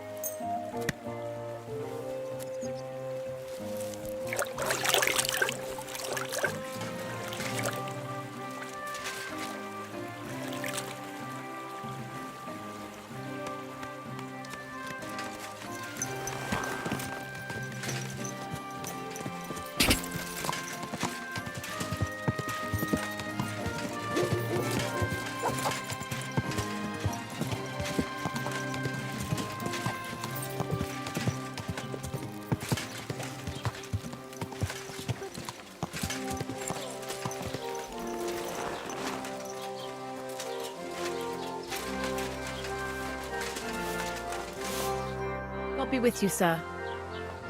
I know now how it is with the apparition you saw by the cross. Really? So tell me, who did I see at the cross? It still keeps me up at night. It was Ambrose, the hermit. He had a secret stash under the cross with money in it. And you surprised him there. I surprised him. I'm the one who almost dropped dead. Have you got any proof? So I know you haven't just made it all up. There's no devil here, and never was. This was nothing more than a dispute between their order and the Bishop's Inquisition. Thank God that's all there is to it. And may the old hermit's soul rest in peace. And thank you, too.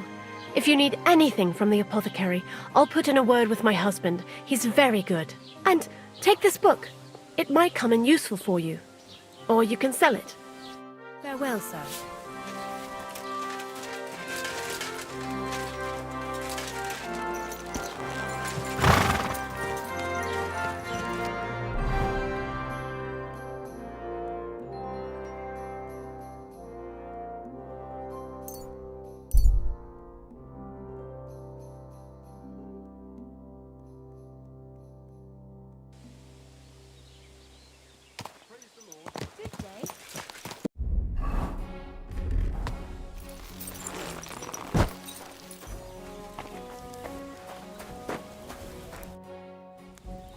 So I'm back, Master Blacksmith. Excellent.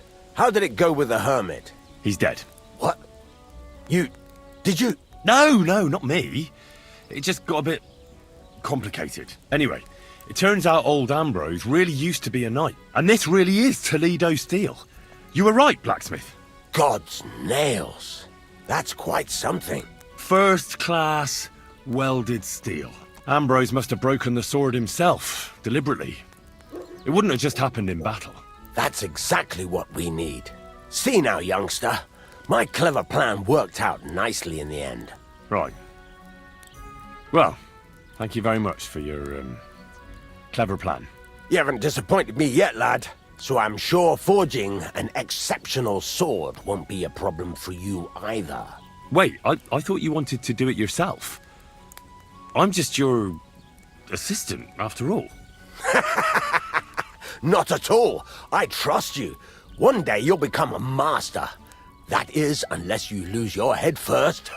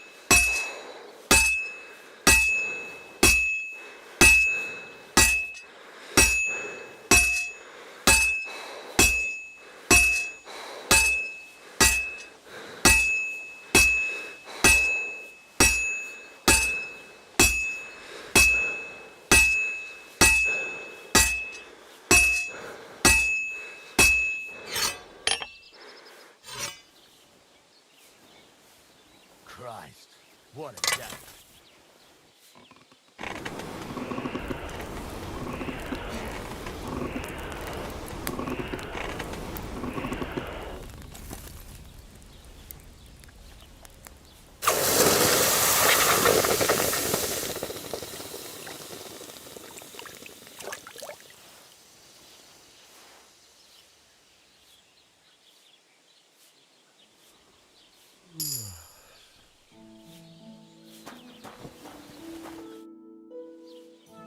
I've got something for you, blacksmith.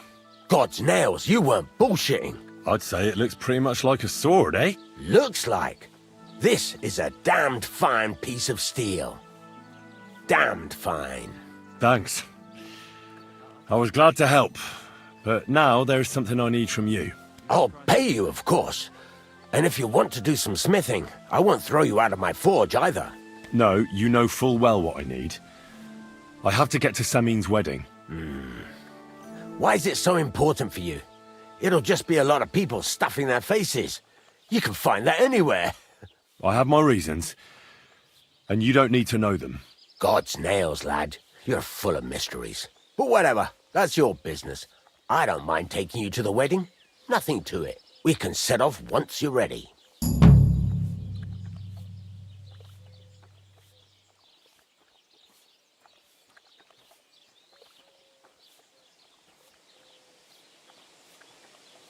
Show me your wares. Take care then. And thanks for...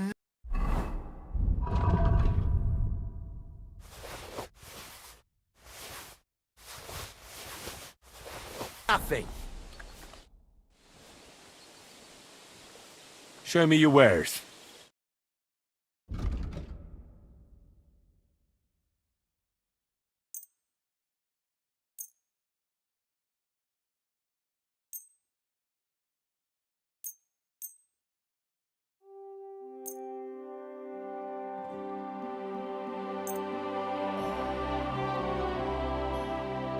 I'd like to do something... Well, I suppose we can try. Very well, then. I'm glad you found what you needed, Henry. Take care.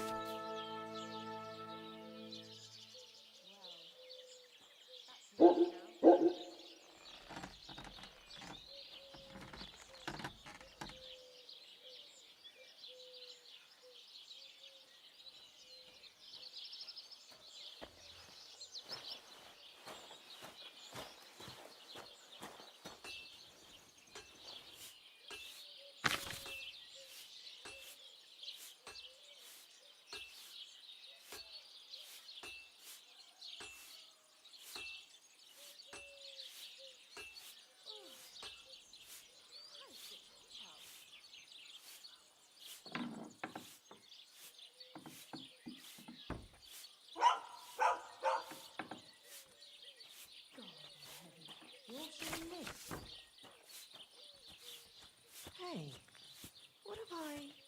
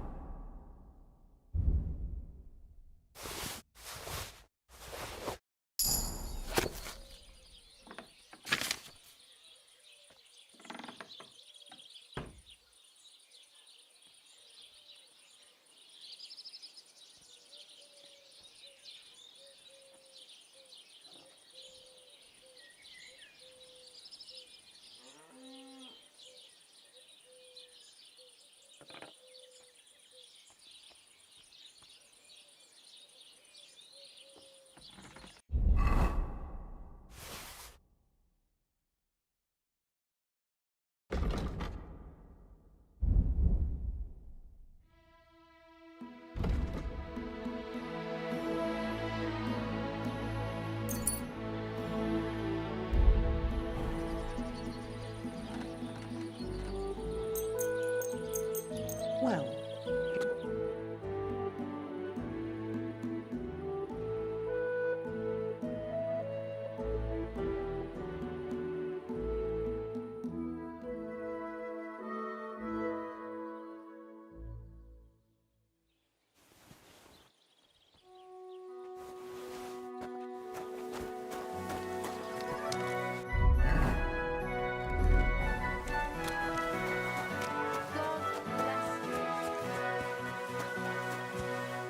That's a fine maypole.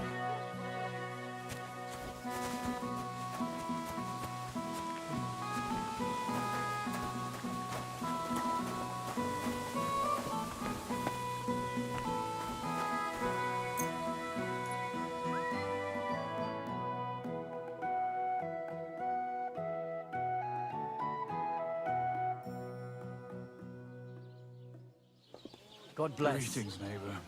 Greetings to you two. It's filthy again. Damn it.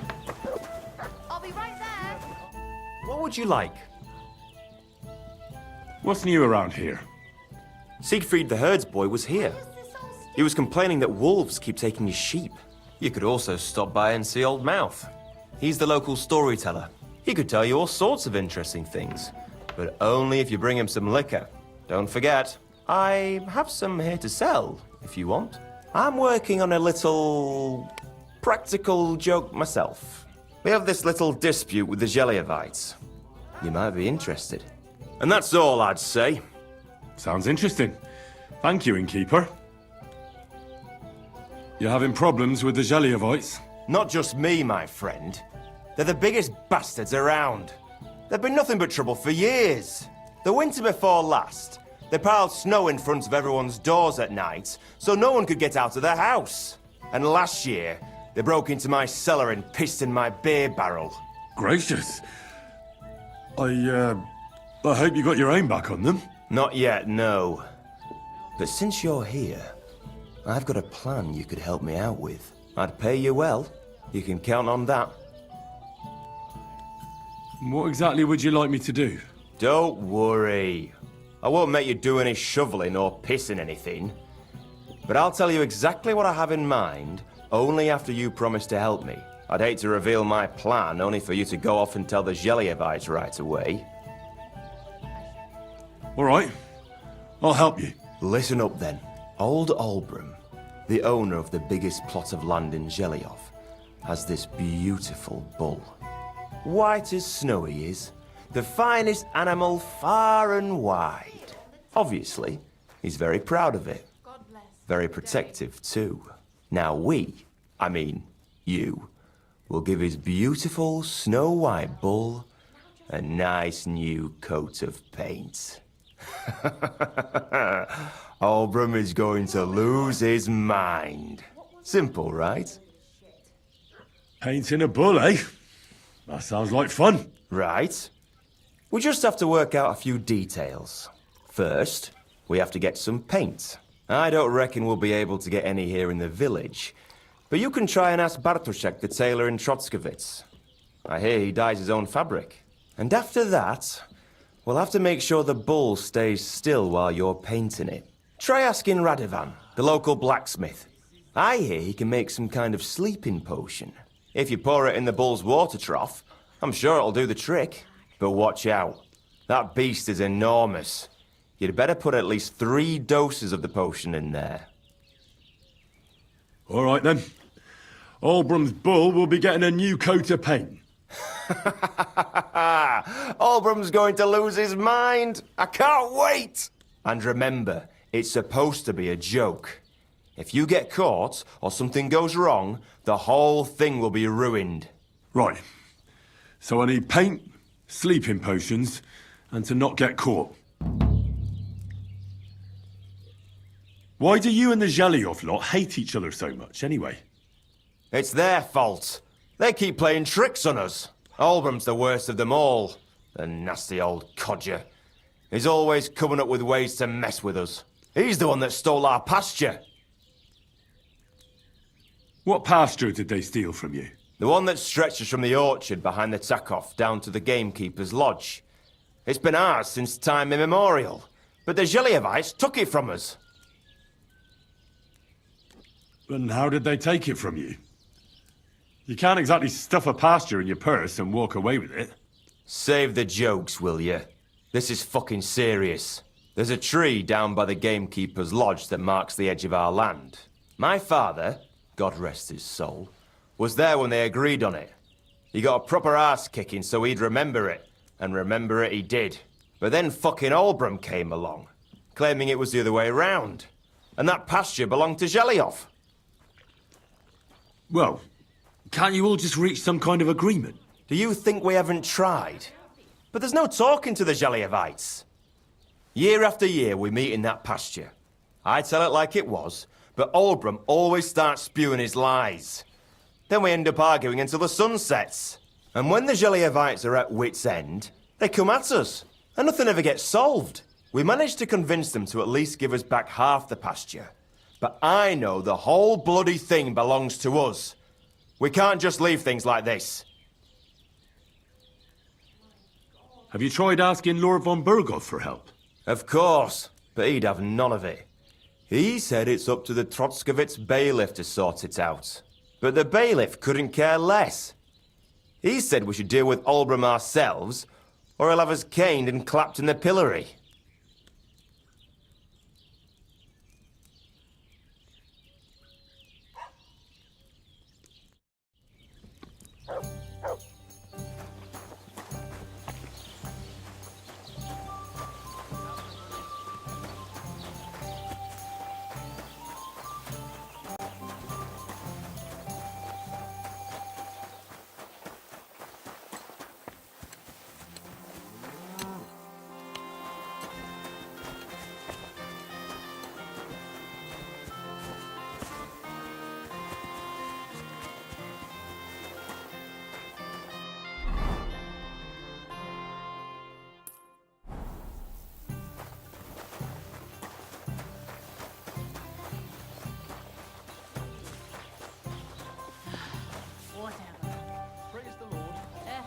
God bless you.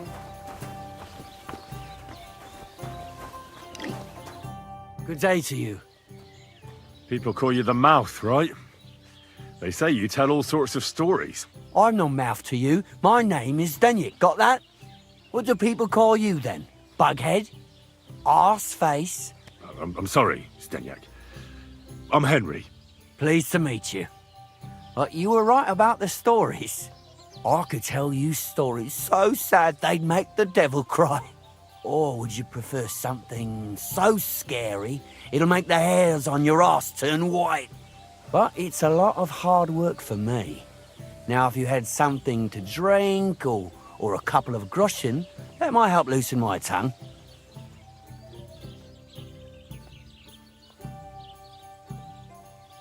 To your health, my friend. Thank you very much. I knew you wouldn't leave me high and dry.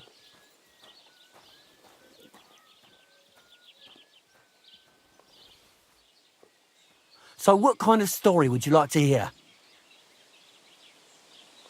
I'm far too old for fairy tales. Tell me a scary story. One with blood and violence. Don't you worry. I've got just the one. I just hope you don't shit yourself with fear. So, once upon a time, there lived in these very lands 2 brothers. The older was called Kuba, the younger, Matthias. They were both woodcutters, like their father and his father before him. One day, at the height of summer, they were working in the woods. The air was as hot as a furnace, so Matthias went to a nearby pond to cool himself. But as he was leaning over the cold water, there was a loud splash. His axe had got loose from his belt. In haste, he began to search the muddy bed of the pond, and his hands soon touched something hard and heavy. He pulled it out and could not believe his eyes. He pulled out an axe. Yes, but not his old one. It was an axe made of pure silver. Good God. I'd grab that without a second thought. Maybe you would, but Matthias would never. He was an honest man, and with a big swing he threw the silver axe back. He searched the pond again, and this time he pulled out his own axe. Nothing but dull iron and old wood. I reckon that was the right choice. Who knows who the silver axe belonged to? Well, quite. Listen on. Matthias was just about to leave when suddenly a water goblin came out of the pond, silver axe in his hands, and he said, "You're a righteous man, Matthias, and for your honesty, you may keep both axes." Matthias, not hanging around for the goblin to change his mind, took up both axes, gave us thanks, and ran to tell Kuba all about it. Kuba, however, was not best pleased with his little brother's fortune. He deeply envied Matthias for his newfound wealth, so he set out to try the same thing. He ran as fast as his legs could carry him straight to the pond, threw his own axe in, and began a pretend search for it. Yet Kuba had no luck. He pulled out the axe he'd thrown in himself, so he tried again. Tricked by sunlight, he grabbed something shiny, only to pull out his old iron axe again. Enraged, he hurled his axe back into the water and yelled, "Fuck this axe! I want a silver one!" But the water goblin heard his shameful cry and was greatly upset by Kuba's greed. So, when Kuba reached down into the water for a third time, the water goblin seized his hand, pulled him down whole to the dark depths, and drowned him. Oh, that's so cruel.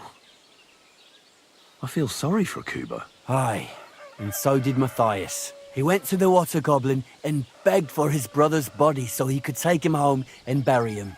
But the path back from the pond led over a steep hill, and carrying the weight of the waterlogged body exhausted Matthias. He stopped to rest by an old oak tree, and he used a silver axe to cut off a branch that would serve as a walking stick. But it wasn't enough. Somehow, it was still getting harder to continue up the hill. Then Matthias realized it wasn't his brother's body that was weighing him down. It was the silver axe. The axe was the cause of all this trouble. So he started bashing the silver axe against the big stone with all his might, trying to destroy it. Yet no matter what, he couldn't even make a dent. With the last of his strength, Matthias climbed to the top of the hill. He knew he could go no further, so he found a pretty spot with a view over the valley and dug his brother a grave. There, he buried both his brother and the silver axe that had brought such pain upon them. His final act was to stick the oak branch in the ground by the grave. But lo and behold, the branch grew green leaves and became a tree. The locals have had no dealings with the water goblin since then, but some have had the bad luck to bump into him. And when you walk by the pier, where it all happened, you can still hear his chuckling. That was a very nice story. Story? What story? It's the truth. Why hasn't anyone gone looking for the axe then? Because it brings misfortune. Didn't you listen to me at all? Look for yourself if you wish. Rock Tower Pond isn't far from here. The Water Goblin's Pier is somewhere among the reeds. But leave me out of it. I'm fine here with my drink. Take care, Henry.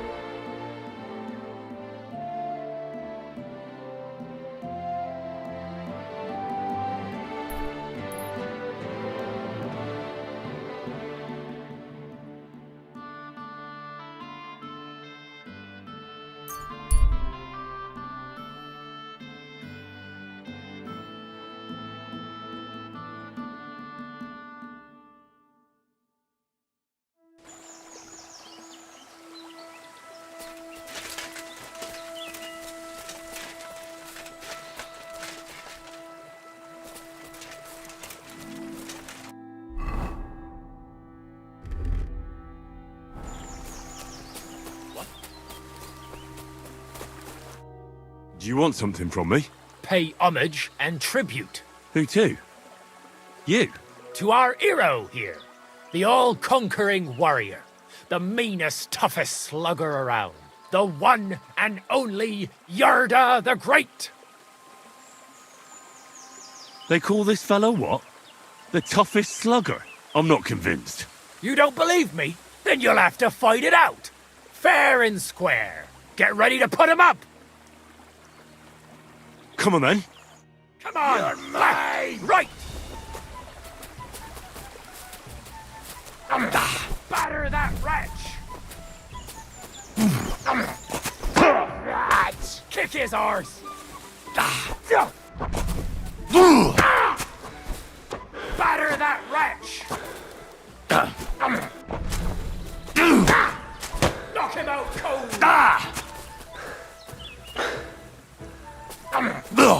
Batter that wretch. Come on. Left, right. You won't get me! Knock him out cold.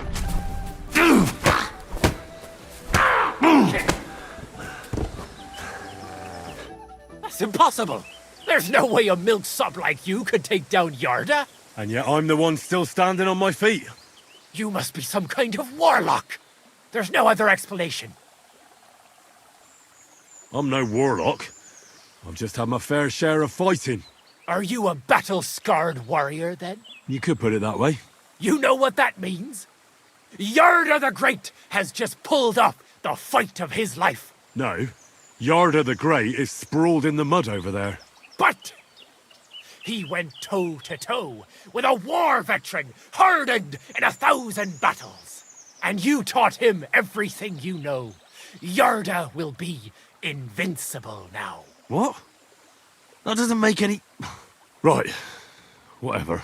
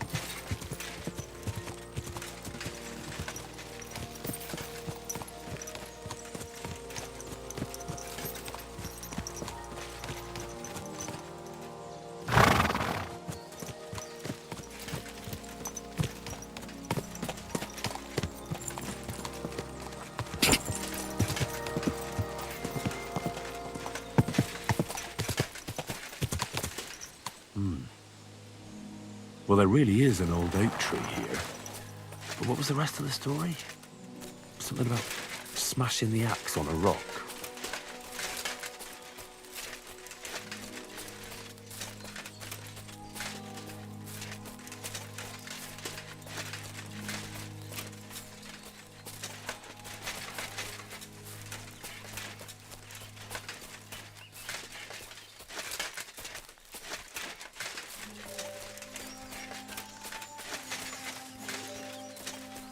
This could be the rock from the story. I'm on the right path.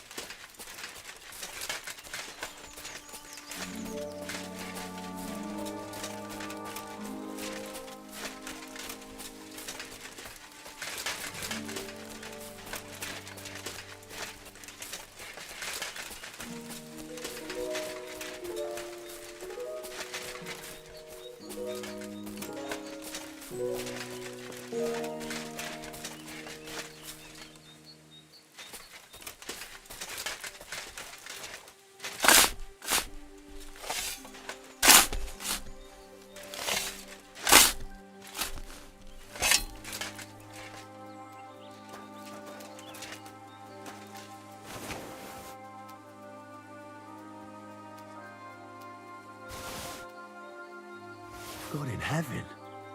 This really is the axe. All those years in the earth haven't treated it well.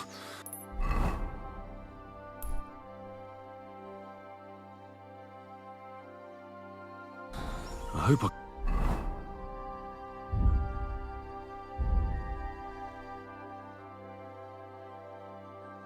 can fix it.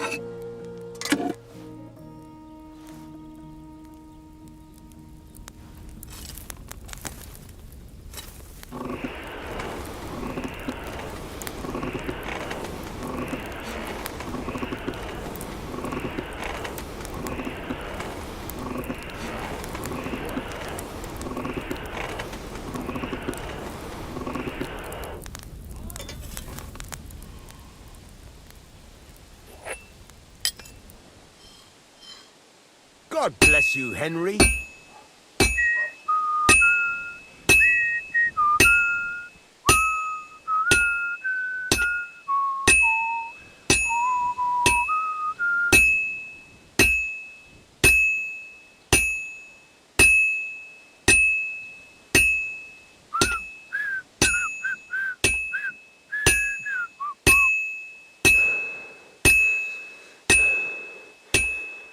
Well, I'm about halfway done.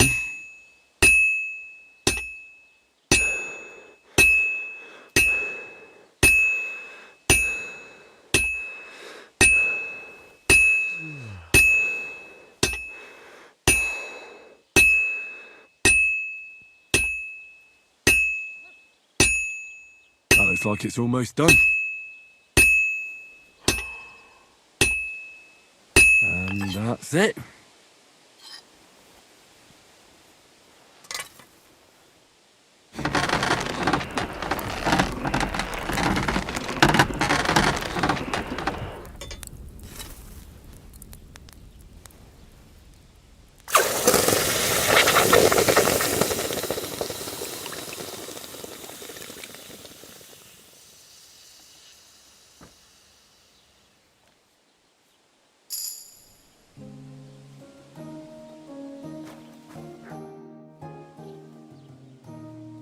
I need something that'll put animals to sleep. Project said you might know something. Did you get tired of blacksmithing and take up farming instead? I just happen to know of something. I used a concoction that will put even a startled mare to sleep in no time. I once accidentally drank some and slept for 3 days. But the recipe is an old blacksmith's secret. The kind you don't just give away. You're in the trade, so I can tell you. Listen up, then. You take some poppy and thistle and boil them in oil. Then, after it cools off, you add a little herb Paris. That doesn't sound too complicated. Thank you.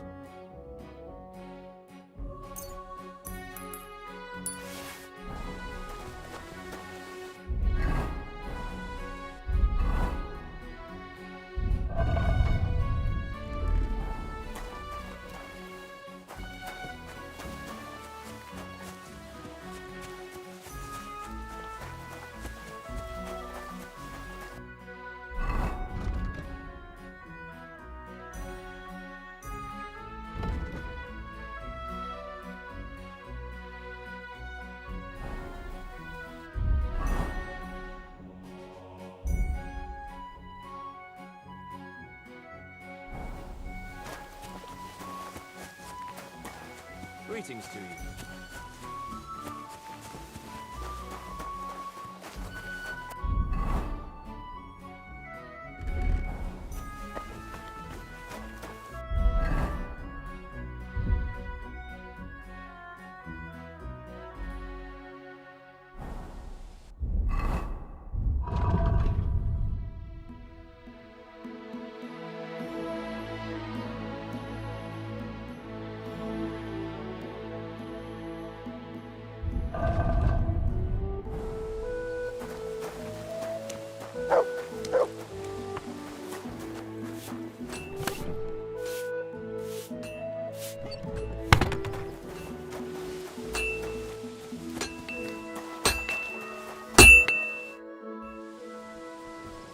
What do you have for sale?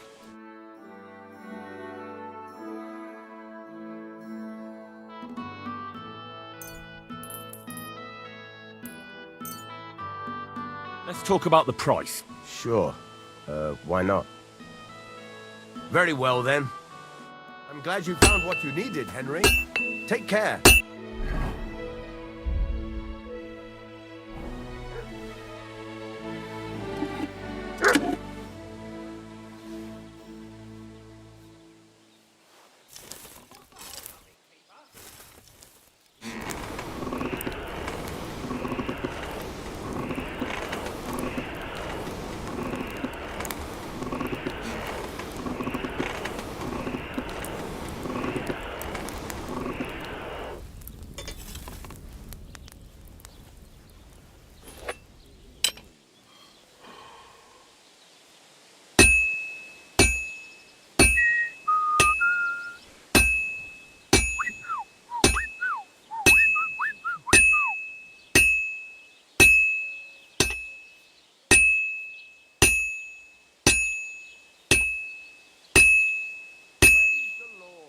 Good day. Did you hear about what happened at the big wheel? At the mill? Yeah. Place by the Jehovah's Street. I'm halfway there. Brian been up to his mischief again? You could say that. They found a dead body stuck in the wheel on Sunday. You're kidding. Who was it? It was some vagabond. God rest his soul. Get this. Miller Boschka says he was in the water at least a week. I won't get too far without fire. So what? Just a bit more, and I'll be done. Into the water. But the river there has a powerful current. The dead man. And that's it. The river for at least a week without anyone noticing. Exactly. And that's not all.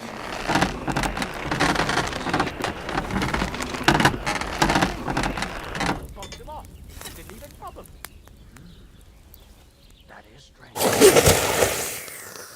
devilish was involved. You don't see something like that every day. Good boy. Well, I'll be on my way. I wish you well. Of course. Safe travels.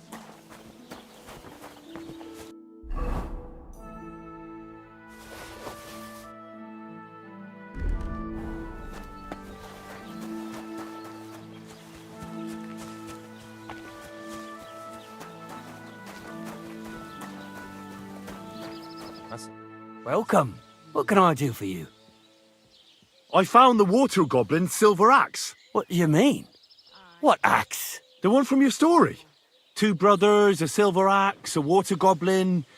One brother got the axe, the other got drowned. You know. Wait, so you actually found it? Do you have it? I have to see it. Here you go. It's not possible. Where did you find it? I just followed your story. I found the pier by the rock tower pond, then went up to the old oak tree, then the big stone beside the road. Doesn't really look like a woodcutter's axe. Are you sure this is really it? But you didn't say it was a woodcutter's axe. You only said the water goblin's axe was silver. I did, but still. In all the years that story's been told, everyone thought it was just a fairy tale for children. It has 4 different endings nowadays. When Johann and Jaleov tells the tale, it's about 2 sisters, and the water goblin grants one of them a pair of silver slippers. The other sister was jealous, but she didn't bother with the water goblin. She found her sister straight away and pushed her off a cliff in Apollonia. It's the same story, but Johann gave it some extra colour. Best not go looking for the slippers too. Although, with your luck... It was good to see you, my friend.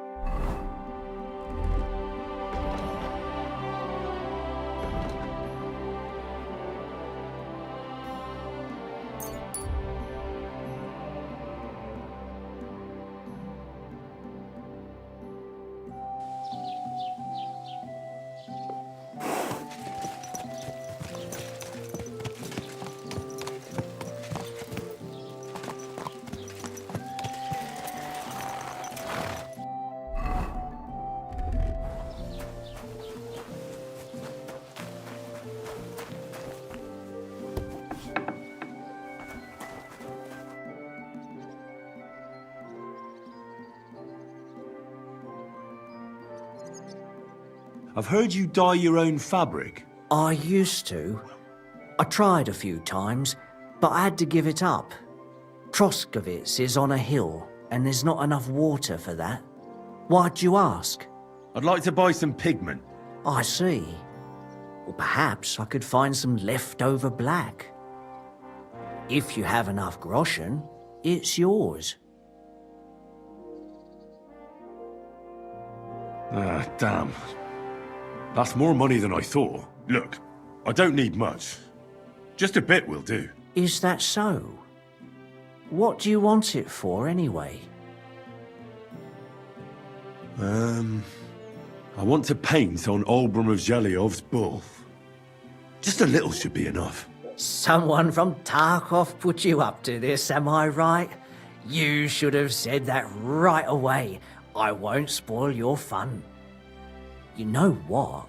If I scraped off some of that dry pigment from the edges of the bucket and mixed it with some lard, that could work.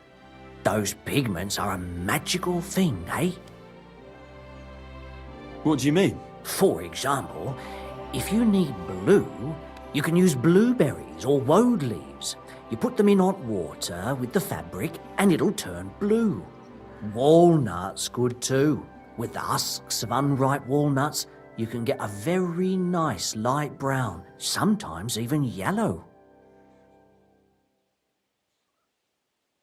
The best way to make red is from madder root. And when you add alum or beeswing to the water, the colour gets a beautifully rich shade. Or you could just use plain old black elder. The berries, of course, but they're more for lighter shades. Oh, and privet's not too bad either. If you use its bark and alum, you get yellow. You can even use the leaves. They make a nice green, but it takes forever. Well, that's enough, eh? Just sell me the pigment and I'll be on my way. Oh, as you wish. I thought you were interested. Here's the money. And here's the paint. Be careful not to stain yourself. Quality material like this doesn't come off easily. Is that all, or is there anything else I can do for you? I'd like to learn something. What is this about? I'd like to be able to repair more than just a hole in my hose. Great. Let's get to it. Learning this trick will take some time.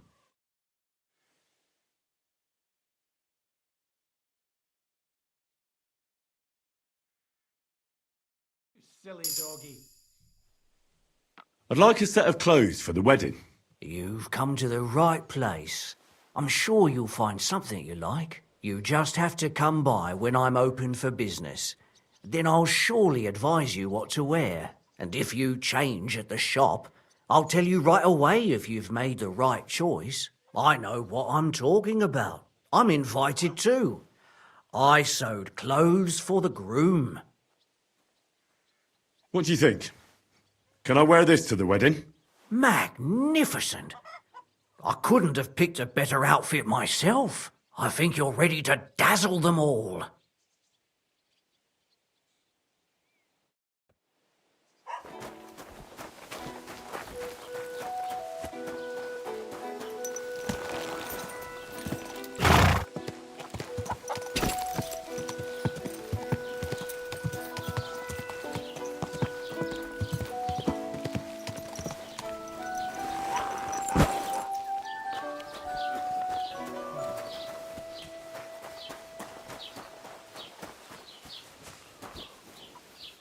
Peck away, girls, peck away.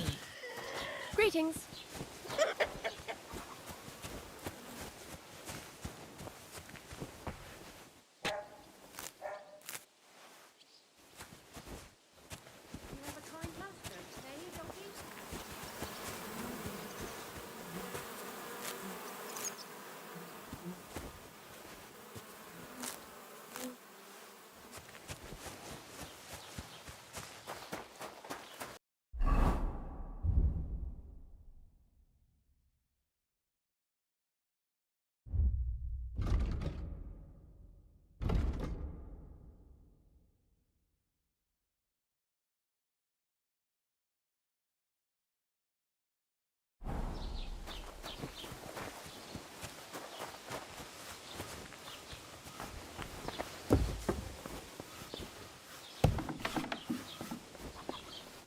Gepriesen sei der Herr.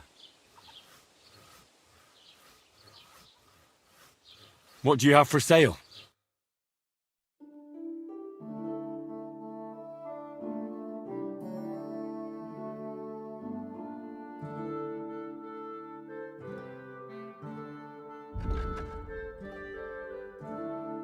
Wie schade. Auf Wiedersehen.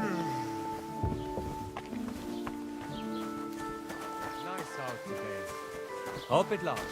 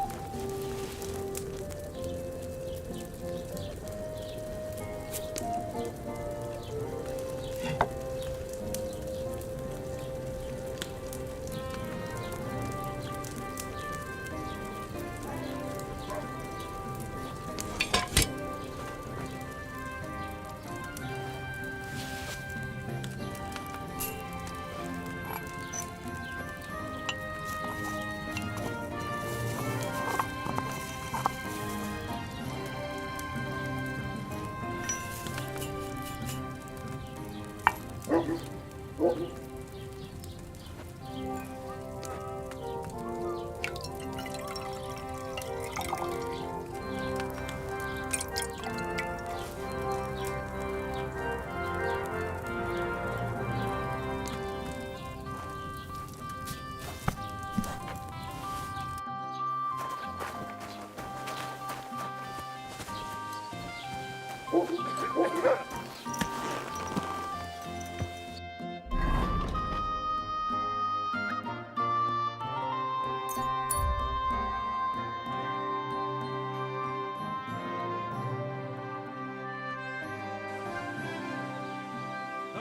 and hear something you won't believe.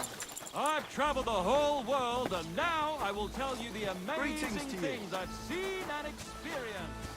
In the south, I saw a land without end, all covered in sand, hot and dry, with no fresh water.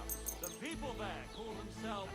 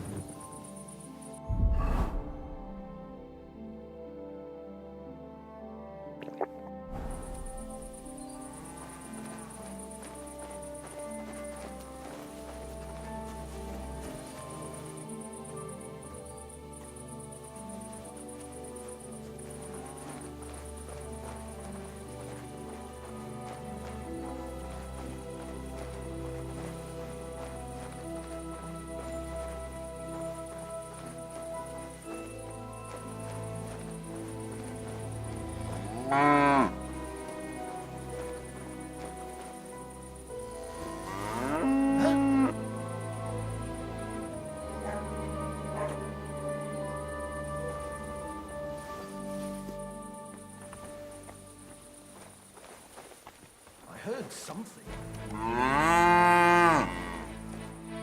Did I imagine it? Fuck it.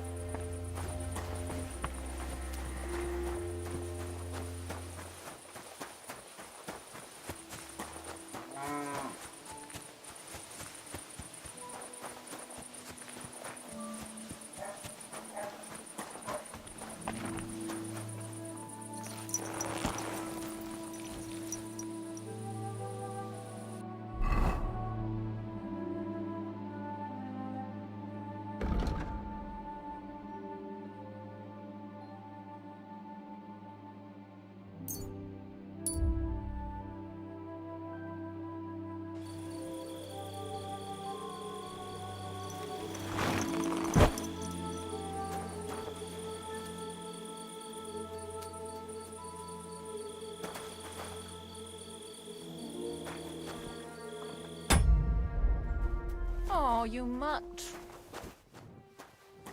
Sit. Stay.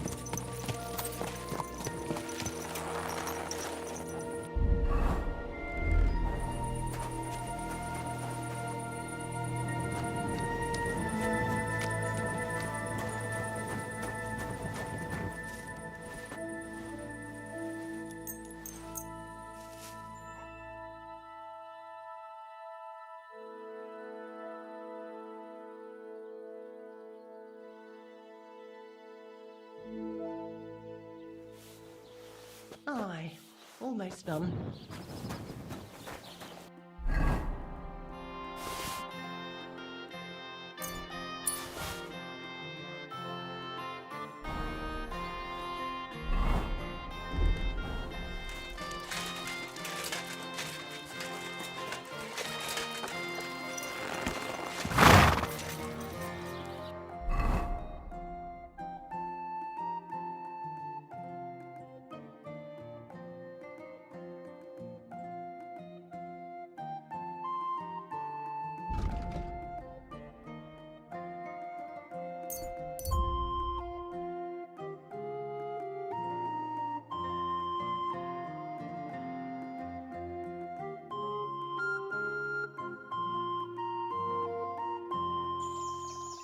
Turn around right now and get the hell out of here. Shall we rob him?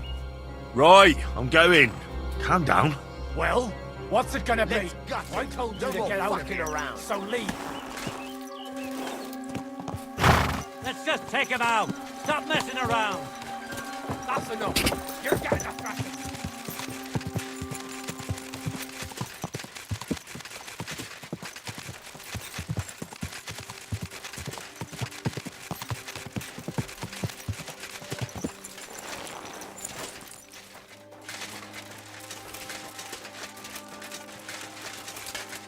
What do you want? Hey, get him! I'm all You yours. never saw that coming!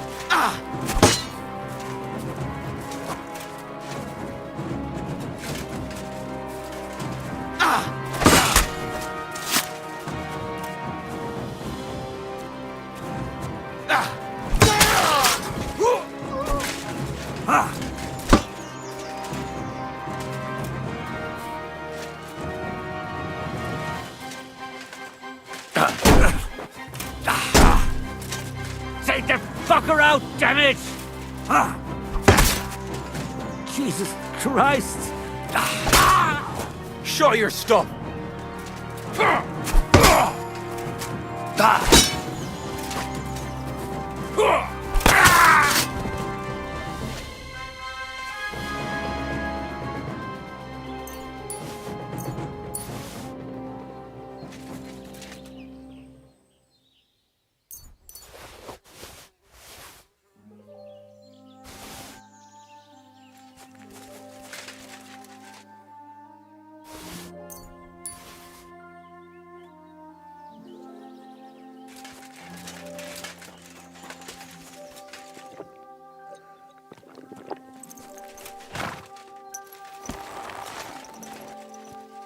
Good.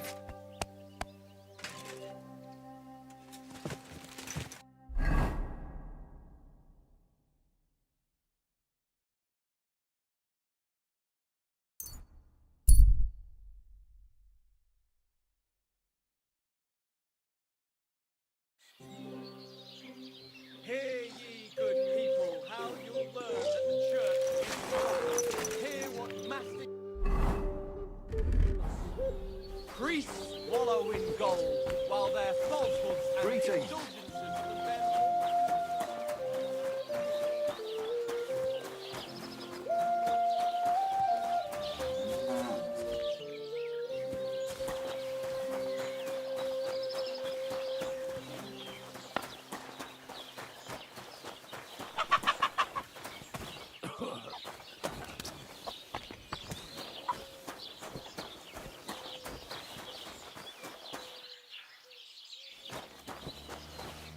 Heal.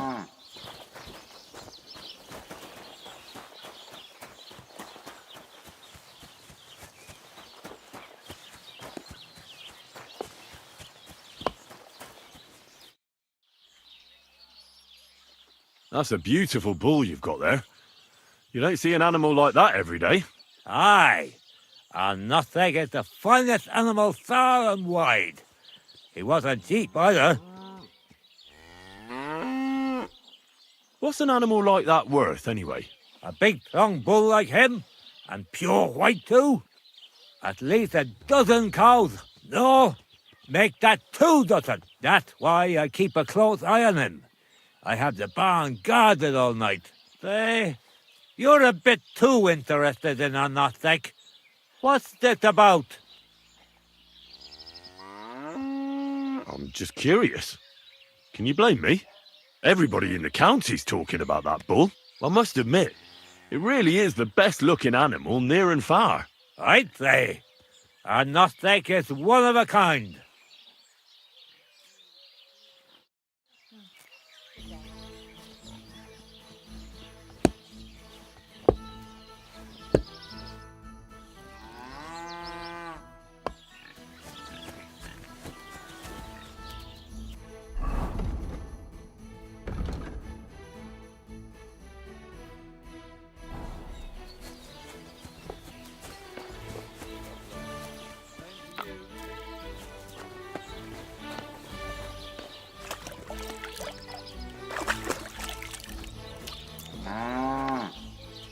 How are your knees? My God, Feeling better? these furry mutts.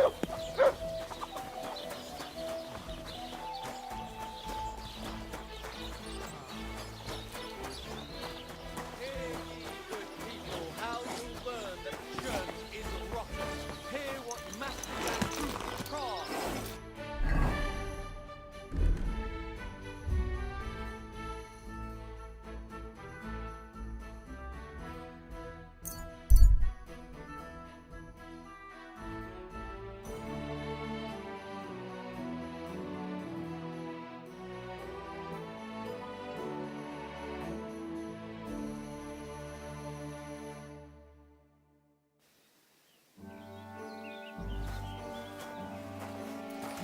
You silly doggy.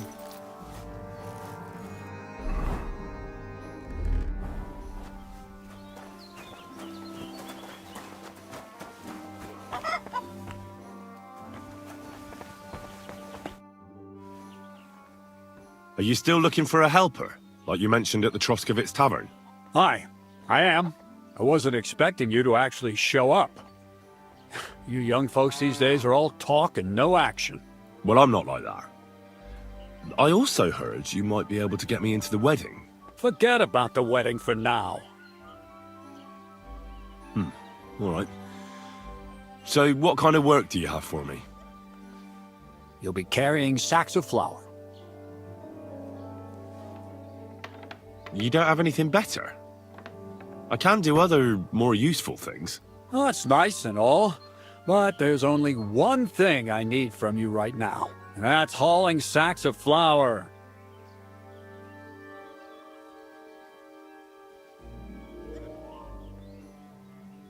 When was the last time you had a scholar in your mill who could read and write? What use is it to raise obstructions when the wind may drive the mill wheel just as water can?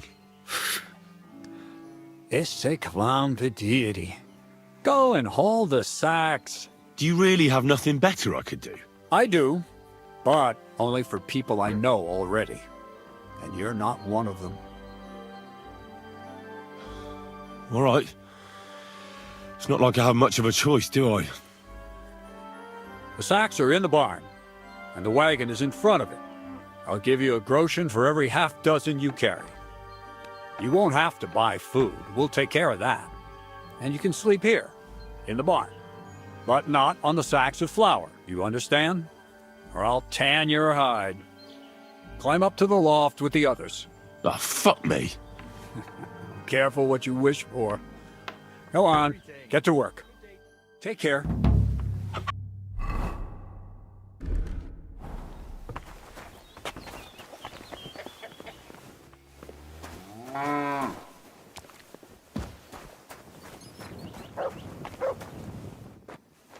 Oof. Bit heavy for flour.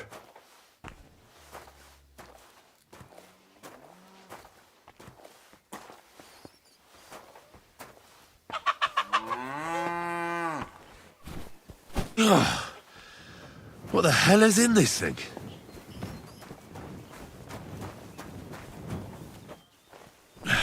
Maybe this one will be lighter.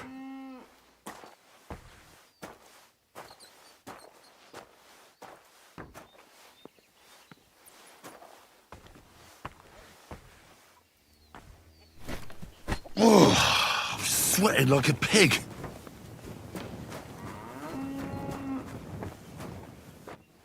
I can barely lift it.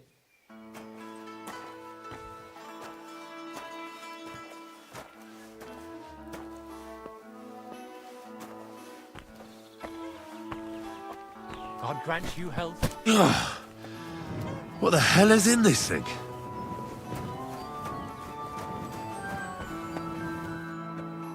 Oh, fuck, that's heavy.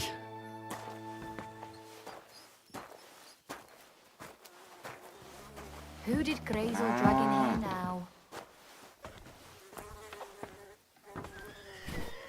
Oh, I'm sweating like a pig. Grazel gives him a groschen for every half dozen too. Oof, bit heavy for flour.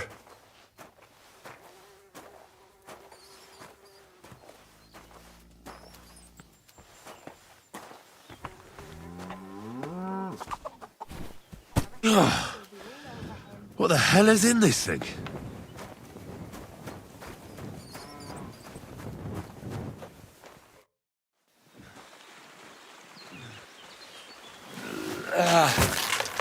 Kurwa. What the?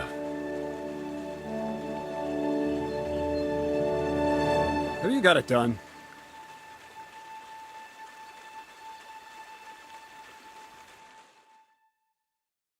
I said, are you done?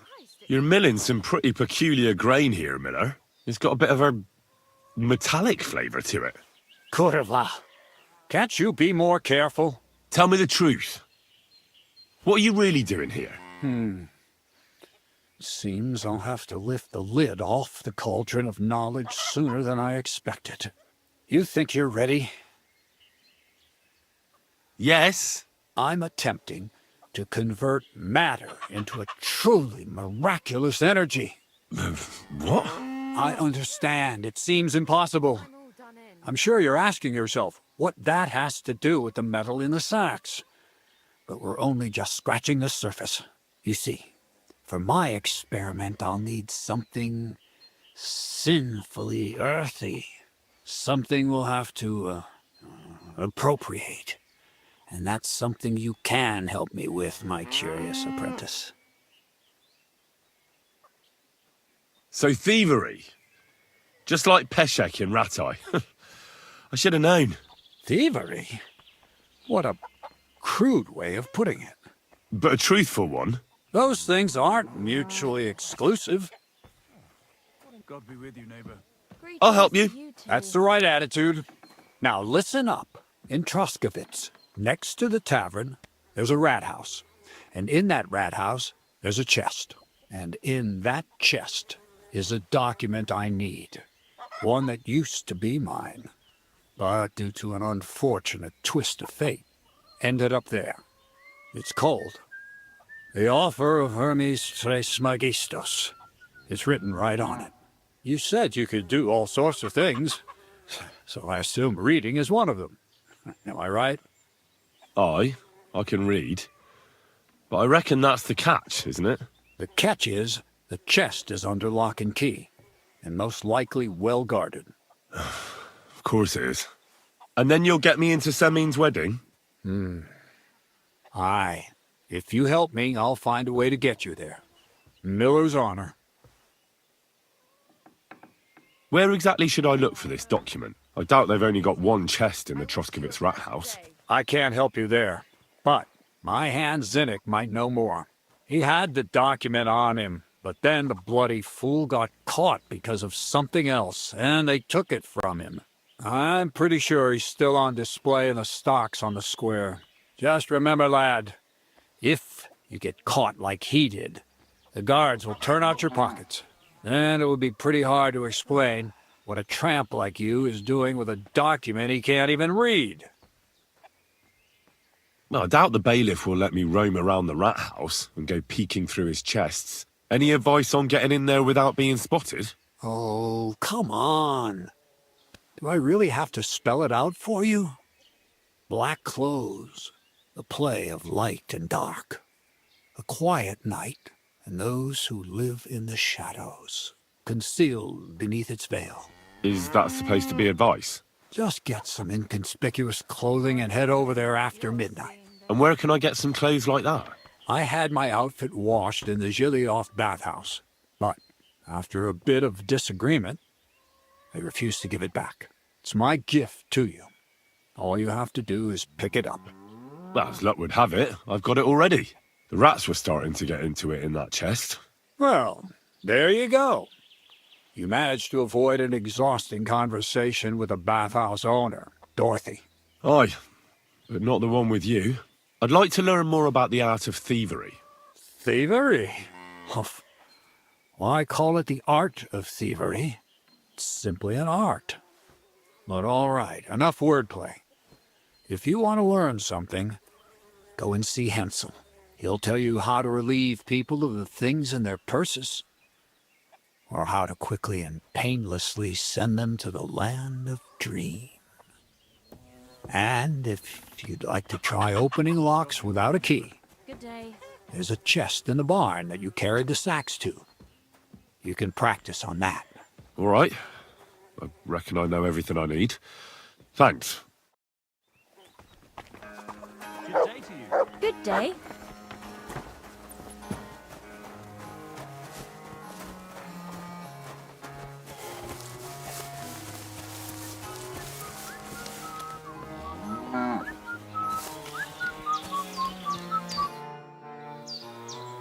Crazel said you'd teach me to pick pockets. All right, follow me. So Crazel took you on just like that? Surprising. Crazel hardly trusts anyone. He's a smart man. So don't you even think about betraying him. That would end badly for you. Not to scare you, though. That's not what I'm here for.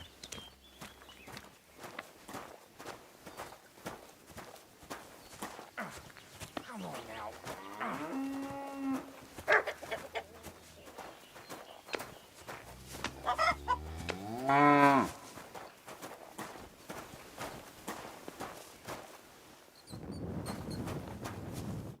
Let's begin. Not so fast. You're new here, so here's some advice before we get started. I'm listening. First of all, rich or poor, most folks carry their things in a pouch either in front or in the back. The front one holds keys, coin, and other small items. And the rest is in the back? Exactly. Now, this is important. Don't steal from the front pouch unless you're sure you know what you're doing. Well, what if I need something from it? Like a key to a chest? You can try taking it from behind.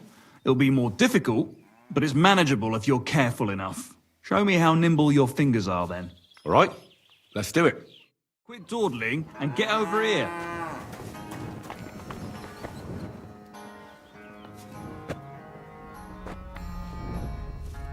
What are you doing there?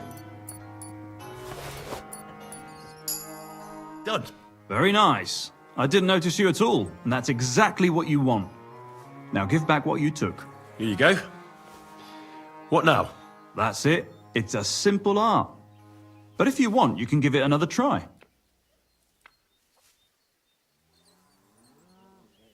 I'd rather try takedowns. Why not, since we're here?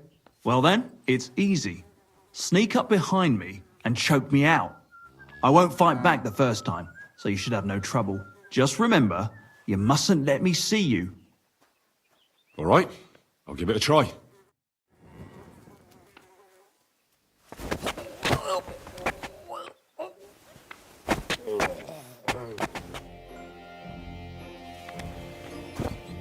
Nice choke. I'm still seeing stars. I didn't notice you at all. Nice job.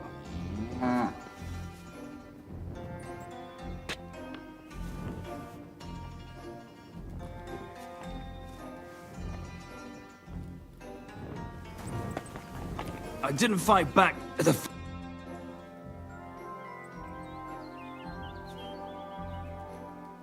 What's the purpose of that pen? I see you're not grazing livestock there. Indeed we're not, friend. That's where we learn how to fist fight. Fist fight? How come? Why do you think? It's a pretty handy thing to know. And it's 100 times better than sitting on your arse all day. Does the miller know about this? Crazel? He came up with the idea, mate. Hey, fancy having a go? And how do these fights work? Nothing to it. You put aside your weapons and armor, challenge one of us, and hop in the pen. And from there on, it's pretty clear, I suppose. Thank you, but I'm not interested. Got cold feet, eh? Well, if you ever change your mind, go and see the miller. He'll tell you more. He started all this, see? I didn't fight back the first time. Would you know of any other way to make some extra money? The only thing you can do in this backwater is steal cabbages. But go and ask those woodcutters on the opposite hill. You might find something more interesting there. Why the woodcutters? Just think about it. They've been cutting timber in the middle of nowhere for a pretty long time, and they get paid for every wagon they unload at the sawmill. They work all day long and don't move an inch. They have nothing to spend their money on. I think I know what you're getting at. All their earnings must be hidden somewhere in their camp, and it must be a lot of money. I like the way you think. I reckon I'll pay them a visit. But if you're stupid enough to get caught, don't say a word about me putting you up to it. You hear? First, I'd lose my job, and then they'd beat me to a pulp. Don't you worry. I didn't fight back the first time. This time I won't make it so easy. Remember. I didn't fight back the first time. This time...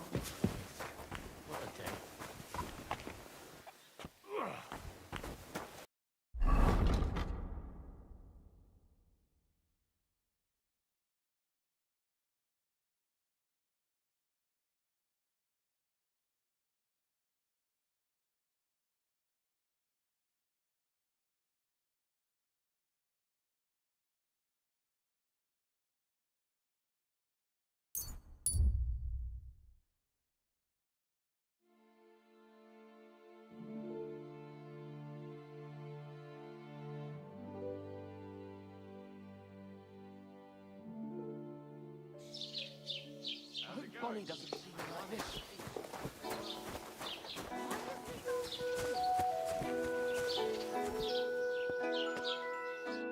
Are you Zinnek? Yeah, look, mate, I really need to piss. Can you let me out of here? Crazel sent me. He's looking for some document the bailiff took from you. And what's the password? Well, nobody said anything about a password. I'm just yanking your pizzle. You should have seen your face. They caught me at night when I was robbing a merchant, and then they make any distinction between what I stole and what I already had on me.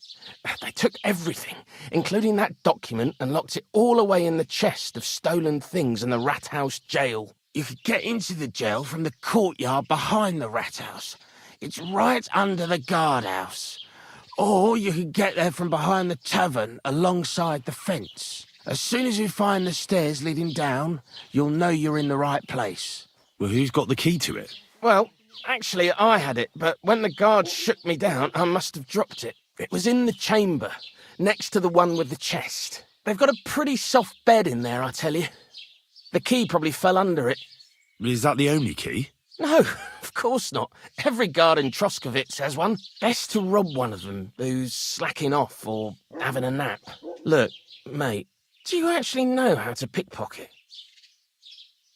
Of course I do. Wouldn't be my first time. Good to hear it. They'll let me go soon, so if you get caught, you'll have nobody to keep you company here. Keep that in mind.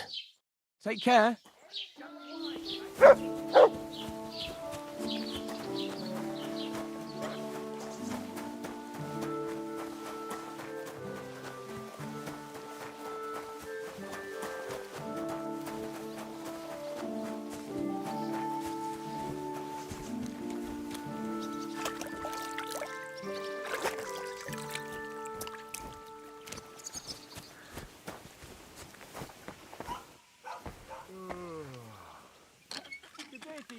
Greetings to you,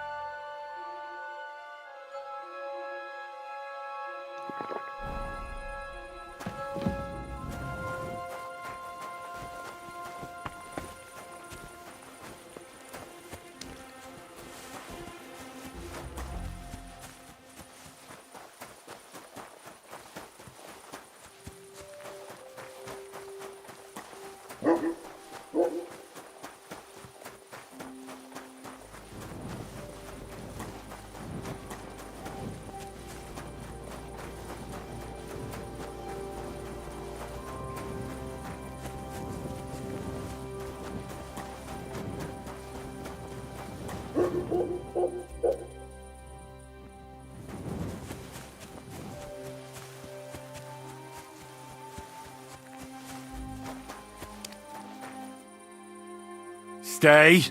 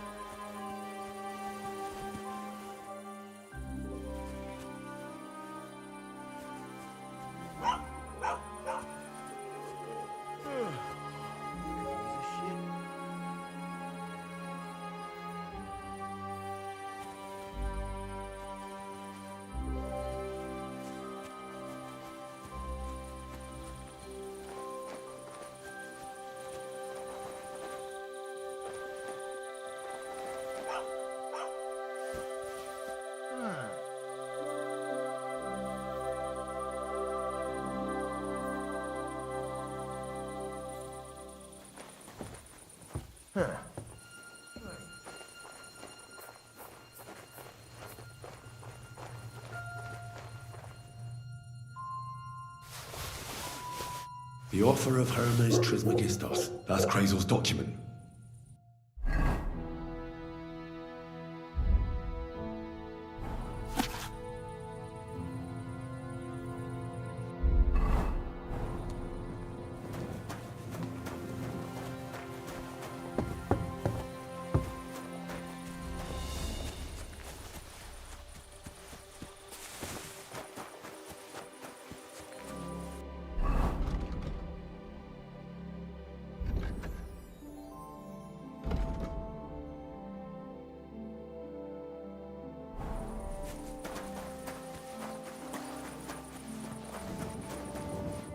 Come here!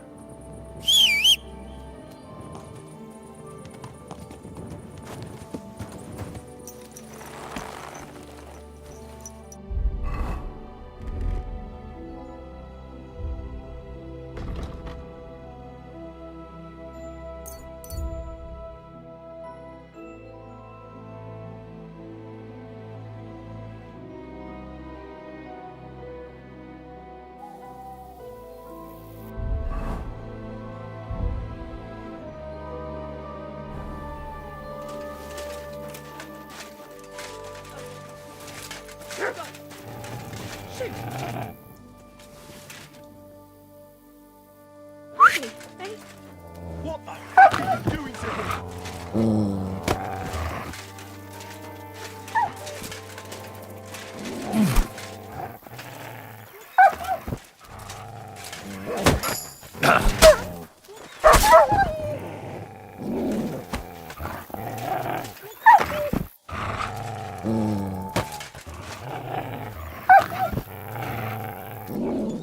What have you found, boy? Thanks to God and the Blessed Virgin.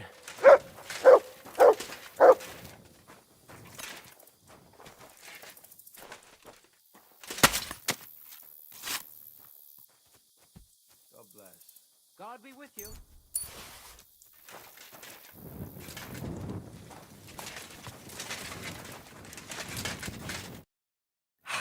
Mother of God, that was terrifying. If it wasn't for you, they'd have torn me to pieces. Thank you, lad. It was nothing, really. The main thing is you're safe and sound. Nothing, you say? No, no. I have to repay you for your bravery.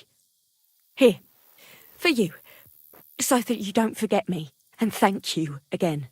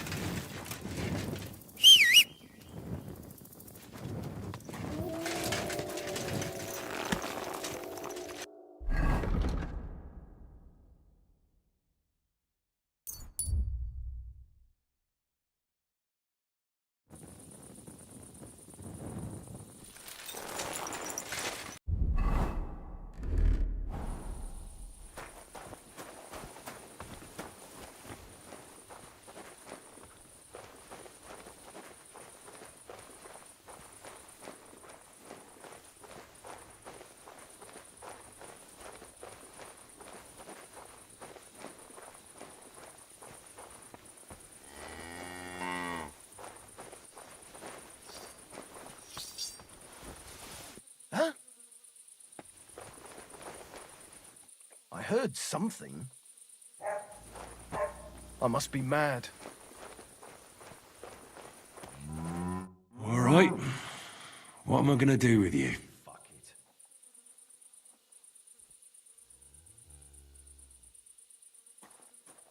Aye. This'll be good.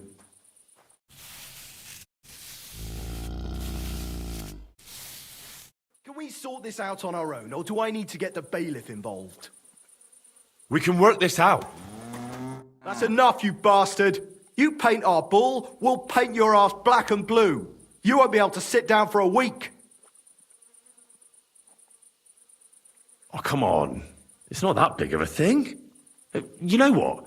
I'll give you a few groschen and we'll forget all this. Here, take this. Just leave me alone. All right, go on then. But if I ever catch you here again, I'll sort you out. Out! Let's go.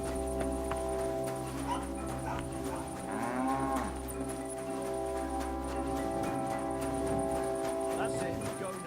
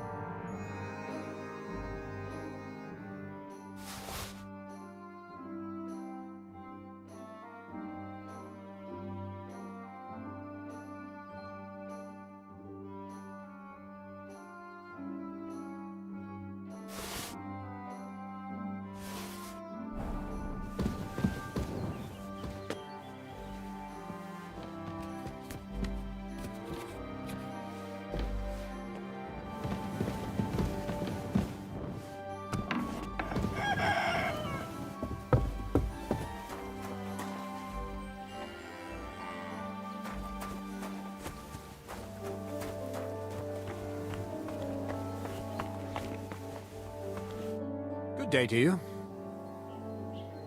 I have that document from the rat house for you. Excellent. I knew I could count on you. Judging by the contents, it seems like you're dabbling in alchemy here at the mill. That's not a bad guess.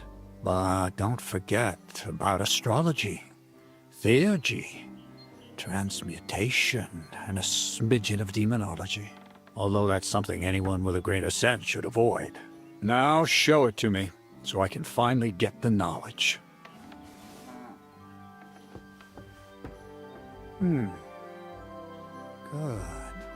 Good. This will come in handy. Ah, yes, of course. What now? That much? We're going to need more. A lot more. Did you hear me? What now? Sorry. I got lost in thought. I owe you my thanks as well as reward for getting me the document. And maybe another little job? What do you say? Don't tell me you've forgotten. I need to get to that wedding in Semin. Don't worry. Your path is leading that way. Only it'll be a little longer than expected.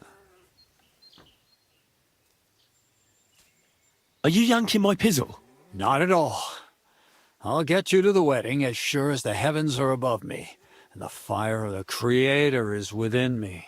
But you'll have to wait a while. Besides, things are about to get really interesting. Step by step, we're moving closer to the great revelation. Enough. I'm sick of listening to your cryptic blabbering. Supposing you first initiate me into the mysteries of your enchanting mill. This isn't any run-of-the-mill business, so to speak. I smell something devilish here. Devilish? Not at all. You guessed it. It's nothing less than high learning. Alchemy! And when I say alchemy, I mean real alchemy. Not some hocus-pocus brewing of potions for creaky joints and bellyache. Tell me more about it, then. Maybe I'll learn something useful. I suppose. You are my apprentice, after all. You deserve to know what all of this is leading to. Now, pay close attention. I want to make a golem out of dough. Then, using secret alchemical practices and theurgy, bring him to life. A golem, you say? Isn't that a kind of pie? What are you going to do with a living pie? Henry, a golem is a helper brought to life using divine words. A living statue endowed with massive strength. Can be made of clay, wood, stone, basically anything. I'll make one out of flour. Studying the Jewish Kabbals taught me a practice known as Maseh Bereshit. A mystic can use it to imitate the work of God. Just imagine. You know how helpful a golem would be at the mill? Carrying sacks, pulling wagons, standing guard. He wouldn't be much smarter than Zinnik, but he'd have the strength of 10 men. You're trying to play God? You know they could burn you at the stake for something like that. It's witchcraft. Ah, horseshit. It's in the interest of the advancement and prosperity of mankind. Just look at the Bible. Moses could command the waters and speak to God through the element of fire. And Jesus brought the dead back to life. I've no doubt that if our great holy Mother Church had been around at the time, they'd have crucified Jesus the same as the Pharisees. And all the apostles would have been burned at the stake. So a golem, you say, made of flour? For the good of mankind? Exactly! And what about the good of me? You promised me a reward. You already know that you can learn the practical application of certain useful skills from me. But for a few groschen, we could discuss the art on a more, let's say, theoretical level. I'm overwhelmed with gratitude. Supposing you give me a few groschen first, as a reward for bringing you the document, and then I'll decide whether to trade the coin for some learning. Oh, see now? I completely forgot. Here you go. So you don't go around saying that Miller Crazel is a pinch purse. I added in what I owe for those sacks you carried. And if you want some more work, there's plenty. What's this next job all about? I need to find a saltpeter pit. Never a wasted word, eh, Crazel? Short and to the point. That's my credo. And how long will it take before you tell me what a saltpeter pit is? A saltpeter pit is a pit in which saltpeter is formed. This has something to do with that alchemy of yours, eh? I don't know much about that stuff. Nitra is saltpeter. White crystals similar to salt. And what needs salting here in the mill? Or is it supposed to be some peculiar Crazel wedding gift for a young Semine? Nothing of the sort. The Kabbalistic doctrine speaks of saltpeter as a vessel for the inexhaustible essence of life. Those white crystals are said to contain the very essence of being. That's precisely what we need to give life to our golem. Thanks to the ingredients from Hermes Trismegistos, his feet will never get tired, and his fists will have the power to smash rocks. But saltpeter is the most important thing. Saltpeter will be the golem's heart. So you're serious about this golem? And are you certain it'll work out? Certainly. Otherwise, I wouldn't even try. How much saltpeter will it take to bring to life such a big creature? A lot. That's why I want you to find me a decent saltpeter pit. Do you understand? I was hoping I'd learn something useful from you. But instead, you're making me wander around the countryside looking for some pit. Well, you never know when an experience like that might come in handy. All right, then. I'll look around for that saltpeter pit of yours. I just hope you know where to look, that you can point me in the right direction, and also that you'll get me into that wedding as a reward. Yes, yes, and yes. Bonnie has a lead. She's a damned handy girl to have around. She can do anything you ask of her. But for you, the most important thing is that she knows how to look for niter, or saltpeter if you prefer. So Bonnie is most likely a thief, am I right? Bonnie is someone I trust without question, and you should too. Not only will she teach you how to find saltpeter, but also how to differentiate it from common salt. The main difference is it has kind of cooling taste. Hold your horses. You want me to taste that nasty stuff? If you don't taste it, you could confuse it with some nasty rot. You don't want that. Damn right. Don't be such a lily-liver, Henry. If Bonnie can taste saltpeter, so can you. She'll tell you the rest herself. You'll find her in the lair. That's a secret storage space I have here just by the pond. Only my best people can get in. How can I get to this lair? There's a bridge over the mill stream towards the southwest. Take the path to the left, just behind it along the pond. From that path, you turn right, uphill, between the rocks, and you'll find yourself right in front of the lair. You can't miss it. Oh, and so I don't forget, you could pick some herbs along the way to see Bonnie. It would make her very happy. She's just been through some tough times. Her dog died, and on top of that, she has to spend time with that blabbermouth Zinnik. On the other hand, Zinnik might be holding his tongue for a while after his encounter with the Troskowitz stocks. If Bonnie spends time with Zinnik, she may want some spirits rather than herbs. Bonnie? Never. Being a decent Christian, she avoids alcohol like the plague. Run along, so you're back as soon as possible. To the lair.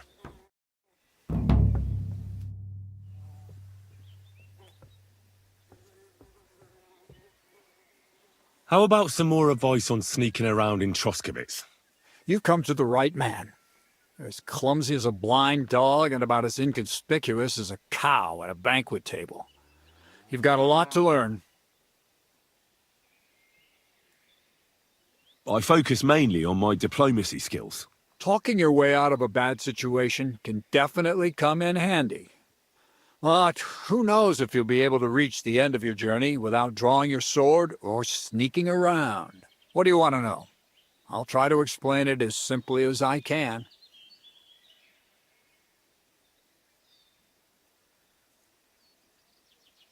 What should I wear to be inconspicuous? Something dark and drab would be best.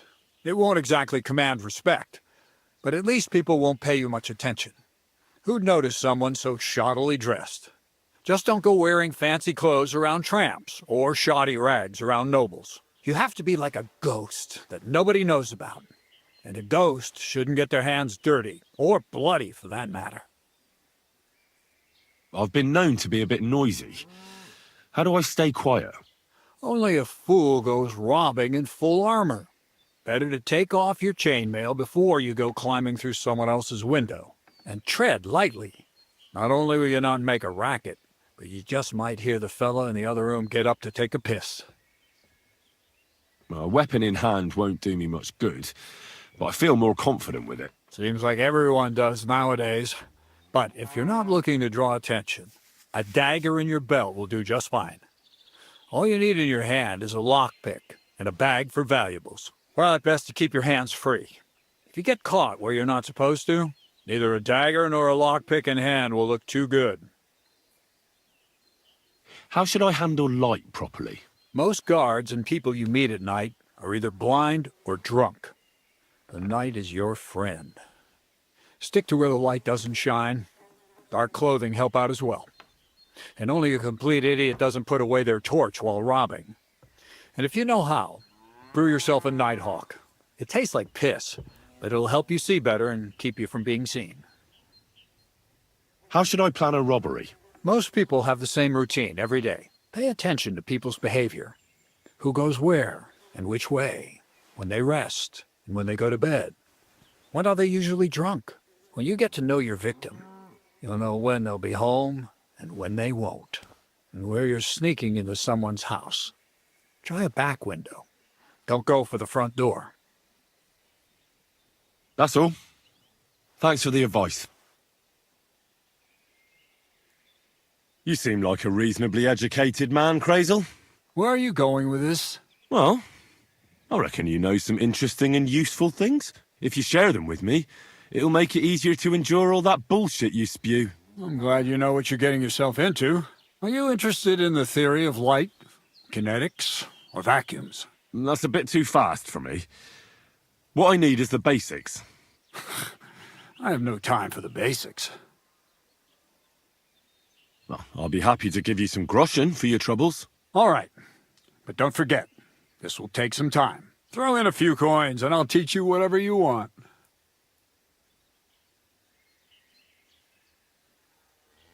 For instance, I'd like to know how to pry open a lock properly. Or how to go through someone's purse without being noticed. I see. The combination of restraint and the mechanics of general acquisition of property. That seems doable. Let's get to work.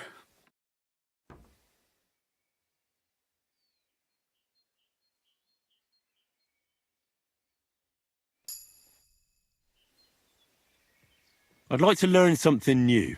Well, you know how things work around here. All right. But don't forget, this will take some time. For a few groschen, I'll teach you whatever you want. I reckon you could teach me how to move about undetected. That's a true art. It's based on the ideas of the old masters. You need to master the knowledge of light and shadow. Find a balance. Any deviation means chaos. Let's get to work.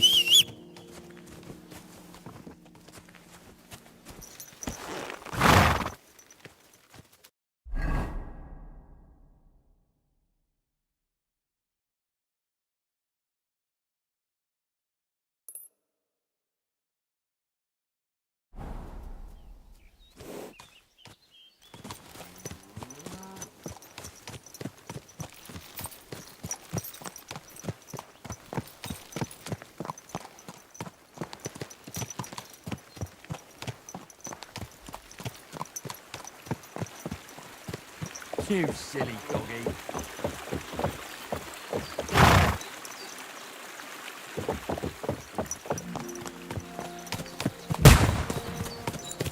What was that noise? Woodcutters?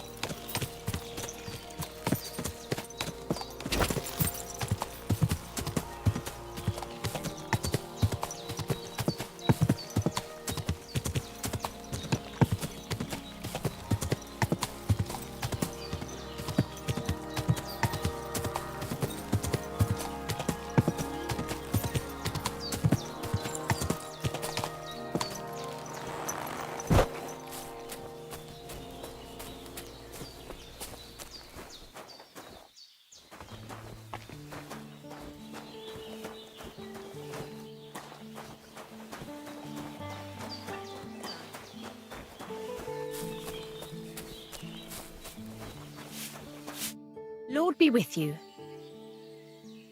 I'm Henry, Miller Crazel's new apprentice. He sent me to search for a niter pit and said you might be able to help me with that. Of course I will. I'm Bonnie. Nice to meet you. Bonnie? It's not a name I hear often.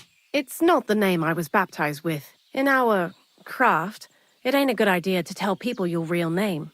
That's why we use nicknames. What should we call you? Henry's fine. Well, that's not very creative. You know what? I'll come up with a nickname for you myself when I get to know you better. Did you bring me something from the mill? Actually, Crazel said you'd appreciate some herbs. He's right there. Do you have some for me? I've got something here. My word, that's exactly what I need. The ingredients for the magic ritual. What kind of magic ritual? The kind where Zenek finally gets some sense into his head and stops making stupid beginner's mistakes. Just so you know, that mess with the author of Hermes Trismegistos would never have happened to me. Not me.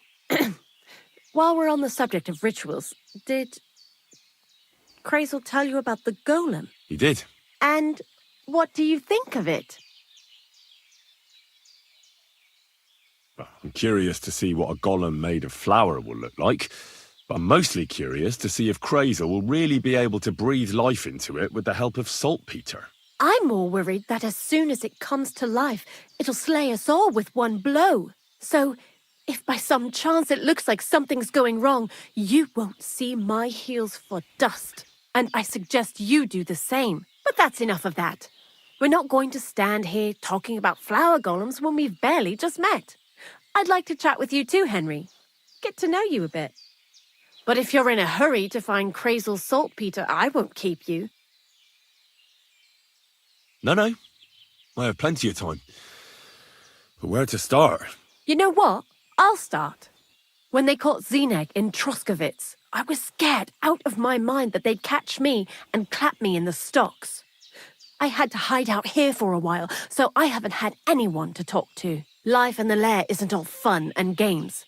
Zenek and all the other mill knuckleheads were never worth much as company. So I'm glad the miller's finally found a normal hand for once.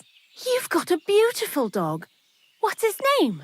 Mutt. What a cute fella. How did you find each other? Among the wolves. Not a word of a lie. That is, I lost him and then found him again in a wolf pack. Well, I'll be... That's what I call an interesting past. I used to have a dog, but I don't anymore. He died. He started getting these lumps all over his body. He stopped eating, just slept all the time. And then, well, what's done is done. And what about you? What kind of family are you from? Also, thieves? No. Pa was a blacksmith. I inherited something from him, I hope. A Really? Would you teach me how to make, maybe, barrel hoops? Those are pretty hard. Wouldn't you rather start with, maybe nails? Sure. I'm pretty quick to learn and patient. That is, with one exception. When Crazel starts spouting off his alchemy theories, I'd rather run for the hills. What do you think of the old miller, anyway? I don't know what to say to that. I still don't know him all that well. I understand. Best not to bite the hand that feeds you for no good reason. Thanks for talking to me. It really is good to have someone to pour my heart out to. But now, about that saltpeter. Before you came, and before Zenek fucked up with the manuscript, we collected saltpeter all over the place, mainly in sties. It has to be scraped from the walls. Horrible work, time-consuming and annoying. I'm not going to lie to you. We also looked in a few chests, just in case, you know. Anyhow, now all the sties in the region are scraped clean and we're sitting pretty on a nice barrel of saltpeter. Barrel is quite a lot. For the whole Trotsky region, aye. Unfortunately, Crazel said we need at least 6 times as much. 6 times? Will one saltpeter pit be enough? I reckon so. There should be as much as Crazel needs for his masterwork. If you're looking for it, you ought to know how saltpeter forms. Do you have any idea? Certainly. You take a damp wall, like in a sty, you let the water evaporate from it, and you get this salty bloom. That's right. But like I told you, all the sty walls in the region are scraped clean and we can't wait. Don't forget that saltpeter crystals are formed in places where something is rotting. It can be shit or carcasses. Well, a saltpeter pit is actually nothing more than a mass grave, the best natural saltpeter maker. Crazel said saltpeter is a vessel for life energy. I get it that it's left over from dead bodies, but how do you get it from shit? God's mysterious ways. You know how it is. And he also wanted me to taste it. That's nonsense, though, isn't it? Unfortunately, it isn't. Otherwise, you won't know if it's saltpeter or some other shit. It feels kind of cold on the tongue. Jesus. And you know where to look for such a pit full of carcasses, do you? Not exactly, but I have an idea. Times are evil and there's plenty of corpses. A person who's digging holes and throwing dead bodies into them and doesn't even know he's got a a saltpeter mine. The local gravedigger? Exactly. And the one we have here in the region is also the knacker. Ah, the gravedigger Ignatius. I've already met him. He lives outside Troskowitz in the direction of Apollonia, right? Aye, that's him. So I'm in for a walk to the cemetery. Seems like it.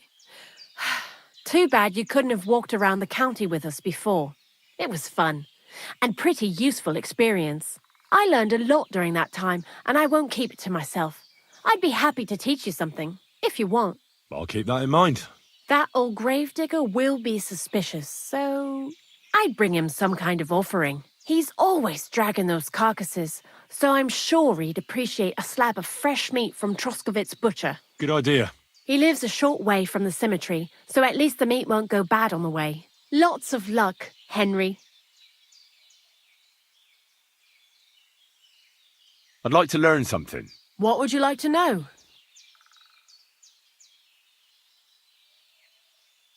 I reckon you've got a few tricks in your pocket to get into other people's pockets. All right, but it'll take some time.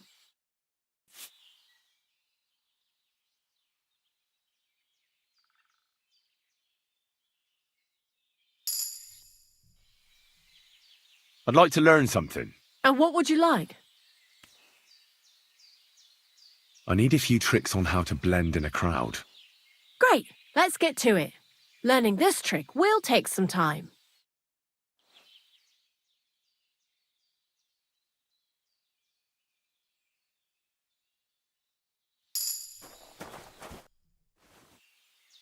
I'd like to learn something. What would you like to know?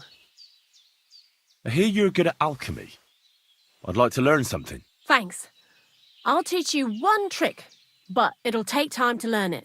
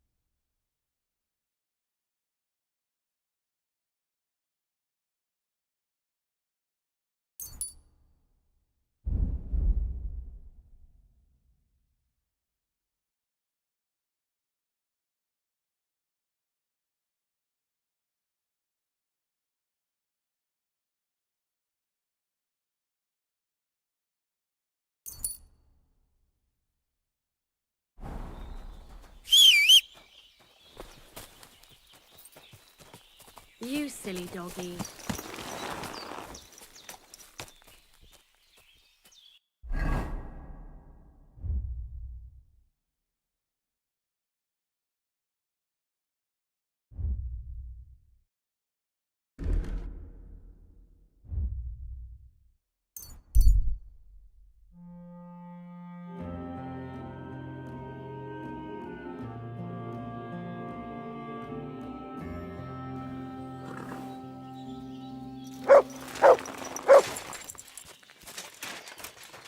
What's that you got? You silly doggy.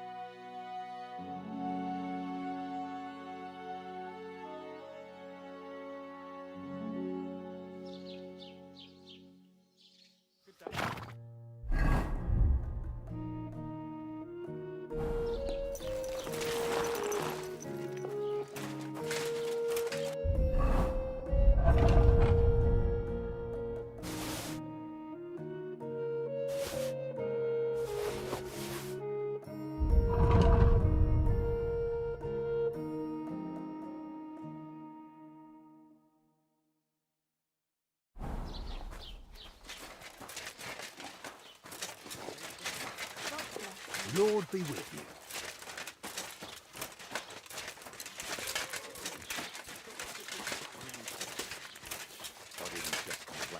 you. He mostly just complained.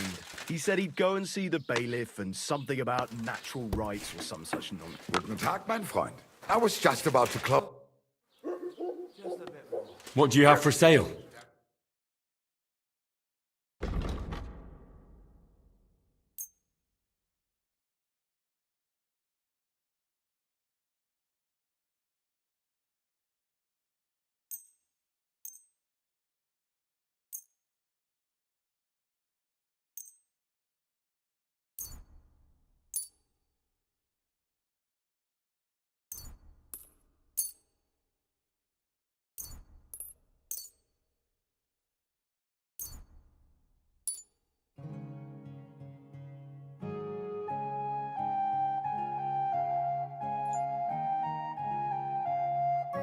I'd like to do something about that price. Gut, versuchen wir's. Sehr gut. I can agree to that. Das war ein gutes Geschäft. Auf Wiedersehen.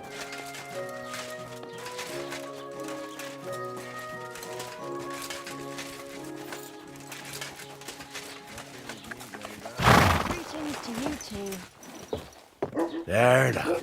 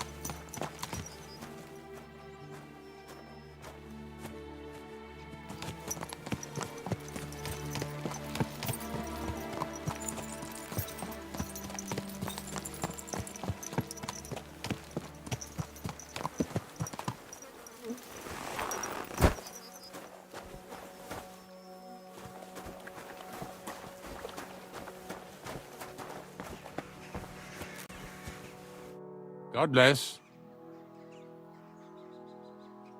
You must be the local gravedigger, right? I'm Henry. Ignatius, master of the sod, at your service. Looking for a final resting place? Or do you need to bury a dead goat? None of that. I have a different, slightly unusual request. Bonnie from Lower Semine sent me. We're looking for a saltpeter pit. From Lower Semine? What pit? A saltpeter pit. I ain't never heard of nothing like that. What's it supposed to be? A pit to hell? Nah, it's actually just a pit full of carcasses. These white crystals form on the walls of it, and that's exactly what we're after. Ah, now I get it. You should have said you're looking for the pit I throw carcasses into. What's all this about Salty Peter? I'm going to go there anyway, so I'll take you there. Really? That was easier than I thought. Not even a chicken scratches in the dirt without hope of reward, though. You'll help me with something first. I have some collections from some Slatigo farmsteads, and I'd be a fool if I didn't use a helping hand. At least one day I can take it a bit easy. You want me to help you with your grave-digging business? Why not? You look like a strong fella. You'll be a good helper.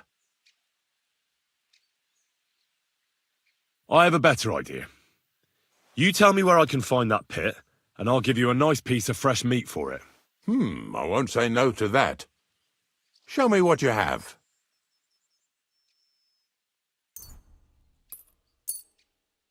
Oh, aye, fresh meat. What a feast that'll make. Now, listen closely.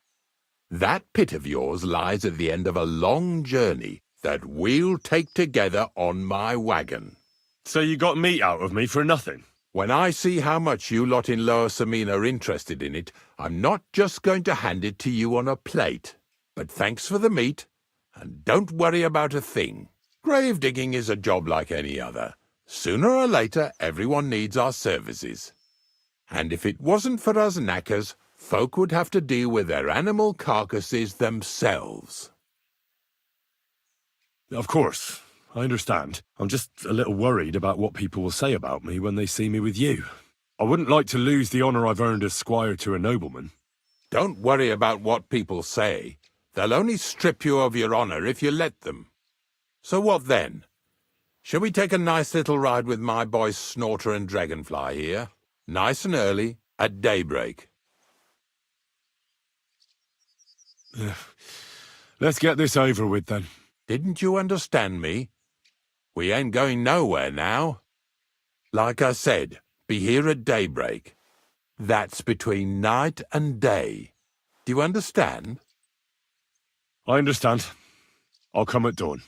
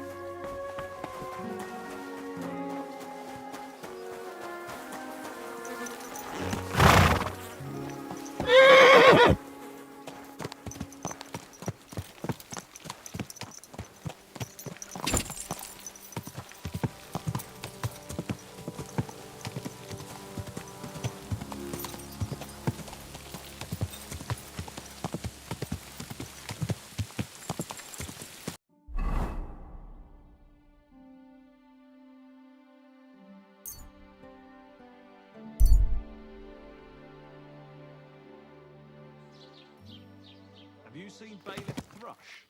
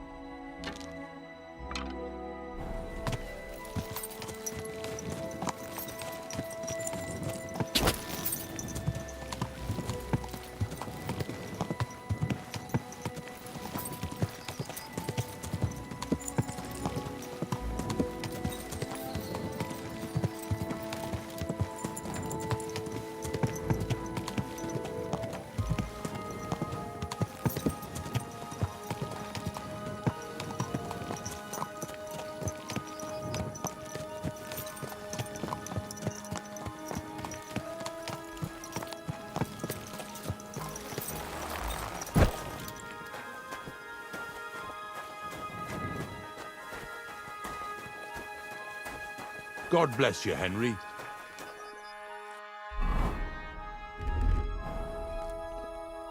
You.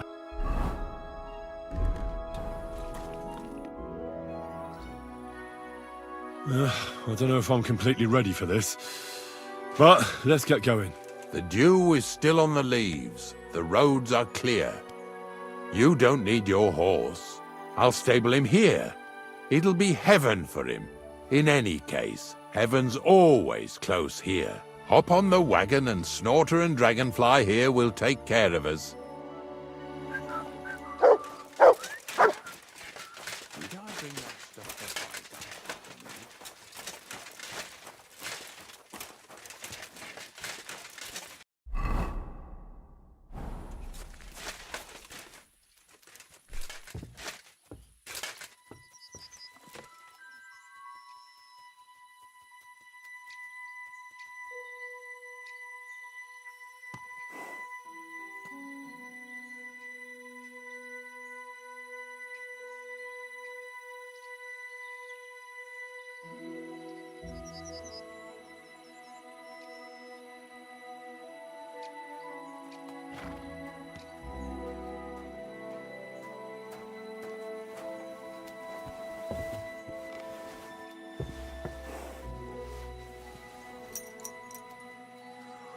We've got a long journey ahead of us, so get yourself comfortable so your arse won't hurt. So, you say you're from Lower Samine, eh? Well, you could say that. I help the miller with whatever I can. I got a place to sleep there. Soon I'll be able to call the miller uncle. I remember Crazel when he was still a wee lad. Even then he was a great big smart-ass. When I buried his parents, he was traipsing somewhere through the world. Maybe you heard what they say about Lower Samine round these parts. Crazel don't sell short measure, not that. He looks out for his reputation, but his helpers have been seen often in the villages after dark, looking fishy. Or during the day, in the pillories. Don't that Bonnie of yours belong to that gang too? Bonnie's an honest girl, and her friend Zinnek is too. Crazel only sent them to scrape saltpeter off the walls of the sties, so that's just what they've been doing. From what she told me, they had nothing else in mind. Lower Samine's a thorn in the side for a lot of folk, some on account of the competition. Some is just rubbed up the wrong way by that Crazel. Either way, all they need's the slightest excuse to grab their pitchforks. Go and grab the miller and shove his face right in his own millstone.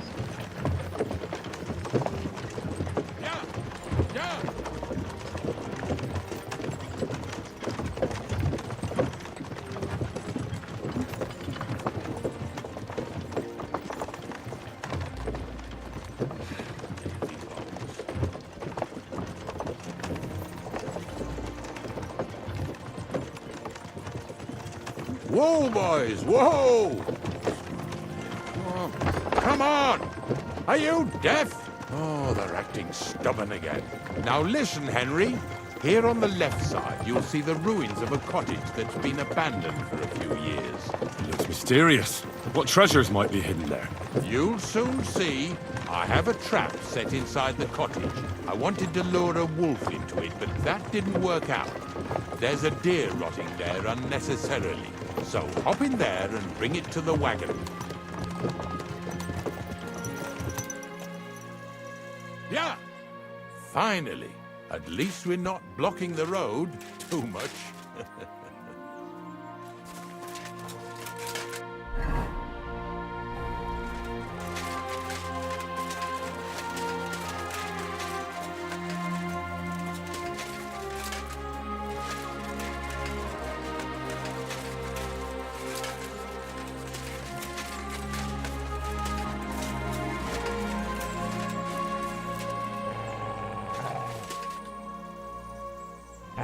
Sick!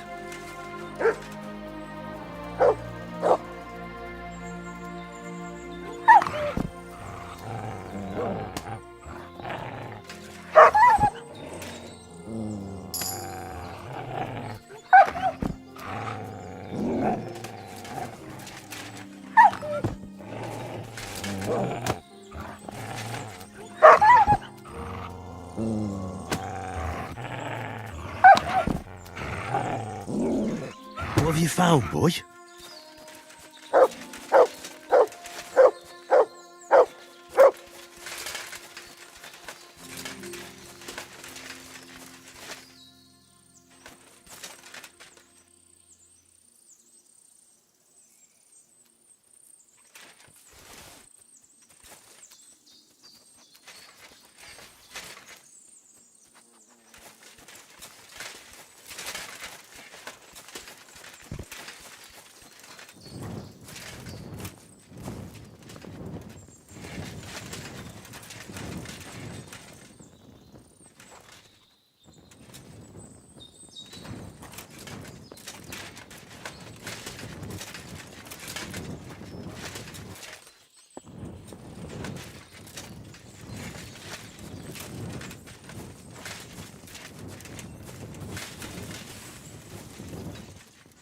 Oh, Jesus, what a stench. Better quickly throw it in a sack and take it back to the wagon.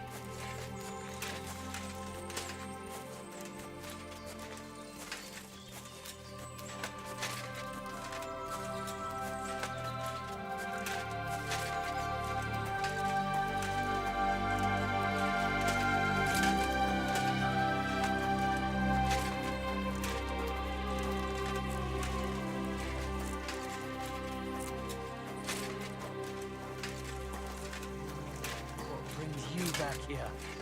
Haven't you and your lackey stolen enough already? What do you mean already? What lackeys? Fella? Too stinking. Hey, we've got another one. Get over here! Now! I'm coming. Move it! What's going on, Ignatius? Ah, Henry. Right on time. I asked you about things in Lower Samine, and you swore it was as clean as a well-gnawed bone. You remember, don't you? So now you can deal with this yourself. And please, make sure we leave with the same number of teeth we came with. Well, what are you after, then? Two stinking pieces of shit was sneaking around our sties and cellars and lining their purses with silver too while they was at it. Some scruffy and dunger. What do you have to do with them?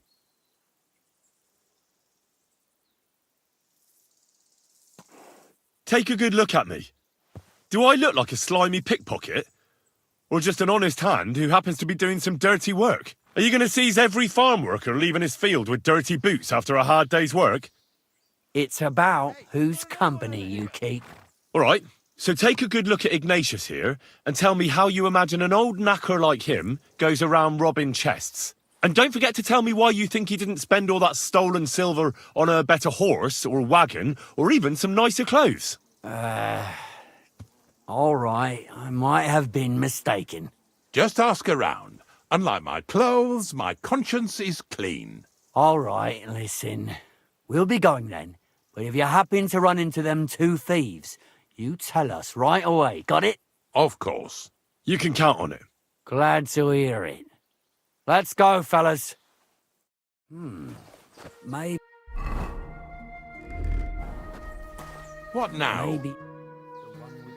Not much left for us to do here, eh? Hopefully our luck will hold out, and we'll only be breaking the limbs of carcasses today. The next farm's just up ahead. Hop on, and let's go.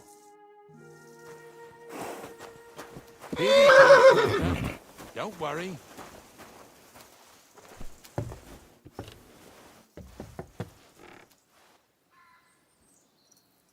That was just a kind of little favour for me. Now we'll help the locals here in Jdar with their carcasses. So far, I've just carried sacks. I already did that for the miller. Yesterday, the good wife from that farm came and told me both their pigs died. So we'll scoop them up and haul them off. I mean, you scoop them up and haul them to my cart. She says it was a curse. There was a flash of lightning, the pigs started trembling, squealing and puking, and then keeled over and dropped dead. And then Satan himself appeared in the sky. Happens all the time. It ain't my first day doing this job, so I could see right off them pigs had been poisoned. The good wife swore them pigs were happy as, well, pigs in shit. She said they even let them go to a nearby stream to have a wallow. It flows here through the forest on the right. Since we're here, you ought to go and take a look around there. Check how clear that spring really is. All right, I'll see what's going on there. And and I'm going to enjoy having a helper. At least for one day. Maybe I'll roll around in the grass here with Snorter and Dragonfly.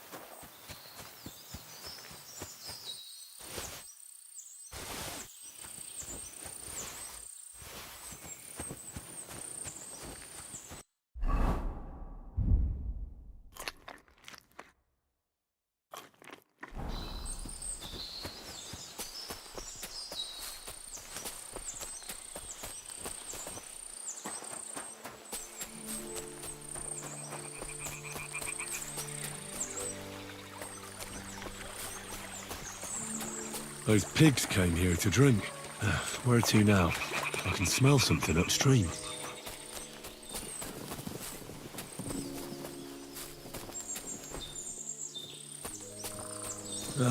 Here it is. Wolves must have killed them. They didn't even eat them up. I'll go and tell Ignatius.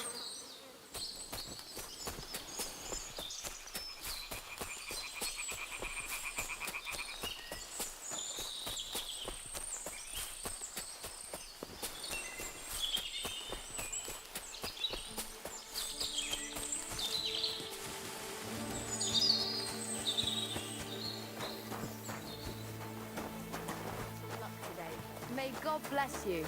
You too. You too. It really wasn't a curse. There are rotting carcasses in the water upstream from the watering spot. No wonder the pigs caught some disease. Well, what do you know? I was right. I'll give you a hand. It'd take you all night on your own.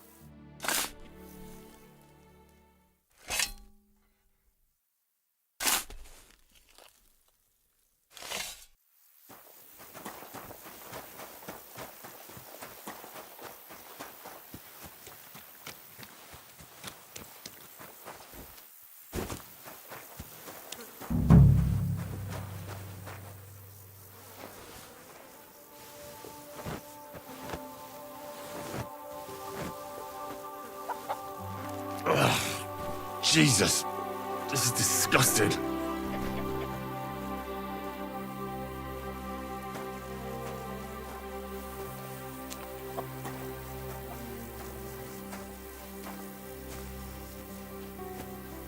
Pretty hefty, hey? They lived like royalty here.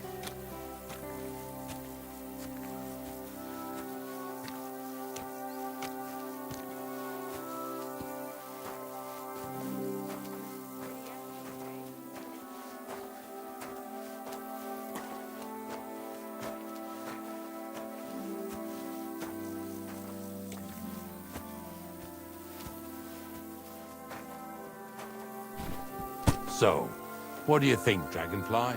How's he doing?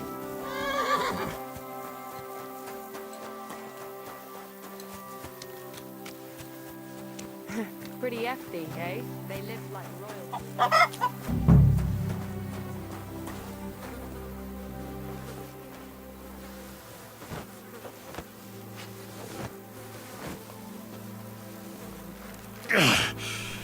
I'd rather go back to sacks of flour.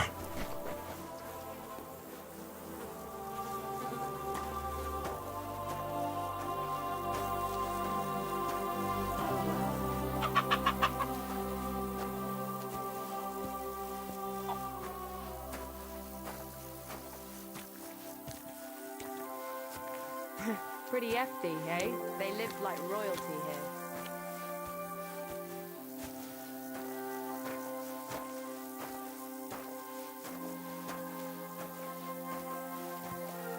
See, you could do it.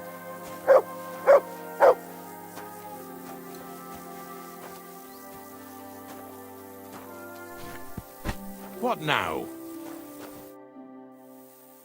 I took care of the carcasses. We can drive on. Nice work. There's even a bit of meat left for me. Yeah, you'd eat that. They've been lying there God knows how long. But nicely in the cold. There's nothing wrong with it. Anyway, you won't be eating it, so don't worry about it. Let's keep going. Seeing as how you don't obey me, you're surely horsing around today.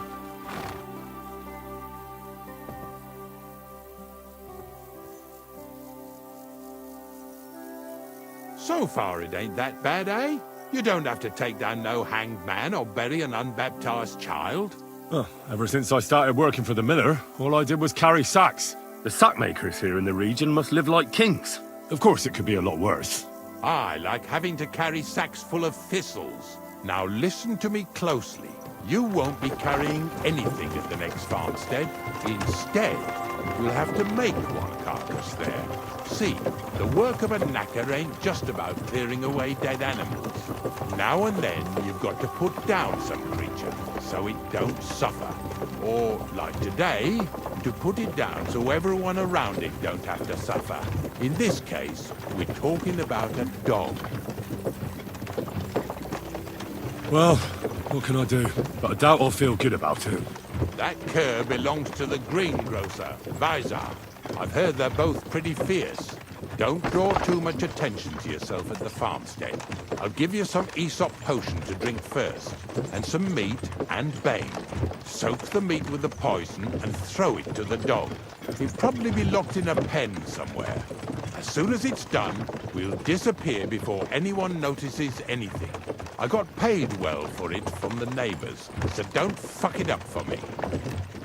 Yeah! Yeah!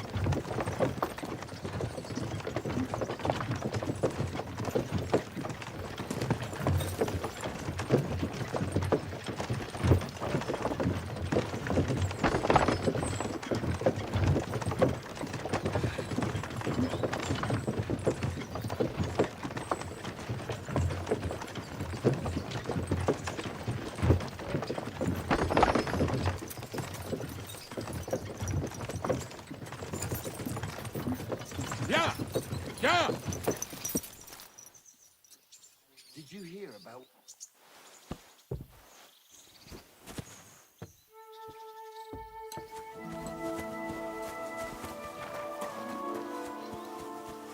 God bless.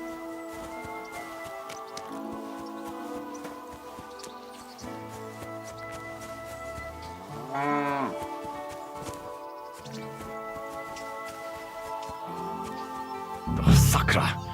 The dog isn't here. The door's open. Where did he run off to?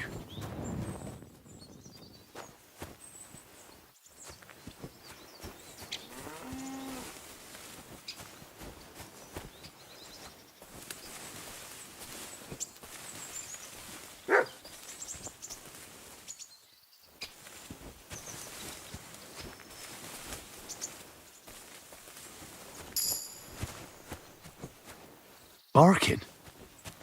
He's coming from over there.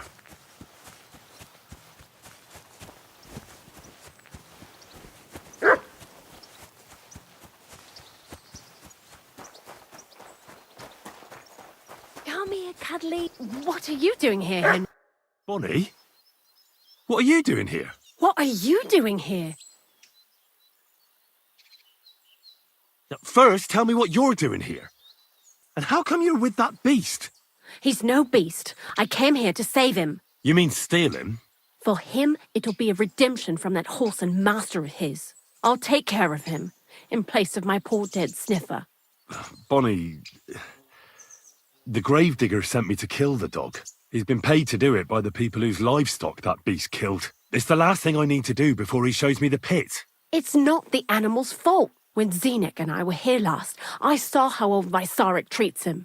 He doesn't give him food, he abuses him. With a master like that, he won't last long. You wouldn't kill a dumb creature just because its master is a sick horseman, would you? Well, you don't have to convince me. Ever since the gravedigger told me to do it, I've been trying to figure out how to save that dog. If you want to take him, I won't stop you. You're a much better Christian than I thought you were. I'll take him to the lair. We'll meet there. Hurry off now, before someone sees us together. Come on now, boy. You'll like it in the lair.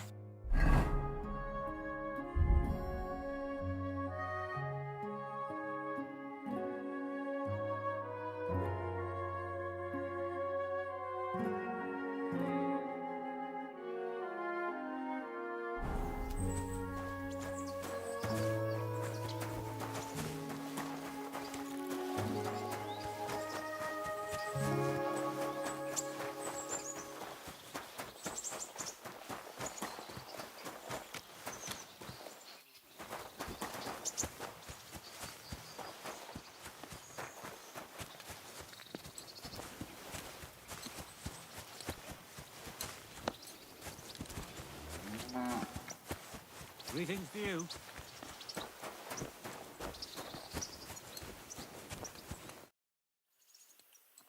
It's taken care of. Taken care of? What do you mean? The dog is dead. So, can we go to the pit now? Dead, eh? And what are you so nervous about? Well, it wasn't pleasant to watch. I did it exactly how you told me. I poisoned him. Oh, aye. And how did it go exactly? Well, I dipped the meat in poison. He ate it and peacefully departed to doggy heaven. So, it all went how it should. I use a real strong mixture so the creatures don't suffer too much. He's done for, the beast. Finally. Let's go before we start looking suspicious.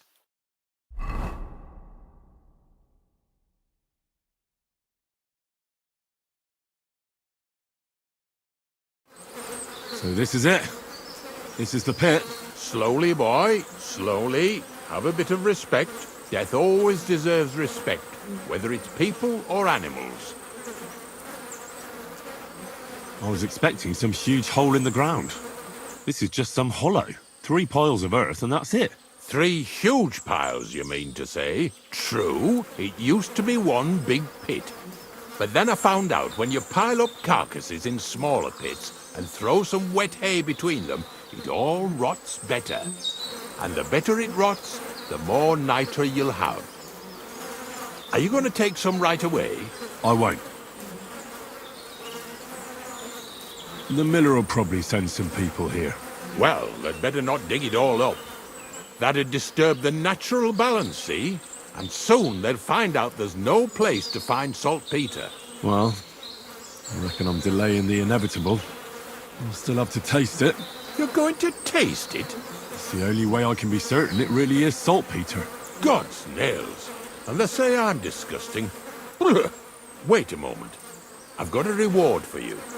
Just so's you don't think old Ignatius and his even older nags is ungrateful riffraff. Take it as a thanks for your help. Maybe you'll take over my trade one day when I'm pushing up daisies myself. Who knows? Maybe that'll really be my fate. I'll live at the cemetery, build piles of carcasses, and eat bread with saltpeter. Here's something that'll definitely come in handy if you ever need to go through all this again. Either with me or somewhere else. Thanks. Taste it then. Get to it. This I have got to see. You didn't have to make such a feast of it. Look at me. From a lord's messenger to a taster of cadavers. Cold and salty. If you're going back to your cottage, I'd like to take a ride with you. Of course. But in return, you have to help me get all this lot buried. So there's some more saltpeter in the making.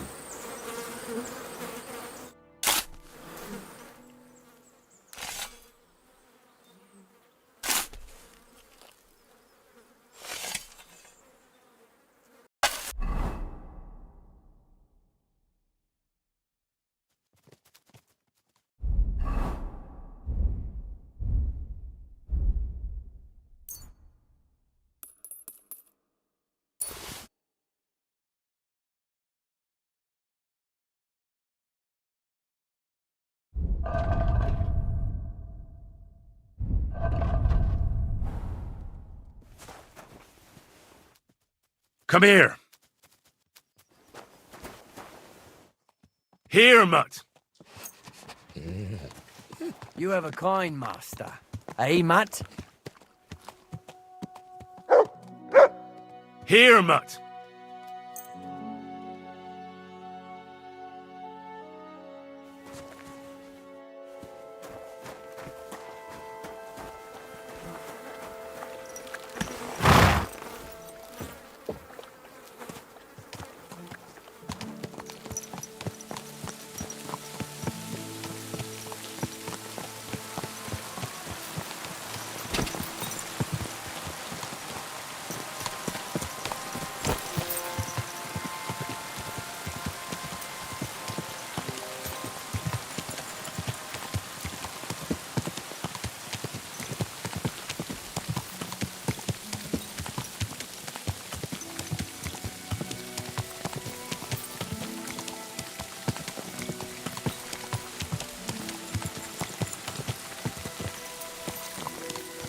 Good doggy. Good boy.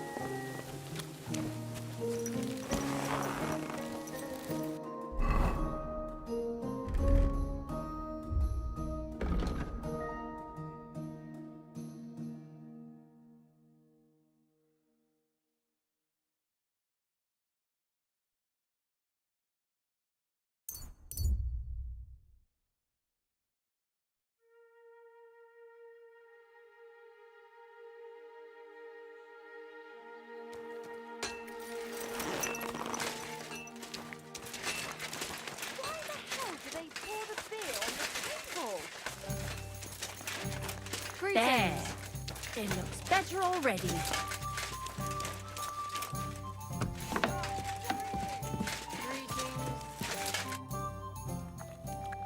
It's done. Olbram's bull isn't as white as it used to be. I knew you wouldn't let me down, mate. Olbram must be having a fit. I can almost see it. To hell with the fucking pricks. The lousy cities are... Aye. Something like that. Until they caught me, that is. But don't worry. I didn't rat you out. At least that. I reckon Olbram will mouth off about it. But there's nothing he can do without proof. They didn't beat you up, did they? Don't worry. I'm fine. All right, then. Here's the reward I promised you. Every last groschen. Thanks. And since you already got caught up in our little dispute, maybe you can help me with something else. So, what can I help the Takovites with this time? We're planning to meet with the Geliovites in the pasture that they keep arguing with us about. We'll sort it all out with them there. Nicely. Man to man. Wouldn't you like to join us? Why not? After painting that bull, it would actually be quite a pleasant change to talk things over face-to-face. Aye. Talk. We'll get into a huge argument and then start punching each other in the gob. So then, should I send for Olbram so we can get going? Wouldn't you rather call an end to this endless feud with the Geliovites? That way, you'd each have half of the pasture, and everyone's happy, no? Chance would be a fine thing. Olbram will never give up. He says the whole pasture is his. The bordeth by the orchard, that's where I got my ass kicked. Who knows what the old fool got his ass kicked for back then. You should talk to the bailiff and get him to support you. Thrush! He already said ages ago he doesn't want to get involved. He even threatened us with the stocks if we keep bothering him. Well, as you wish. You know what? I'll go have a talk with Thrush. Would you wait for me for a bit? All right, but don't get your hopes up. And don't you go ganging up with them Gelioff bastards against us. It happens. Just watch where you're going next time.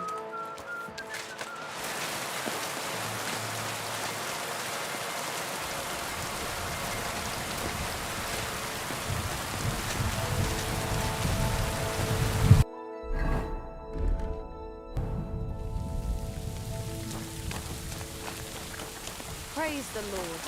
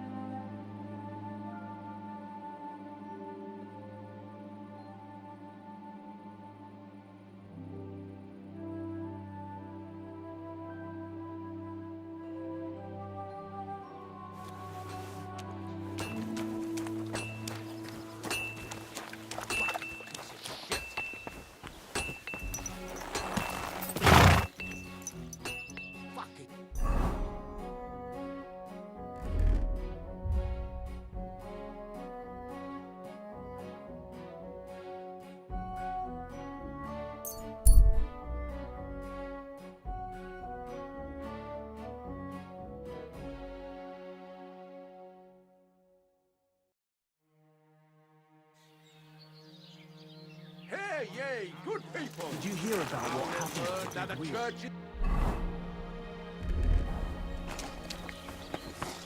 What then? Has the water sprite been up to his mischief again?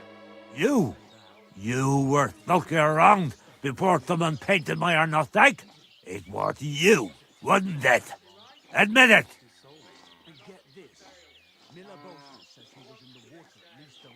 Are you serious? Look at me. Do you really think I'm the sort that goes around painting on other people's cattle? Aye, you're right. I'm sorry for accusing you. It must have been someone else. I'd catch that arsehole. Mark my words. You're having trouble with the Takovites? I'd say. It's time to get payback for all those shenanigans up there. You look like you might be good at that sort of thing. And since you're already here, why don't you help me out? Trust me, I'll make it worth your while. What do you say? Sure. If there's something bothering you, I'd be happy to help. Listen up, then. Those naughty Takovite bastards have this nice maypole in their village. They're so proud of it, you'd think it's a gift from the king himself. Especially Project. Nothing would teach them a lesson better than stealing it and putting it up on display here. Just to spite them. So all I have to do is take their maypole and bring it to you? Aye, exactly.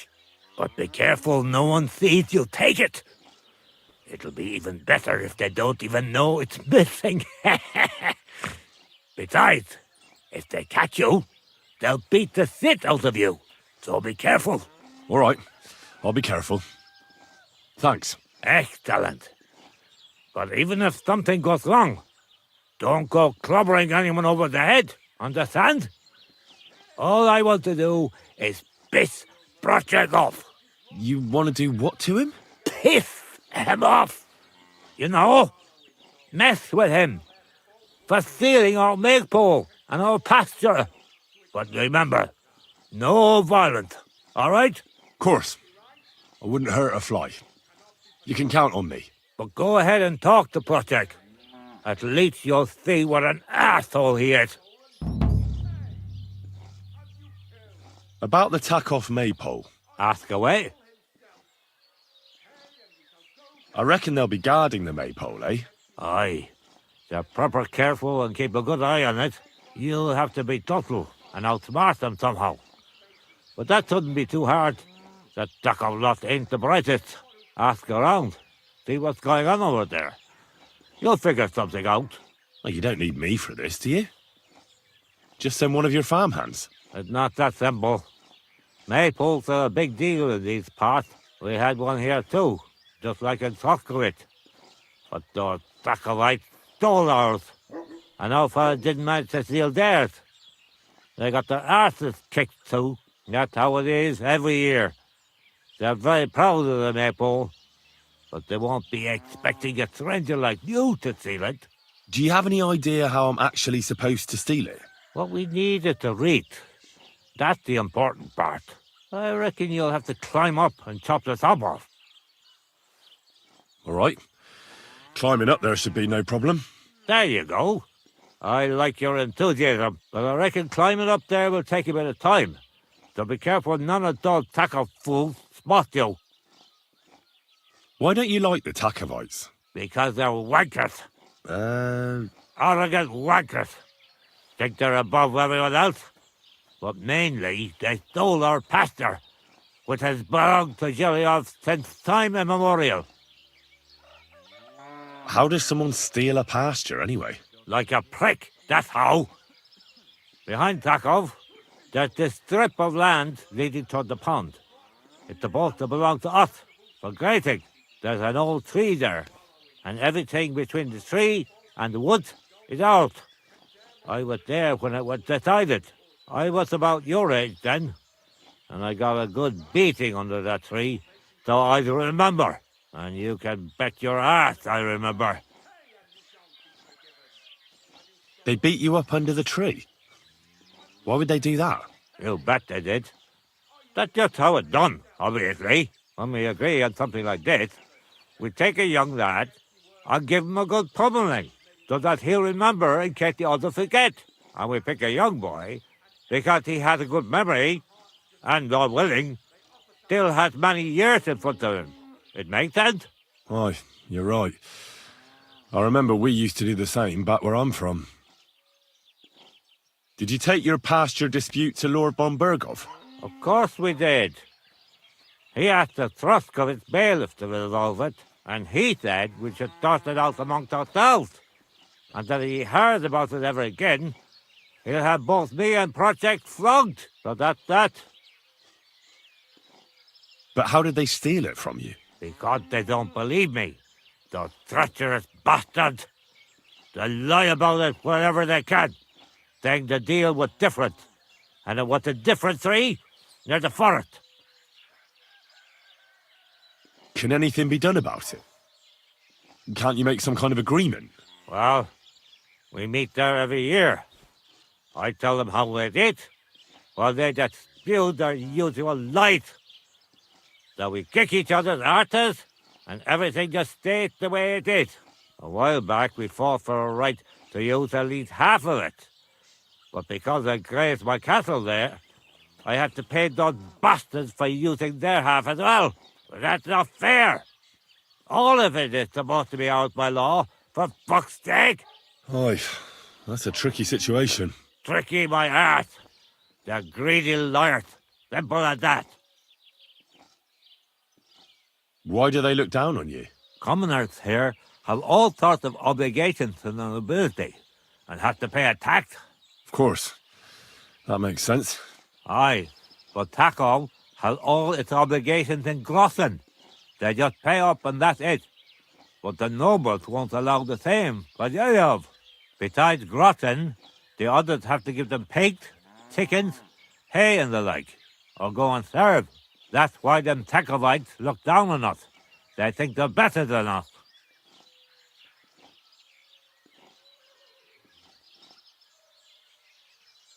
Don't you pay as well? Not me, no. I'm a freeholder.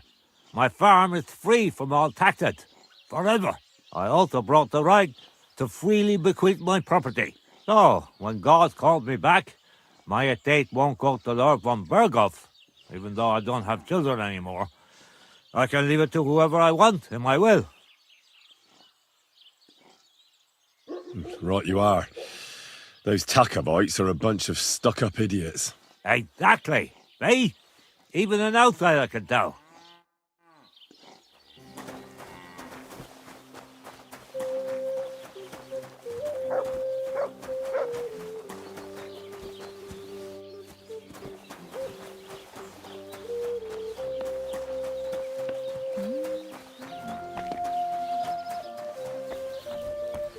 God bless.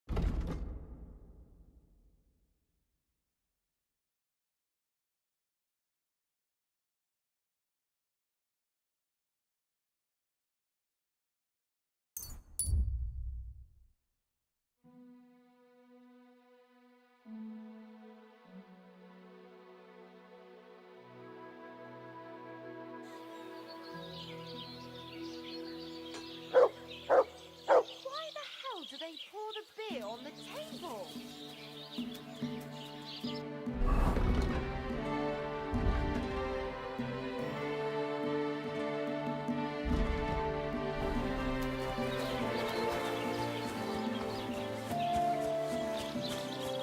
Why is this sticky? Greetings, Henry. Good dog. Good boy. That's a beautiful maypole you have there. You don't see that every day. I reckon all the other villagers must envy you. They sure do. Them Gelievites try to steal it, but our fellas kick their asses. Why are you so interested in it anyway? I know from experience how hard it is to guard a maypole like that. I used to stand guard myself. Well, there you go. Then I'm sure you know what it's like to be envied by everyone around. And if someone had bad intentions, Henrik would show them how we do things here in Tachov. That's the one thing he's good for. I wanted to ask about Henrik. What about him? Did he do something to you? Sounds like you're not exactly fond of him. Aye, I'm not. He's been getting on my nerves ever since he got together with our Manka. I'm afraid he'll mess with her head and run off with her, just like his bloody brothers did. Where did they go? What do I know? One day they just packed up and wandered off. Their village wasn't good enough for them, I reckon. I wouldn't mind if someone went and beat the thought of Manka out of his head. Maybe someone not from around here. Why not? I could manage that. He's not much of a fighter, but I reckon if you call him a vagrant or something, it'll surely rile him up. And I'll remember you did me a little favour.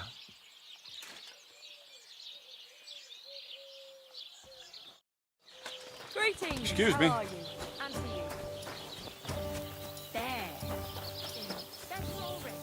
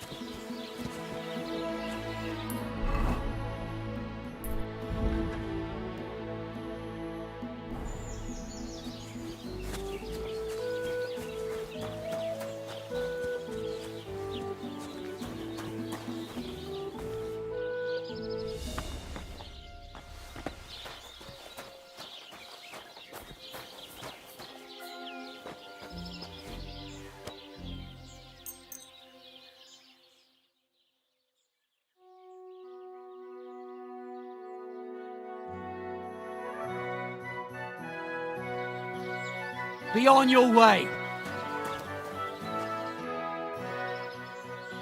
What a nice maypole. It'd be a shame if something... What? Nothing. Really, very nice. I'll say. The best in the county. Do you know why? No. Because it's the only one. We toppled the one in Zhalev. They never saw it coming. Nobody gets the better of us. I don't think they're going to try anything after that beating anyway. Even if they do, Hanik will raise the alarm and we'll kick their asses again. See you later. Get out of here!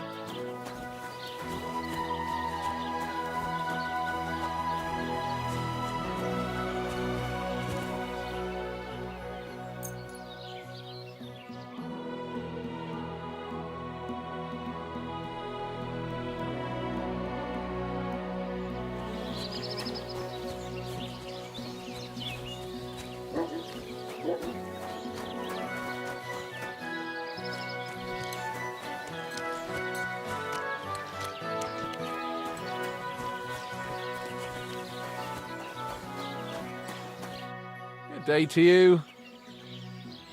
How's it going? It's shit, to tell you the truth. How come? Because I have to guard this bloody maypole. I can't even get a good night's sleep because of it, and there's plenty of other work to do during the day. And then there's... Ah, never mind. Forget it. What did you want to say? Sometimes it's better to share your troubles. Two heads are better than one, after all. I mean, if you say so, it's about Manka. I'm sure you've noticed her. She's the prettiest lass around. Gosh, it's hard not to notice her. Exactly.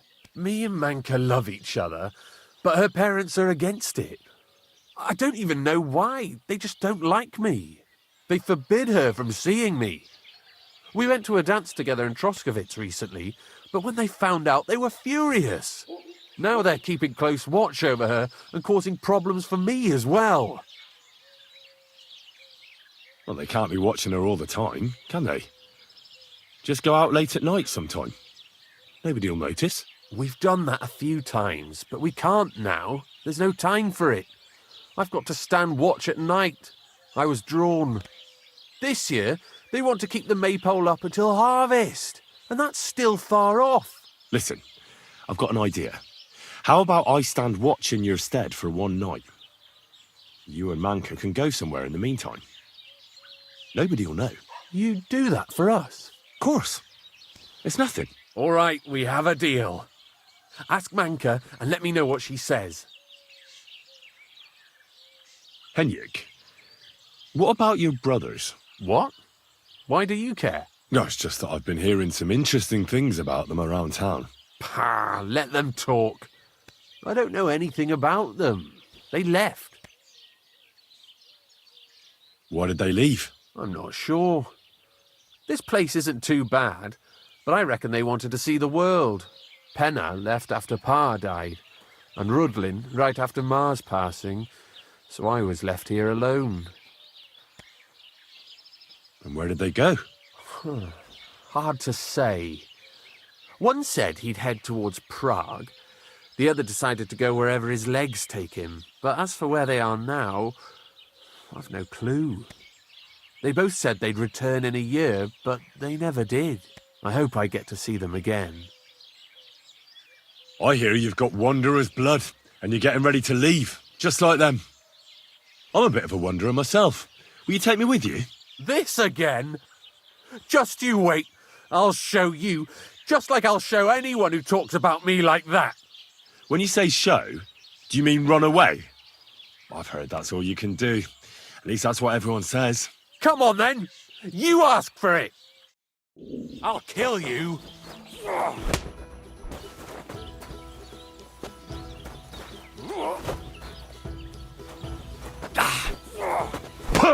Close.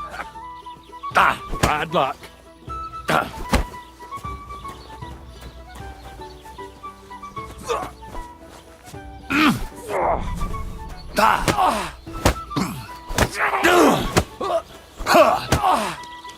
Jesus!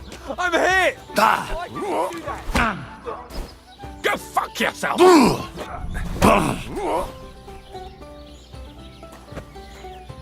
Ah! No chance! Ah! Oh!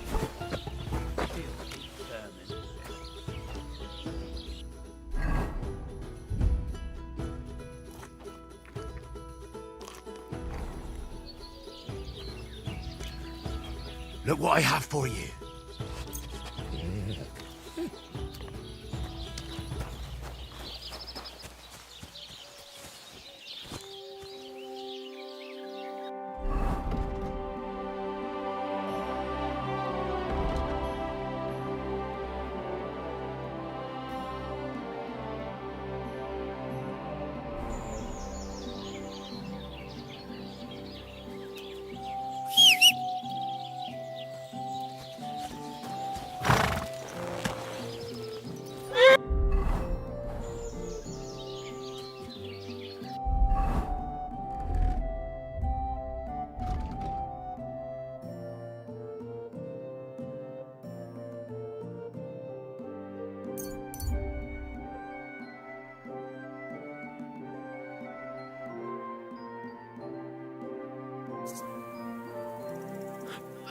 Ah!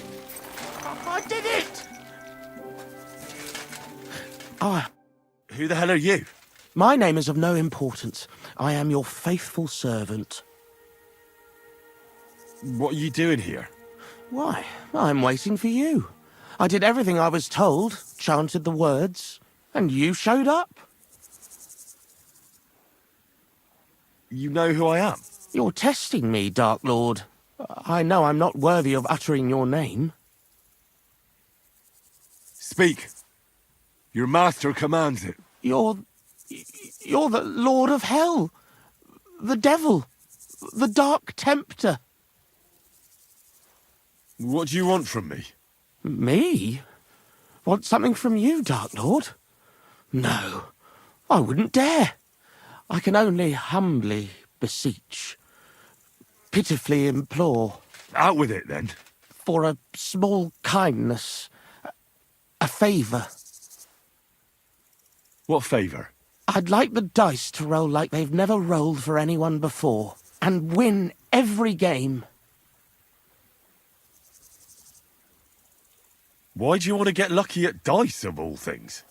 My wife is sick, and I have no way to pay for a healer.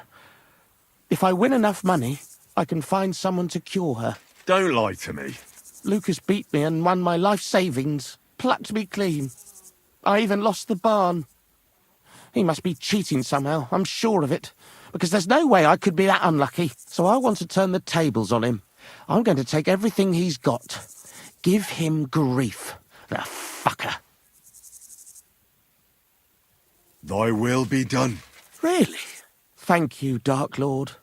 I'll be indebted to you to my dying day. And when I die, my soul will be yours, won't it? That is the price? As you say. Quid pro quo. If I make enough to cure my Jane, it's a fair deal. This is beyond my wildest. My Jane will finally be well again. And maybe there isn't enough of that cow she was praying for. There now.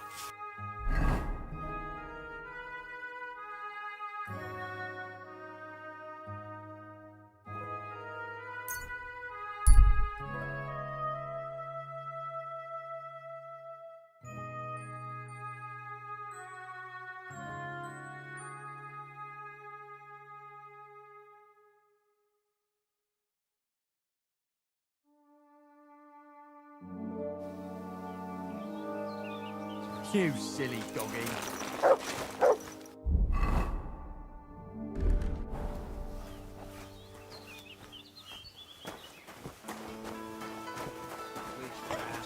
We're not a stick and snout. You can make it up to me by making yourself scarce. Good afternoon, Henry. I found the place where we can harvest saltpeter. You just head out of Troskovitz towards Apollonia, carry on alongside the road, then head off it at the right spot. Only it's not a pit, it's 3 piles of earth. The gravedigger Ignatius drove me there himself. And is it the real stuff? Did you taste it? Yeah. And I hope I never have to do that again. Ugh. I think the experience has changed me forever. Oh, come on. You whine more than Zinnik. It's just commonplace salt. I was hoping it'd be closer. To go all the way to Apollonia. If I send 2 wagons, that should be enough. What should I do? Well, that means I could mix a barrel and a half. Crazel, focus. What else do you need from me? Oh, sorry. What were you asking? About a reward? It's right here. Thanks. How's it going with the golem? Well, the whole thing is really appealing to a scholar of my field of interest and important for humanity. But certain circumstances have emerged which, unfortunately, move its creation somewhere further into the future. Wait, what do you mean? So there won't be any golem? Not for now. What about all the niter? The life essence? I admitted to myself it's maybe too much to take on, and I decided to go back to my roots. So the search for saltpeter was for nothing? Not at all. The saltpeter will help us create primordial matter. The origin. Chaos. Materia prima. God. Here we go again. As alchemical scholars, we actually have only one task before us. To penetrate the diaphanum and find out where it gets its disposition and power from. Only then will we understand the nature of the shadows. Eh? I'll explain it to you.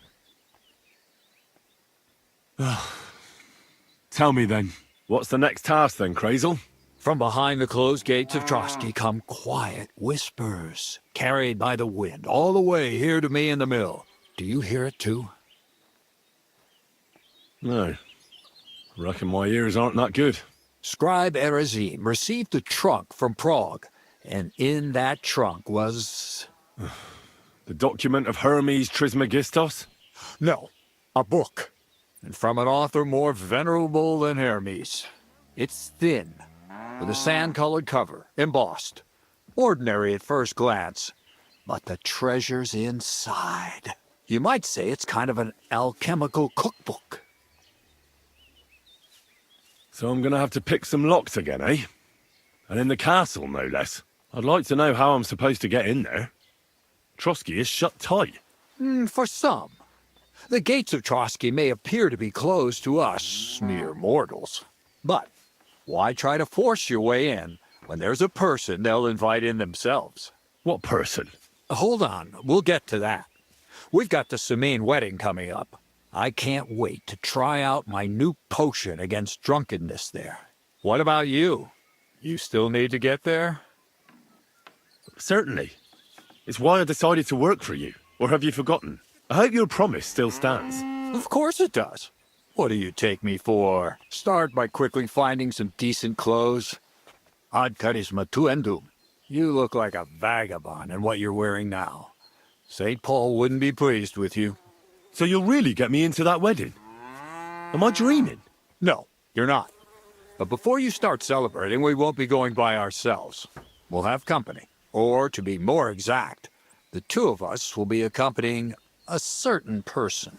Me as a friend and host, and you as a bodyguard, loyal servant. Call it what you will. It'll be some female, right? Correct. But not just any female. A true lady will come to the wedding with us. Radiant as the morning star, refined as pure gold. All will be stunned by her beauty, and she'll be our lockpick that will find the weak spot in the gate to Trotsky. All it'll take is a little push, and clunk, the lock will open, and the book will be mine. What weak spot? The castle's weak spot is Chamberlain Ulrich, because he himself has a weakness for women. Of all the single damsels at the wedding, ours will be the most charming and irresistible for him. Noble or not, he's a mortal man, and he'll start to think with his male member. We will watch as he becomes feverish with lust. Soon he'll be begging to take our companion to Trotsky, He'll pretend his motives are pure, so she'll be more comfortable. And when the Chamberlain becomes insistent, you, as her personal bodyguard, will accept his offer. Naturally, you'll say you won't leave her side so you can defend her honor. Once in Trotsky, Ulrich will do everything to get you to leave him alone with her. And that will be your chance. I can hardly believe that you, of all people, would come up with such a straightforward plan. Well, it's not all that straightforward.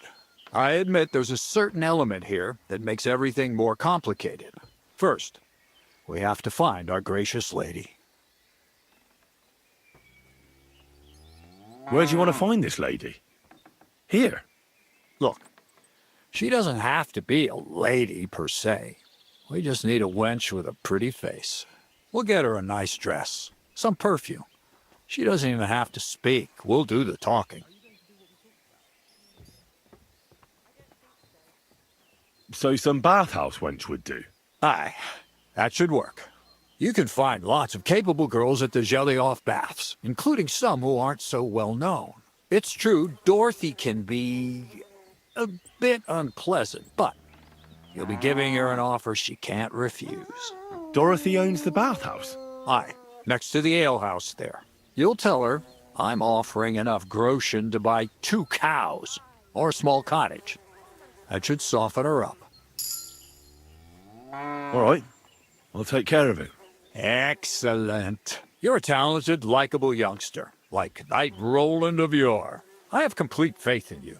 And don't forget, we're going to need to dress the girl up and make her smell nice so she comes across like a real lady. So, stop off at Troskowitz as well and get her a nice brocade dress and some long-lasting perfume. Minta would be ideal.